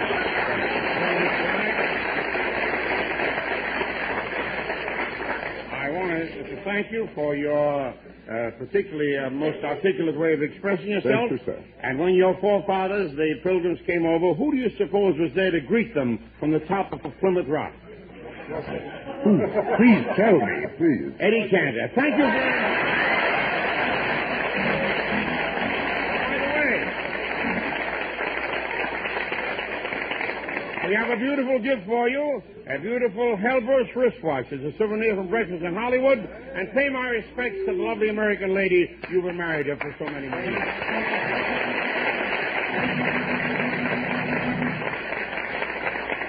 Now I'm going to sort of walk around here and say hello to the folks who are having their coffee, and there's a little stunt for you to do today. Now, by the way, where are these folks? Here, give me this traveling mic. How do you do? What is your name? Benjamino. Benjamino. Yes. Mrs. Benjamino? That's right. And where are you from, dear? Buffalo, New York. Buffalo, New York. Yes. Now, we're going to try this. This hasn't been done on Breakfast in Hollywood before. We want to give you 30 seconds to give us some highlights about Buffalo, New York. Let's hear something about Buffalo, New York. Well, we have the biggest water system in the world there. Mm-hmm. It's Niagara Falls. Mm-hmm. And we have quite a few skating rinks. Mm-hmm. A lot of manufacturing plants. Mm-hmm. And lots of people. Is that so? Well, that takes up 37. That's very good. But now you also have, it was the birthplace of a great American showman called Mike Shea, and I used to play there at Shea's Buffalo. And you also have a wonderful Statler Hotel, and you got a mayor of Polish extraction. What's his name again? I really wouldn't know. Well, then you can't vote. But anyhow, thank you for being here. And tell me... Well, sir, I'm from Houston, Texas. Houston, Texas. Oh, boy, here we go. And what is your name? My name's Nolan. Mr. Nolan. Yes. Mr. Nolan, I'm Evelyn Lynn. I'm from Texas, too. Bless your little old heart, General. I'm glad to see you. Now, look here. Luck to you. Now, this is going to start a new lodge. I don't want to have it here. Well, sir, I'd like to have you give us a word portrait of Houston in 30 seconds. Can you? I know it's a big city, and I know the many virtues that it has. But see if you can give us 30 seconds on Houston. Well, Houston is the biggest town in the Southwest, and we on there that raise cattle and pump up oil. And it's a pretty fine place to live. And generally speaking, I guess we're most famous. The young lady spoke of the biggest water system in the world. Ain't nothing bigger than they got in Texas. Thank you very much, and I'll tell you something else. You got a wonderful hotel, the Shamrock. You got Glenn McCarthy, who probably struck something today, and it's a great town. Thank you very much. How do you do? How do you do, George? What is your name, honey? Mrs. Ann Peller. Mrs. Where are you from? Chicago, Illinois. Oh, Chicago, Illinois. Well, I know that it'll take an awful long time to give the history of Chicago, but tell us something about Chicago. Well, we have our beautiful Outer Drive, and we have the beautiful theaters, the Chicago, the State and Lake, the Oriental Theater, and we have the South Shore Drive, and the Shapery, and the 51 Club, the 5100 Club, and baseball, the Cubs. Well, that's fine. Well, you have the Cubs, you have the White Sox, you have a lot of good newspapers. You got Cups in it. It was on a newspaper there. It was very good. And I want to tell you something. Chicago has been more sinned against than it deserves. I want to tell you, I get mad at people because they used to blame everything on Chicago. That's right, the gangster. If a little kid, no kidding, if a little kid fell off a bicycle and tore his little pants a little, was happy because he had other pants, the papers throughout the country would say, hoodlums killed 300 in the news.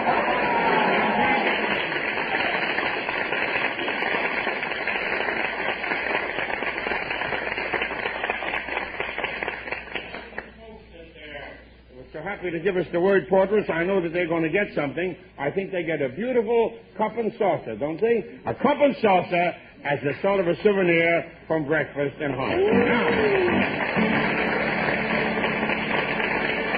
Now, some of you folks have been telling about your hometown. Now, maybe you'd like to know something about my hometown. The last 10, 12 years, I've been out here in Hollywood. Now, we call this part of Breakfast in Hollywood the question and answer period. Now, I want you folks to answer me, or rather ask me some questions, and of course, I'll answer them about Hollywood. Now, remember, we're on the radio, so there are only certain things you can ask me and that I can answer. This is a family show. Now, who's going to ask me something? Right here, Georgie. All right. How many times was Star is Born made? How many times was Star is Born made? Now, I believe Hedda Hopper in her column in Los Angeles Times said it was made 3 times. I can only remember it being made twice. In the silent days, and then it was made, well, no, we're not sure about the silent days. It is said that Marshall Nealon wrote a story like it for Mabel Norman. But that doesn't come to people's minds. I only know of it being made twice. First time with Janet Gaynor and Frederick Marx, and this time, of course, with that wonderful, great artist, Judy Garland and James Mason. Any other questions? Here's another lady, Georgie. What does she say? Well, I read in a movie magazine that Joan Crawford very often scrubs her own floors. Do you think that's true? Well, it just happens that I know that she does. Because I used to be a plumber, and when I was fixing the sink one morning, she was on the floor. I know Joan does an awful lot of her own housework, so 9 chances out of 10 you're right, and she does scrub the floors. Any other question? Another lady here, Georgie. Do What does you she think I could ever meet Rock Hudson? Well,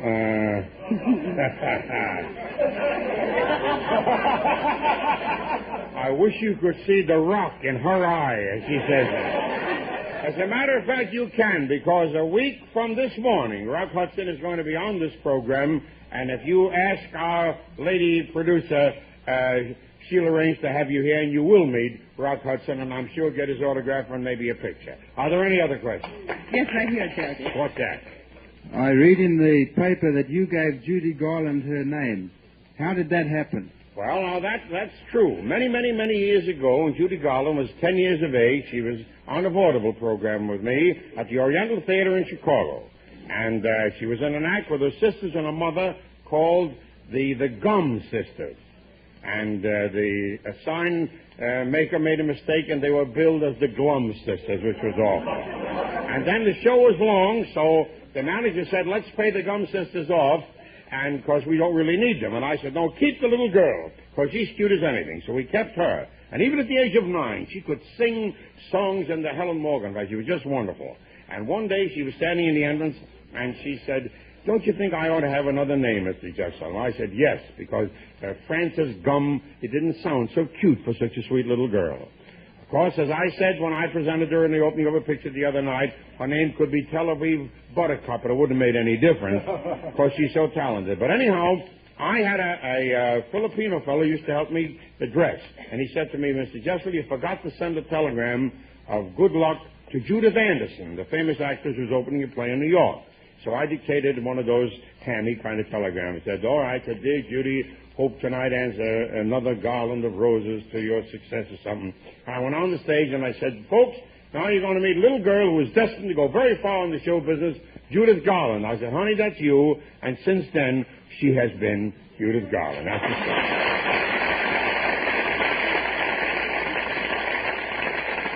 Any other questions? Georgie, here's a young lady from South Africa that wants to ask you a question. Where would be the best place to see movie stars? I didn't quite understand. Oh, where would be the best place to see movie stars? Oh, the best place to see a movie star, my dear friend from South Africa, is on the screen. They're at their best.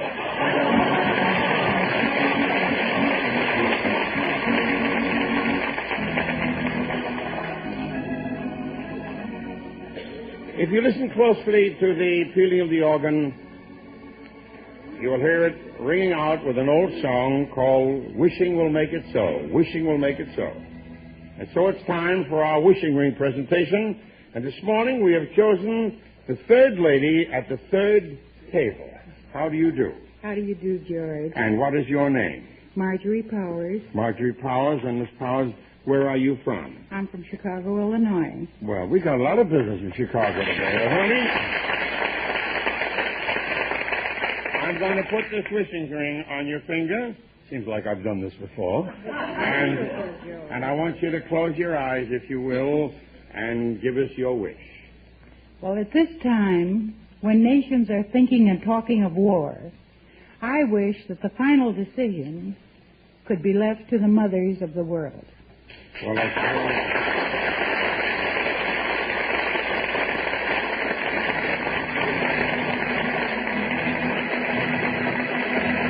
a wonderful thought, and if that's all right, we wouldn't need cops or soldiers, and there'd be less hospitals. Now, I want to ask you a question here. Tell me, who is the youngest person in this room? Have we got the... Sonny, how old are you? 11. You're 11. Well, bless your heart. You don't have to guess.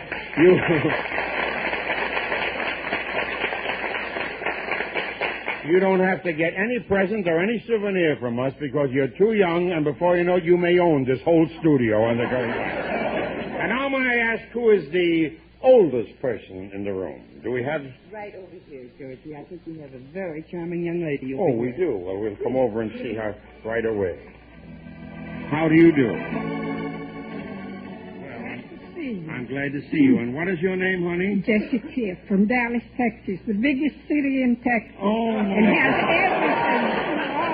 Both women and girls practice. It's got everything, Dallas. I know that. And it's got Neiman and Marcus store. Oh, I was just going to say that. And everything else. I know Dallas pretty well. Well, hey, I saw you on television where you wanted to be senator. Is that so? Yeah. And listen, we would make you president if it was up to us. Well, bless your heart. I'm coming down to Dallas. In a few weeks, there's a wonderful club they have there, the Variety Club. And they're going to give something for some underprivileged children, and I'm going to come down there and make a little speech. Now, we have a very nice little thing to give you. What is it? Well, it's from Cedar... That's right, you don't want to be bashful. This beautiful orchid. Here it is. Here's this lovely orchid. Isn't it pretty?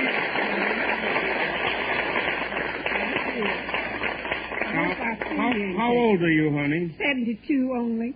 72. Yeah. Well, now that... I wish I was 38 like you.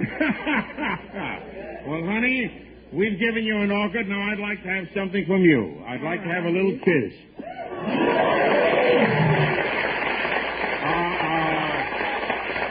I can tell you is you're lying about your age. You're younger than that.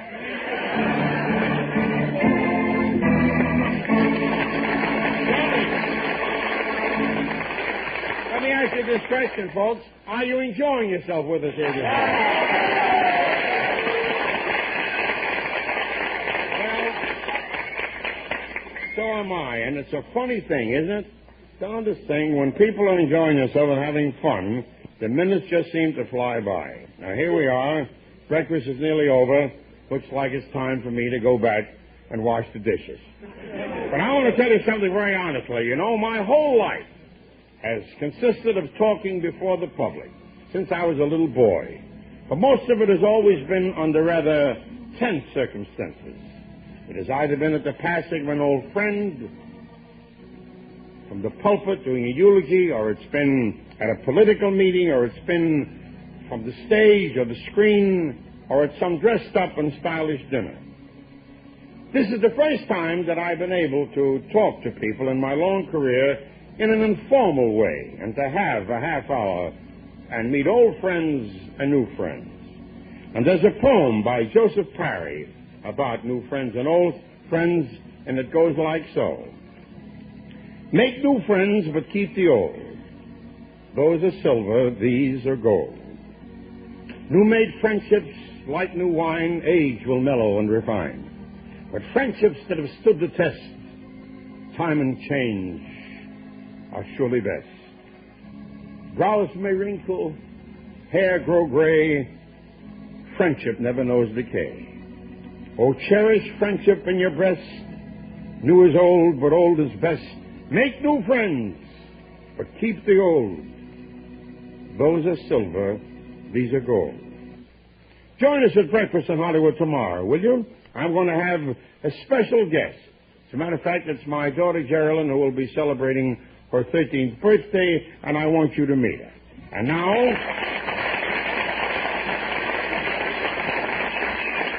until tomorrow then, this is Georgie Jessel in the cool of a California morning, wishing you all a very, very warm good day.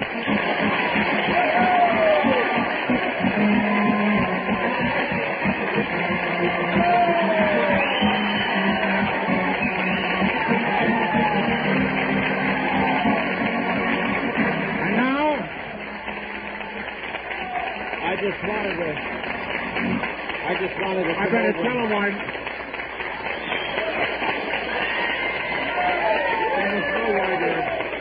You folks listening in, most of this applause is for Bob Hope, who just walked in, not for me. Look, listen. What? I know this is your first show, and I just wanted to wish you luck. Well, thank you, Bob. You're going to get up that early? Every morning. I'm going to have him decorated. Good luck, George. Thank you, Bob.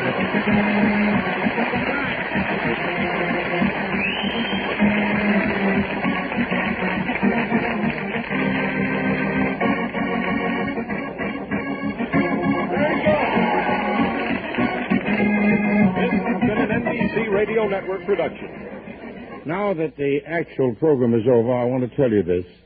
It is our intention to add some new things to the already successful ones that are used, all the little gimmicks in this Breakfast in Hollywood show. Now, for example, we thought we would contact the major studios and get a manuscript of some important movie that's playing around the country and ask the guests, did they like it? And if they did, do you see yourself in one of these parts? And perhaps some lady from the country would get up and say, yes, I'd like to play whatever it is, the Audrey Hepburn part in Sabrina Fair, let us say. And we'd give her a scene to read. And then after once in a while, when we could arrange with the studios, I would say, well, you did that very well, and I'm sure that if you were playing the scene with the leading man of the picture instead of reading it to me, you'd have given a much more inspired performance. And with that, I'll get the leading fellow who was ever playing the part, who has ever played it in the picture, to come into the studio. I'm almost positive I can have the cooperation with all the studios to do this. I think that's a good addition. Also, I would like to have both the network... I think that's a good addition. Also, I would like to have both the network...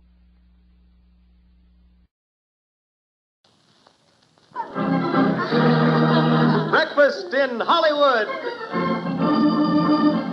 NBC is happy to present your host of Breakfast in Hollywood, the internationally famous personality who not only has had breakfast in Hollywood, but at one time or another in his life has dined with every important personage of our time. A former President of the United States bestowed upon our host the honorary title of Toastmaster General of the United States. Here in Hollywood, we all know him as author, actor, producer, star maker, world traveler, humanitarian, and lecturer. All wrapped up in one great guy, your host of the breakfast table, Georgie Jessel.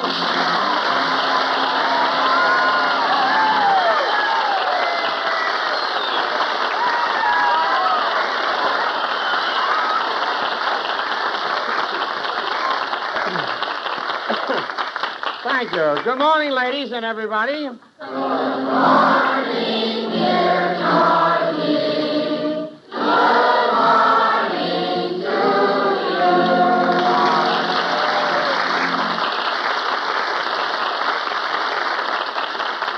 I want to tell you it's wonderful to meet such an enthusiastic group so early in the morning. And Don, I want to thank you for that especially warm introduction.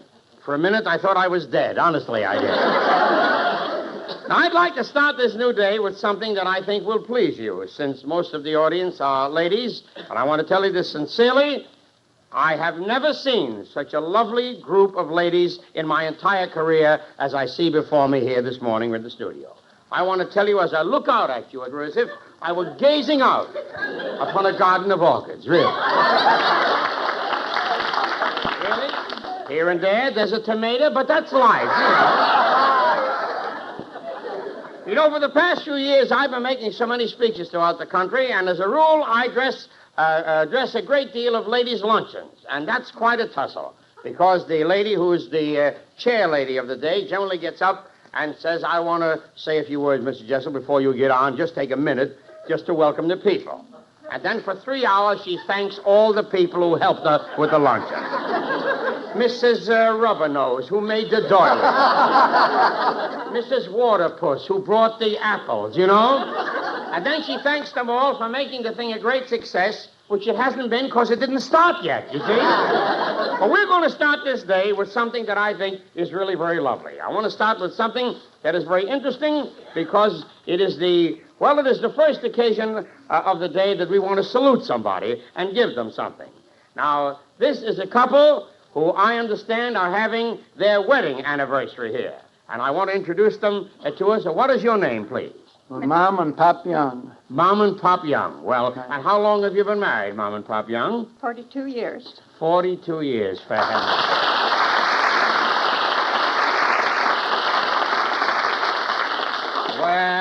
Well, that certainly is wonderful. Well, I can only say to you, and most honestly, that I hope you will be... Well, I hope you'll continue to be as happy as I might have been on several occasions myself. I really do. Thank you. One thing disturbs me. Did you hurt your ankle coming up here tonight, Papa? How did that happen? Oh, no. This is something that started 42 years ago. You mean that... See, well, don't look at her when you're saying that. Well, it's her fault. It's her fault. You mean you've had that little... No, it just started lately, but here's how... Tell us about it. Well, George, 42 years ago when I carried her in over the doorstep, of course, there wasn't as much to carry then as there is now.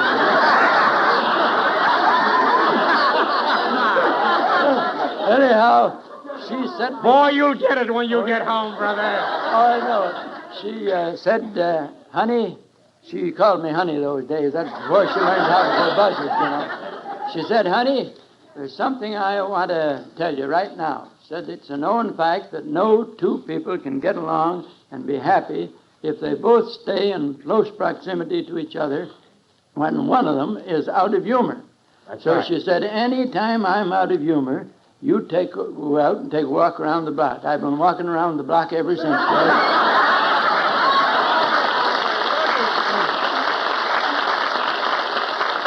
Well, Mr. and Mrs. Pop Young, as a memento of this very special occasion, we have here for you charming people this beautiful planter. Isn't that nice? That's got all bronze, and it has gorgeous tropical plants of all kinds. And may the Lord continue to bless you. Thank you very much. And now, because of this very happy anniversary couple, even though he's lame, I want to say, I think he was kidding. You should see how they were kissy-kissy when he left the microphone. We have another salute to you folks. My lovely assistant, Miss Evelyn Lynn, is going to sing a song for the occasion. What's the song going to be, Evelyn? George, I'd like to sing a song that I think everybody loves these days, and I hope these people in particular do. What is it? It's called Young at Heart. Well, I want to tell you something. As I look at them, and as I look at you, that's how I feel. Young at Heart.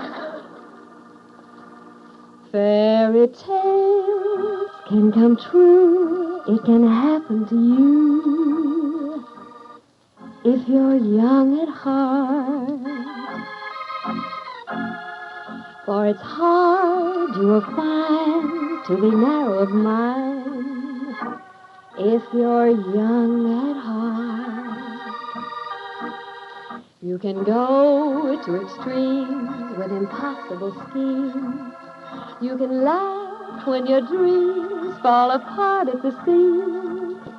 And life gets more exciting with each passing day. And love is either in your heart or on the way. Don't you know that it's worth every treasure on earth to be young at heart? For as rich as you are, it's much better by far to be young at heart.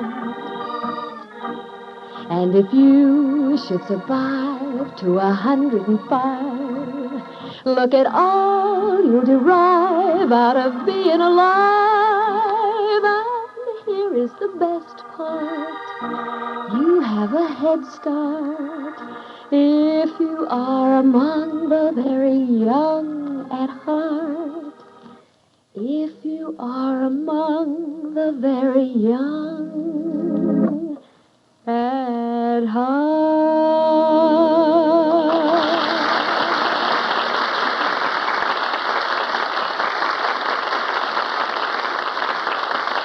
That was lovely, Evelyn.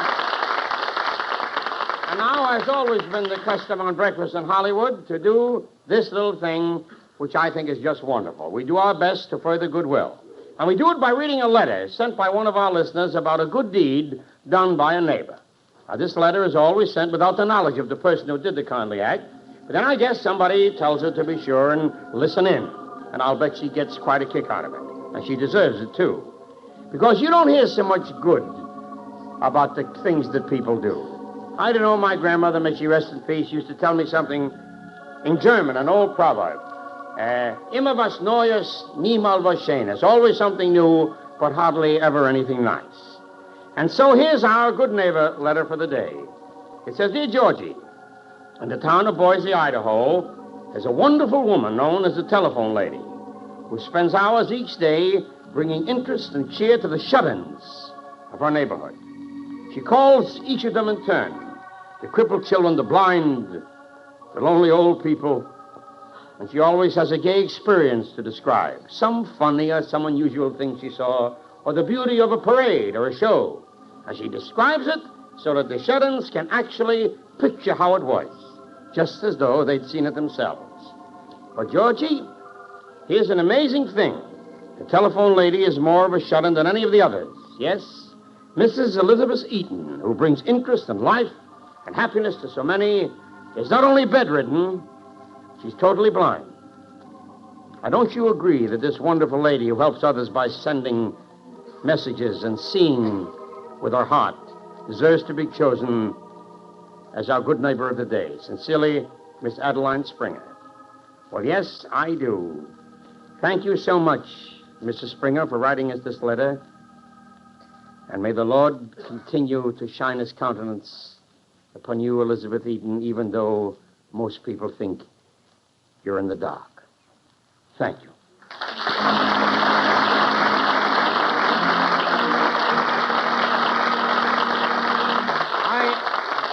I understand we have with us in the studio this morning a gentleman from England. This is the first time he's been to our program, and I should like to meet him. And here he is at the program. Good evening. Good morning, sir. Good morning. Good morning. The reason why I said that is because you are dressed for the evening, so I sort of feel like, what is your name, sir? My name happens to be Sidney Wright. Sidney Wright. Well, and might I interrupt you for a moment, Mr. Jessel? Yes, sir. Very respectfully.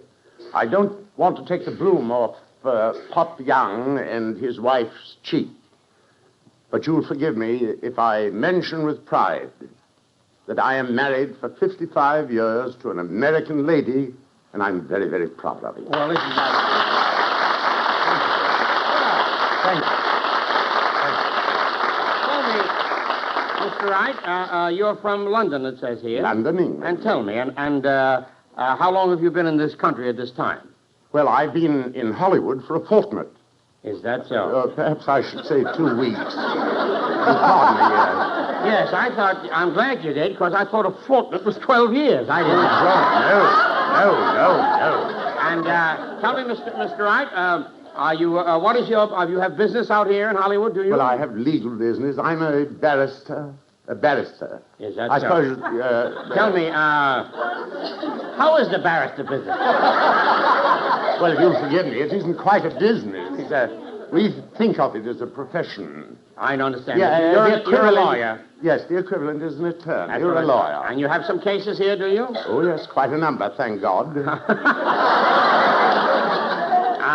Tell me, Mr. Wright, have you taken advantage of any of the things that Hollywood is so proud of? For example, have you been out to any of the motion picture studios since you've been here? Yes, I was at the studio, and if you'll excuse this British pride, I was very proud to see one of our former English chaps, who's now a very famous comedian here in America, Mr. Robert Hope. Robert Hope, oh, yes. Yes, I saw him at He was born in England, I understand. Oh, yes, he's English-born, and we're very proud of him. Did you know that his right name is Leslie? Leslie Hope. That's his right name. Well, of course, I'm speaking strictly of his stage name. Yes. You will forgive it. And I saw him, they're producing a film, I think it's Eddie Foy and the Seven Little Boys. Eddie Foy and the Seven Little Boys. Foy. And I understand it is remarkable. Well, I see that you don't want to talk, Mr. Wright, so I'd like to ask you, seriously, I want to say that it's been a great pleasure to have you here. Could I conclude on a note that I would like to sound? You certainly can, sir. That I'm most happy to recall that a great many of my ancestors, you'll forgive the English pun, the right people, came over on the Mayflower among the Pilgrims. Is the that, right people. Is that right?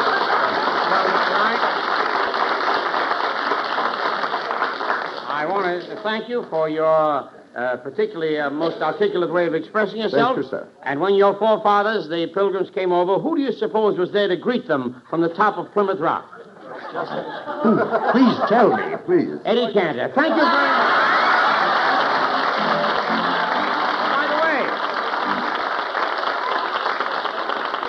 We have a beautiful gift for you, a beautiful Hellbrus wristwatch as a souvenir from breakfast in Hollywood, and pay my respects to the lovely American lady you've been married to for so many, many years.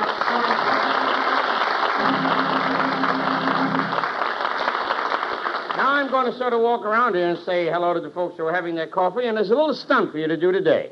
Now, by the way, where are these folks? Here, give me this traveling mic. How do you do? What is your name? Benjamino. Benjamino. Yes, Mrs. Benjamino? That's right. And where are you from, dear? Buffalo, New York. Buffalo, New York. Yes. Now, we're going to try this. This hasn't been done on Breakfast in Hollywood before, but we want to give you 30 seconds to give us some highlights about Buffalo, New York. Let's hear something about Buffalo, New York. Well, we have the biggest water system in the world there. Mm-hmm. It's Niagara Falls. Mm-hmm. And we have quite a few skating rinks, Mm-hmm. a lot of manufacturing plants, Mm-hmm. and lots of people. Is that Well, that takes up 30 seconds. That's very good. But now you also have, it was the birthplace of a great American showman called Mike Shea, and I used to play there at Shea's Buffalo. Yeah. And you also have a wonderful Statler Hotel, and you got a mayor of Polish extraction. What's his name again? I really wouldn't know. Well, then you can't vote. But anyhow, thank you for being here. And tell me, sir, where are you from, sir? Well, sir, I'm from Houston, Texas. Houston? Oh, boy, here we go. And what is your name? My name's Nolan. Mr. Nolan. Yes. Mr. Nolan, I'm Evelyn Lynn. I'm from Texas, too. Bless your little old heart, gal. I'm glad to see you. Now, look here. You, sir. A lot of luck to you. Now, Here, this is going to start a new lodge. I don't want to have it it. here. Well, sir, I'd like to have you give us a word portrait of Houston in 30 seconds. Can you? I know it's a big city, and I know the many virtues that it has, but see if you can give us 30 seconds on Houston. Well, Houston is the biggest town in the Southwest, and we got a lot of folks down there that raise cattle and pump up oil and raise kids, and it's a pretty fine place to live. And generally speaking, I guess we're most famous. The young lady spoke of the biggest water system in the world. Ain't nothing bigger than they got in Texas. Thank you very much, and I'll tell you something else. You got a wonderful hotel, the Shamrock. You got Glenn McCarthy, who probably struck something today, and it's a great town. Thank you very much. How do you do? How do you do, George? What is your name, honey? Mrs. Ann Peller. Mrs. Where you from? Chicago, Illinois. Oh, Chicago, Illinois. Well, I know that it'll take an awful long time to give the history of Chicago, but tell us in 30 seconds something about Chicago. Well, we have our beautiful Outer Drive, and we have the beautiful theaters, the Chicago, the State and Lake, the Oriental Theater, and we have the South Shore Drive, and the Shapery, and the 51 Club, the 5100 Club, and baseball, the Cubs. Well, that's fine. Well, you have the Cubs, you have the White Sox, you have a lot of good newspapers. You got Cups in it. It was on a newspaper there. It was very good. And I want to tell you something. Chicago has been more sinned against than it deserves. I want to tell you, I get mad at people because they used to blame everything on Chicago. That's right, the gangsters. If a little kid, no kidding, if a little kid fell off a bicycle and tore his little pants a little, was happy because he had other pants, the papers throughout the country would say, hoodlums killed 300 in the loop.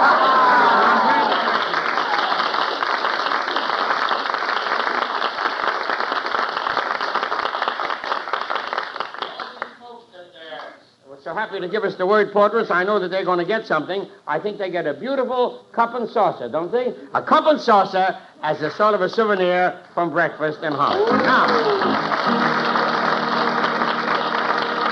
Now, some of you folks have been telling about your hometown. Now, maybe you'd like to know something about my hometown. The last 10, 12 years, I've been out here in Hollywood. Now, we call this part of Breakfast in Hollywood the question and answer period. Now, I want you folks to answer me, or rather ask me some questions, and of course I'll answer them about Hollywood. Now remember, we're on the radio, so there are only certain things you can ask me and that I can answer. This is a family show. Now who's going to ask me something? Right here, Georgie. All right. How many times was Star is Born made? How many times was Star is Born made? Now, I believe Hedda Hopper in her column in Los Angeles Times said it was made 3 times. I can only remember it being made twice. In the silent days, and then it was made, well, no, we're not sure about the silent days. It is said that Marshall Nealon wrote a story like it for Mabel Normand. But that doesn't come to people's minds. I only know of it being made twice. First time with Janet Gaynor and Frederick Marx, and this time, of course, with that wonderful, great artist, Judy Garland and James Mason. Any other questions? Here's another lady, Georgie. What does she say? Well, I read in a movie magazine that Joan Crawford very often scrubs her own floors. Do you think that's true? Well, it just happens that I know that she does. Because I used to be a plumber, and when I was fixing the sink one morning, she was on the floor. I know Joan does an awful lot of her own housework, so 9 chances out of 10 you're right, and she does scrub the floors. Any other question? Another lady here, Georgie. Do What you does she think I could ever meet Rock Hudson? Well,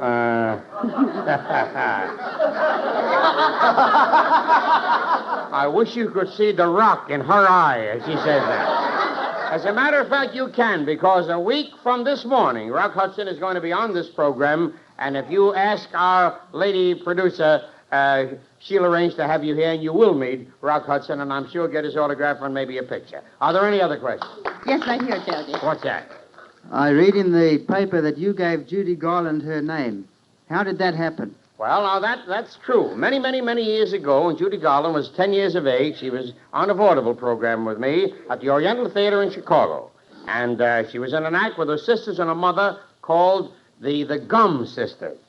And the sign maker made a mistake, and they were billed as the Glum Sisters, which was awful. And then the show was long, so the manager said, let's pay the Gum Sisters off, and because we don't really need them. And I said, no, keep the little girl, because she's cute as anything. So we kept her. And even at the age of 9, she could sing songs in the Helen Morgan. In fact, she was just wonderful. And one day she was standing in the entrance, and she said, don't you think I ought to have another name, Mr. Jessel? And I said, yes, because Frances Gum, it didn't sound so cute for such a sweet little girl.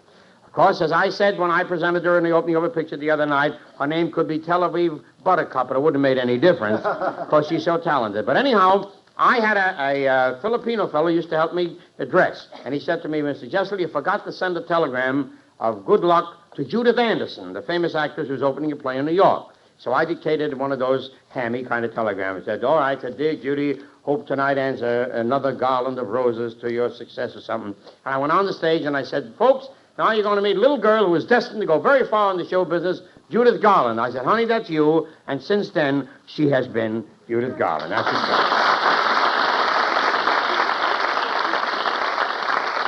Any other questions? Georgie, here's a young lady from South Africa that wants to ask you a question. Where would be the best place to see movie stars? I didn't quite understand. Oh, where would be the best place to see movie stars? Oh, the best place to see a movie star, my dear friend from South Africa, is on the screen. They're at their best.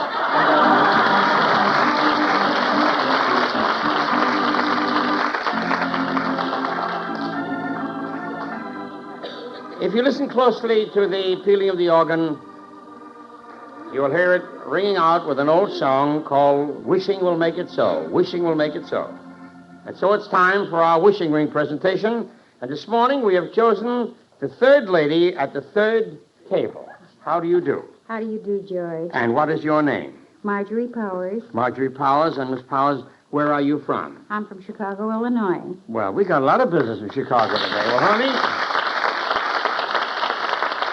I'm going to put this wishing ring on your finger. Seems like I've done this before. And I want you to close your eyes, if you will, and give us your wish. Well, at this time, when nations are thinking and talking of war, I wish that the final decision could be left to the mothers of the world. Well, that's very good.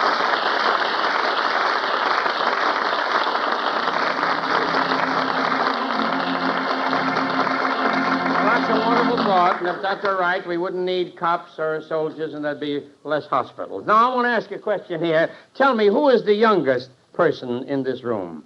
Have we got the... Sonny, how old are you? 11. You're 11. Well, bless your heart, you don't have to get...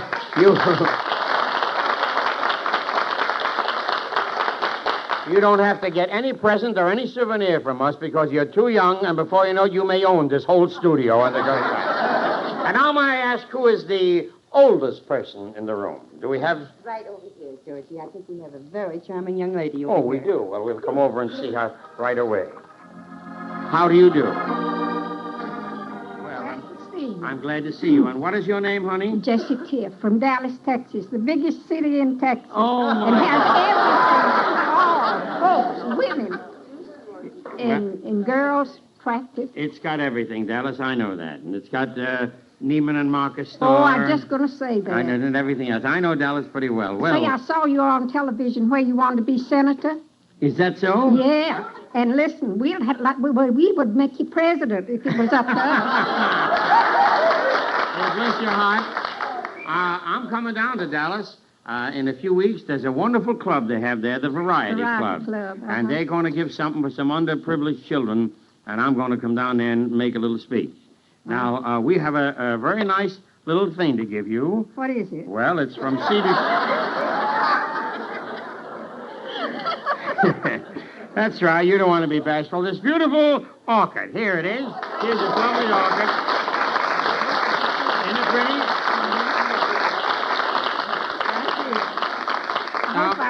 How old are you, honey? 72 only. 72. Yeah. Well, now that... I wish I was 38 like you. Well, honey, we've given you an orchid. Now I'd like to have something from you. I'd like to have a little kiss.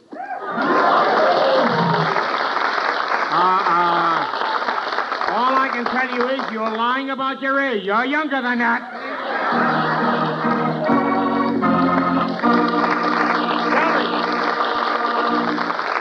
Let me ask you this question, folks. Are you enjoying yourself with us here this morning? Well, so am I. And it's a funny thing, isn't it? Darndest thing, when people are enjoying themselves and having fun, the minutes just seem to fly by. Now, here we are. Breakfast is nearly over. Looks like it's time for me to go back and wash the dishes. But I want to tell you something very honestly. You know, my whole life has consisted of talking before the public since I was a little boy. But most of it has always been under rather tense circumstances. It has either been at the passing of an old friend, from the pulpit doing a eulogy, or it's been at a political meeting, or it's been from the stage or the screen, or at some dressed-up and stylish dinner. This is the first time that I've been able to talk to people in my long career in an informal way, and to have a half hour and meet old friends and new friends. And there's a poem by Joseph Parry about new friends and old friends, and it goes like so. Make new friends, but keep the old. Those are silver, these are gold. New-made friendships, like new wine, age will mellow and refine. But friendships that have stood the test, time and change, are surely best. Brows may wrinkle, hair grow gray, friendship never knows decay. Oh, cherish friendship in your breast. New is old, but old is best. Make new friends, but keep the old. Those are silver, these are gold. Join us at breakfast in Hollywood tomorrow, will you? I'm going to have a special guest. As a matter of fact, it's my daughter, Geraldine, who will be celebrating her 13th birthday, and I want you to meet her. And now, until tomorrow, then, this is Georgie Jessel in the cool of a California morning, wishing you all a very, very warm good day.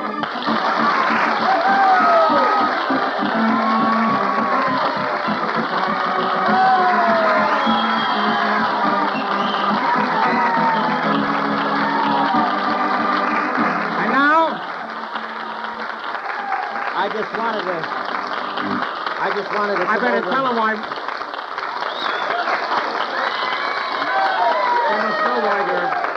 You folks listening in, most of this applause is for Bob Hope, who just walked in, not for me. No, listen. What? I know this is your first show, and I just wanted to wish you luck.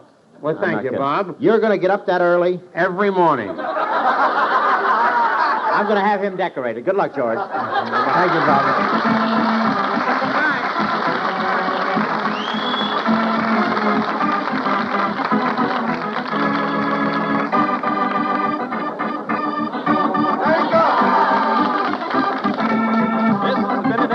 Radio Network production. Now that the actual program is over, I want to tell you this. It is our intention to add some new things to the already successful ones that are used, all the little gimmicks in this Breakfast in Hollywood show. Now, for example, we thought we would contact the major studios and get a manuscript of some important movie that's playing around the country and ask the guest, did they like it? And if they did, do you see yourself in one of these parts? And perhaps some lady from the country would get up and say, yes, I'd like to play whatever it is, the Audrey Hepburn part in Sabrina Fair, let us say. And we'd give her a scene to read. And then every once in a while, when we could arrange with the studios, I would say, well, you did that very well, and I'm sure that if you were playing this scene with the leading man of the picture instead of reading it to me, you'd have given a much more inspired performance. And with that, I'll get the leading fellow who was ever playing the part, who has ever played it in the picture, to come into the studio. I'm almost positive I can have the cooperation with all the studios to do this. I think that's a good addition. Also, I would like to have both the network and anyone who's listening to this platter or hearing this tape understand this. I've been rather successful in the past when I read the commercials myself, because I feel that this is the honest way to do it, and I don't mind leaving the center of the stage or in any way to endorse whatever products that will sponsor us. I've sold a lot of stuff this way. And I tell you sincerely that I like doing this kind of a show. It gives me an opportunity to use the same methods of impromptu speaking that have served me so well in the past on other occasions. Hello, this is Tom Breneman, and I'm the poor guy who exchanges unwritten, unrehearsed comments 5 mornings a week with 400 or 500 guests at a restaurant on Vine Street in Hollywood called, strangely enough, Breneman. This conversational barrage goes out over the air as Breakfast in Hollywood. The darndest things happen there. And in this souvenir album, we've gathered a few of the highlights. Above all else, I think they prove that there's nothing so precious to an American as his or her sense of humor. For instance, have a listen to an incident that happened not too long ago. The name is Mrs. Beatrice Gould, Los Angeles. Mrs. Beatrice Gould from Los Angeles. That's right. How long have you lived in Los Angeles, Miss Gould? Oh, an awful lot of years, about 22, something like that. 22, where were you born? In New York. You're from New York City? That's right. Well, what part of New York City were you born? Brooklyn. In Brooklyn. Now ask me how old I was when I came here. No, I won't. I don't care. Huh? I don't care. Well, I wouldn't ask that. Why? Well, why should I? You've been here for 20 years, you say. 22. Come on, trick me.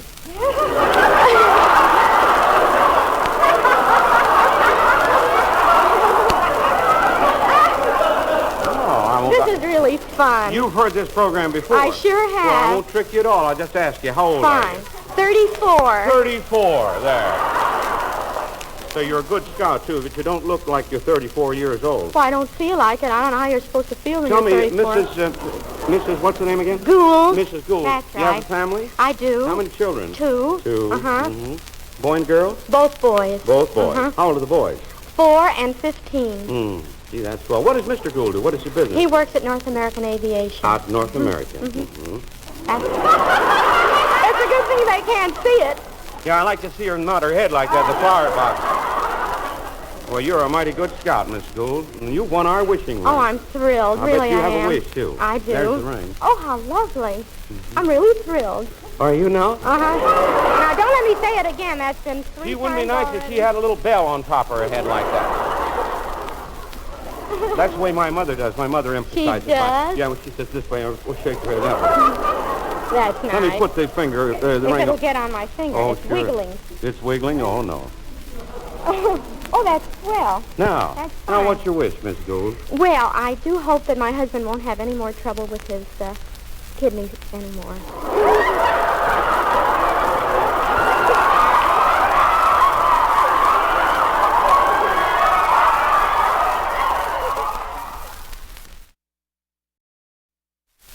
A day I'll never forget is the day I walked up to one of our guests and asked, "Who are you, please?" I'm from Newark, New Jersey. What? I'm from Newark, New Jersey. My name is Bertha Abramowitz. Bertha Abramowitz? Yes, from Newark, New Jersey. Well, how nice. How many times I have to tell you? Huh? From Newark, New Jersey. From Newark, New Jersey? Yes, dear. The Newark, New Jersey? Yes, sir. Yes, sir. Not from New York. Huh? From Newark, New Jersey.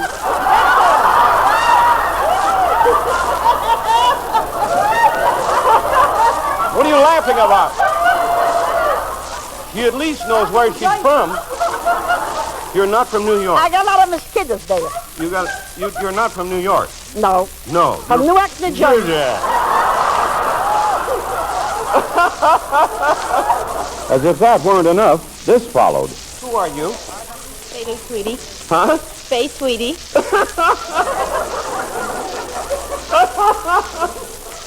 Tweety? Tweety. You can talk plainer than that.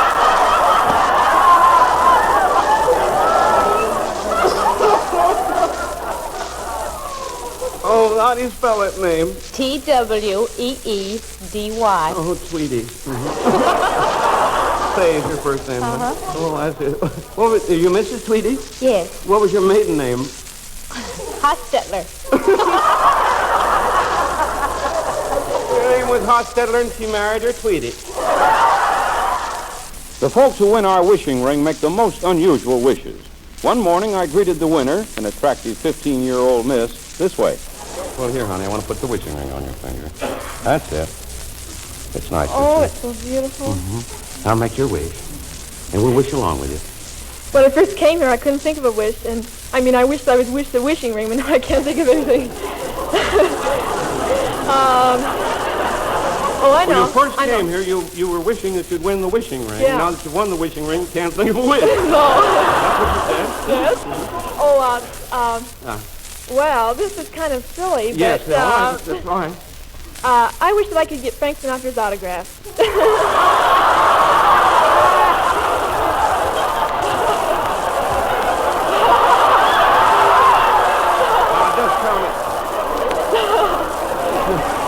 Just tell me, Pat, what has Sinatra got that I haven't got? Well, That's all right, honey, fine. By golly, we'll get Frank Sinatra's autograph for it.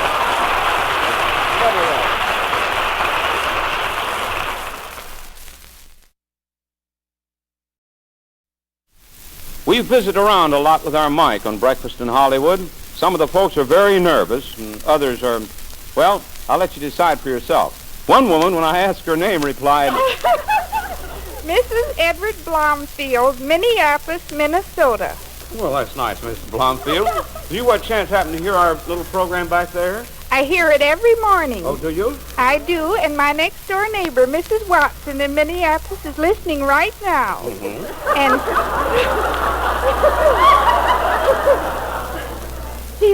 she's 79 years of age. She's been my next-door neighbor for many years, a wonderful woman. Partially blind, but she's made many hooked rugs, and when she hadn't the strength to make hooked rugs, she now is knitting askins. Mm-hmm. And we love her very much. Well, that's nice. You visit with her every morning, do you?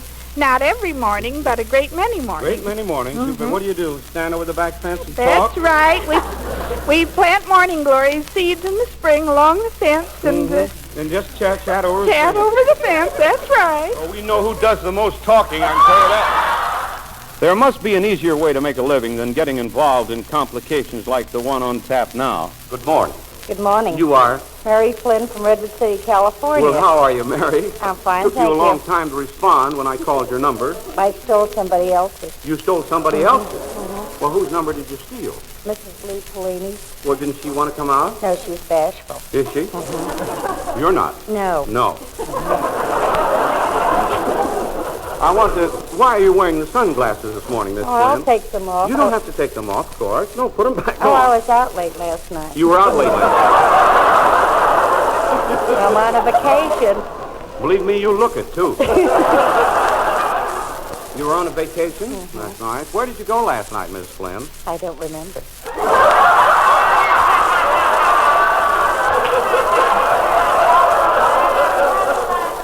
You have the faintest recollection of where you were last night? No. Well, where did you start? You must have started somewhere.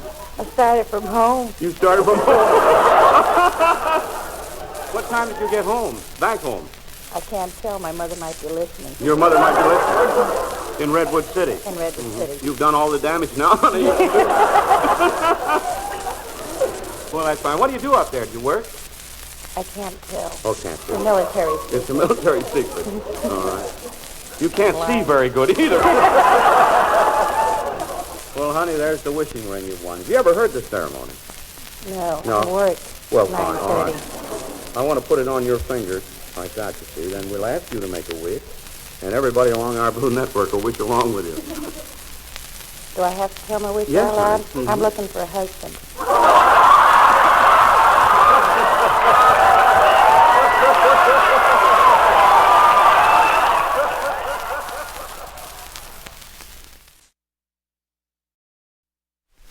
I don't know what there is about me that makes some women nervous, but it's the truth. For instance, one sunny morning, in my most affable manner, I cheerily said to a charming guest, "Hello, and what is your name?" Cordelia Graven. Well, stand over here, will you, Cordelia? I want to interview you a little bit. You don't mind? No. Where do you live? I have no secrets. Oh, haven't you? Well, it wouldn't do any good to have secrets around here, would it? No. Where do you live, Cordelia? Here in California. Graven? Yes, sir. Graven? Uh-huh. What part of California? In Los Angeles. Well, that's what I wanted to know. You live in Los Angeles. Are you a native daughter, Cordelia? No. No, where are you born? Marion, Indiana. No, not Marion, but in Indiana. Uh-huh. About 30 miles from 20. I don't know where I was born.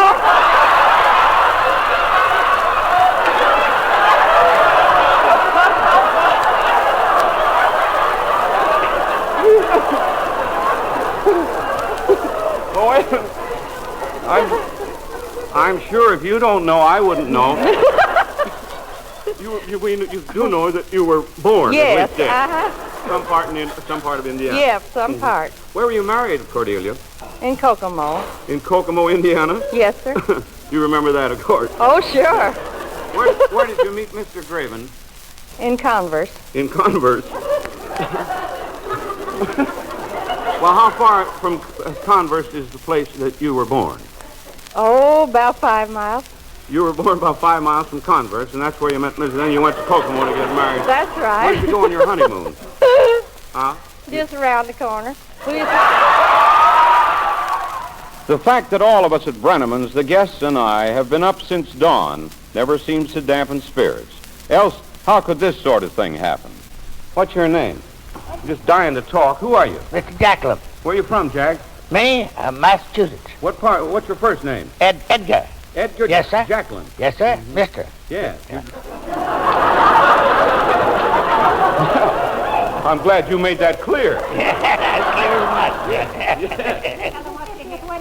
It's his 50th wedding anniversary. Yeah, me and my wife, too. Well, that's good.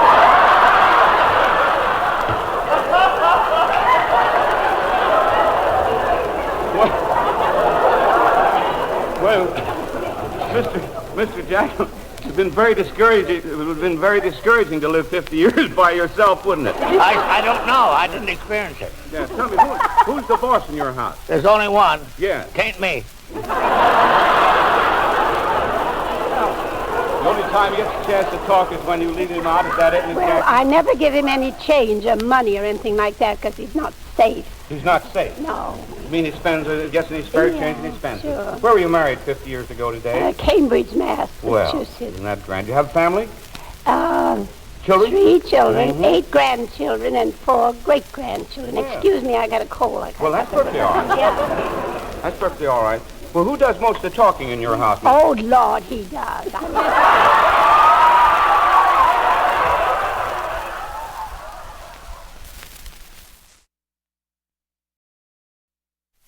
I get a big thrill out of the spot in Breakfast in Hollywood where we award an orchid to the oldest guest present. We've had them as old as 105, and without exception, I can say that they're the grandest bunch of ladies I've ever met. Come on along with me, and I'll introduce you to one of our younger winners. As we get to the restaurant, you'll find me announcing that 83 is the winner. Well, here she is. She's out already. Well, hello there. How are you? I'm fine, thank Well, you. come on, tell us who you are. I'm Mattie Livingston. Well, come on, Mattie. Come on out here. I want you to meet the ladies. And where do you live, Mrs. Livingston? I live on Grand Avenue. In Los Angeles. Los Angeles. Uh-huh. Well, here she is, ladies, and she's 83.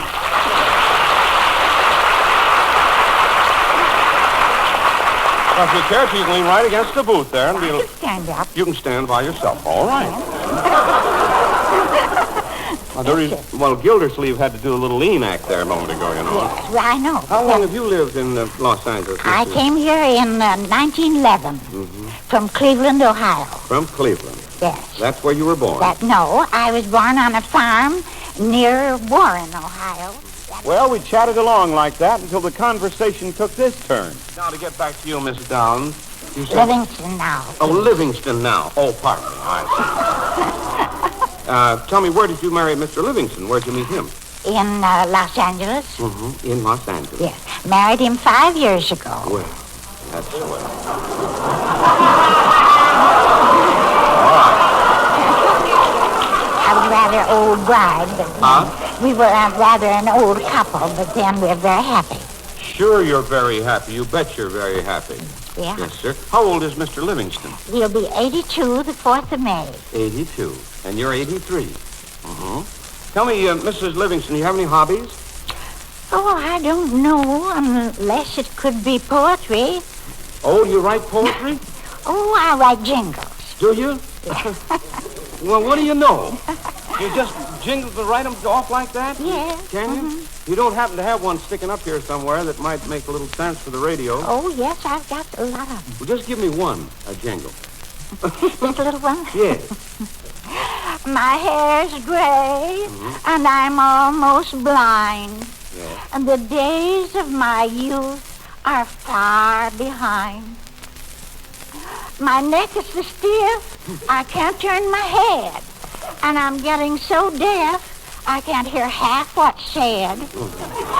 And my legs are so wobbly, I can hardly walk. But thank the Lord, I still can talk. Yeah!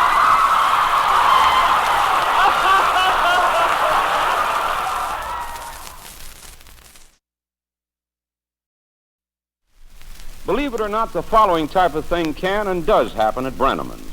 A guest and I were talking. Good morning. Good morning. And you are? I am Mrs. Philip Powell from Claremont and Newport, New Hampshire. From Claremont and Newport. That's right. Are they close by? That's right. 10 miles. 10 miles? Well, now, you mean you live in both places? Well, part-time. Well, now, explain that to me, will you, Miss Powell? Well, Would you like a chair, honey? my knees are wobbling. Yes, let me see. They are, too. Would you like to sit down, honey? Yeah. No. Wasn't kidding. Now, Miss Powell, tell us, why do you live part-time in Claremont and part-time in Portsmouth, you say? Newport. Newport. Now, explain that to us, will you? Well, I come from Claremont. My husband comes from Newport. You come from Claremont, and your husband lives in Newport.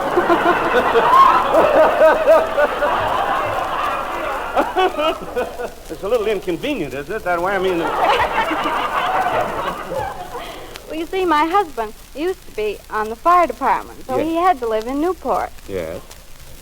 And he had to be in Newport at all times for calls. I see. And meanwhile, you were in Claremont. Well, it was rather inconvenient to have a call come through about 2 o'clock in the morning. You didn't go from Newport to convenience to fight a fire. I mean, to Claremont to fight a fire.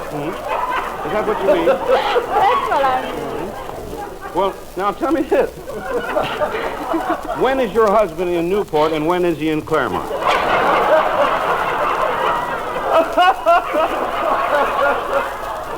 Yeah, we just let it go at that. No, I want to get this thing unraveled right now.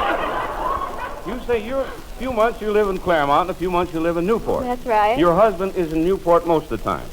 Not most of the time. Well, he should be there. Where is the fire department? In Newport. In Newport. Well, what in the world is he doing in Claremont?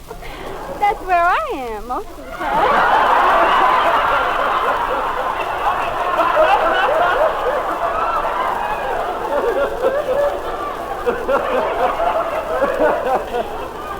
You have a family, Mrs. Powell? Do you have any children? No. No children. Well, do you have... Look, now, you mind your own business. Well, come on, Miss Powell. I'll get you out of this. It's a tight spot, isn't it? Huh? It surely is Well, for come you, on. Mr. Breneman. If you just stand up now and steady yourself, I'll put the wishing ring on your finger, and we'll ask you to make a wish. Now, what's your wish, Miss Powell? I wish that I could have a baby.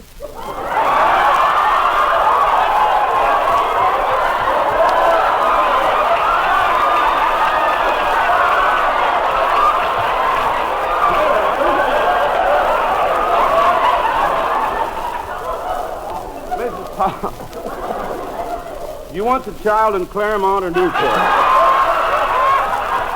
Good luck,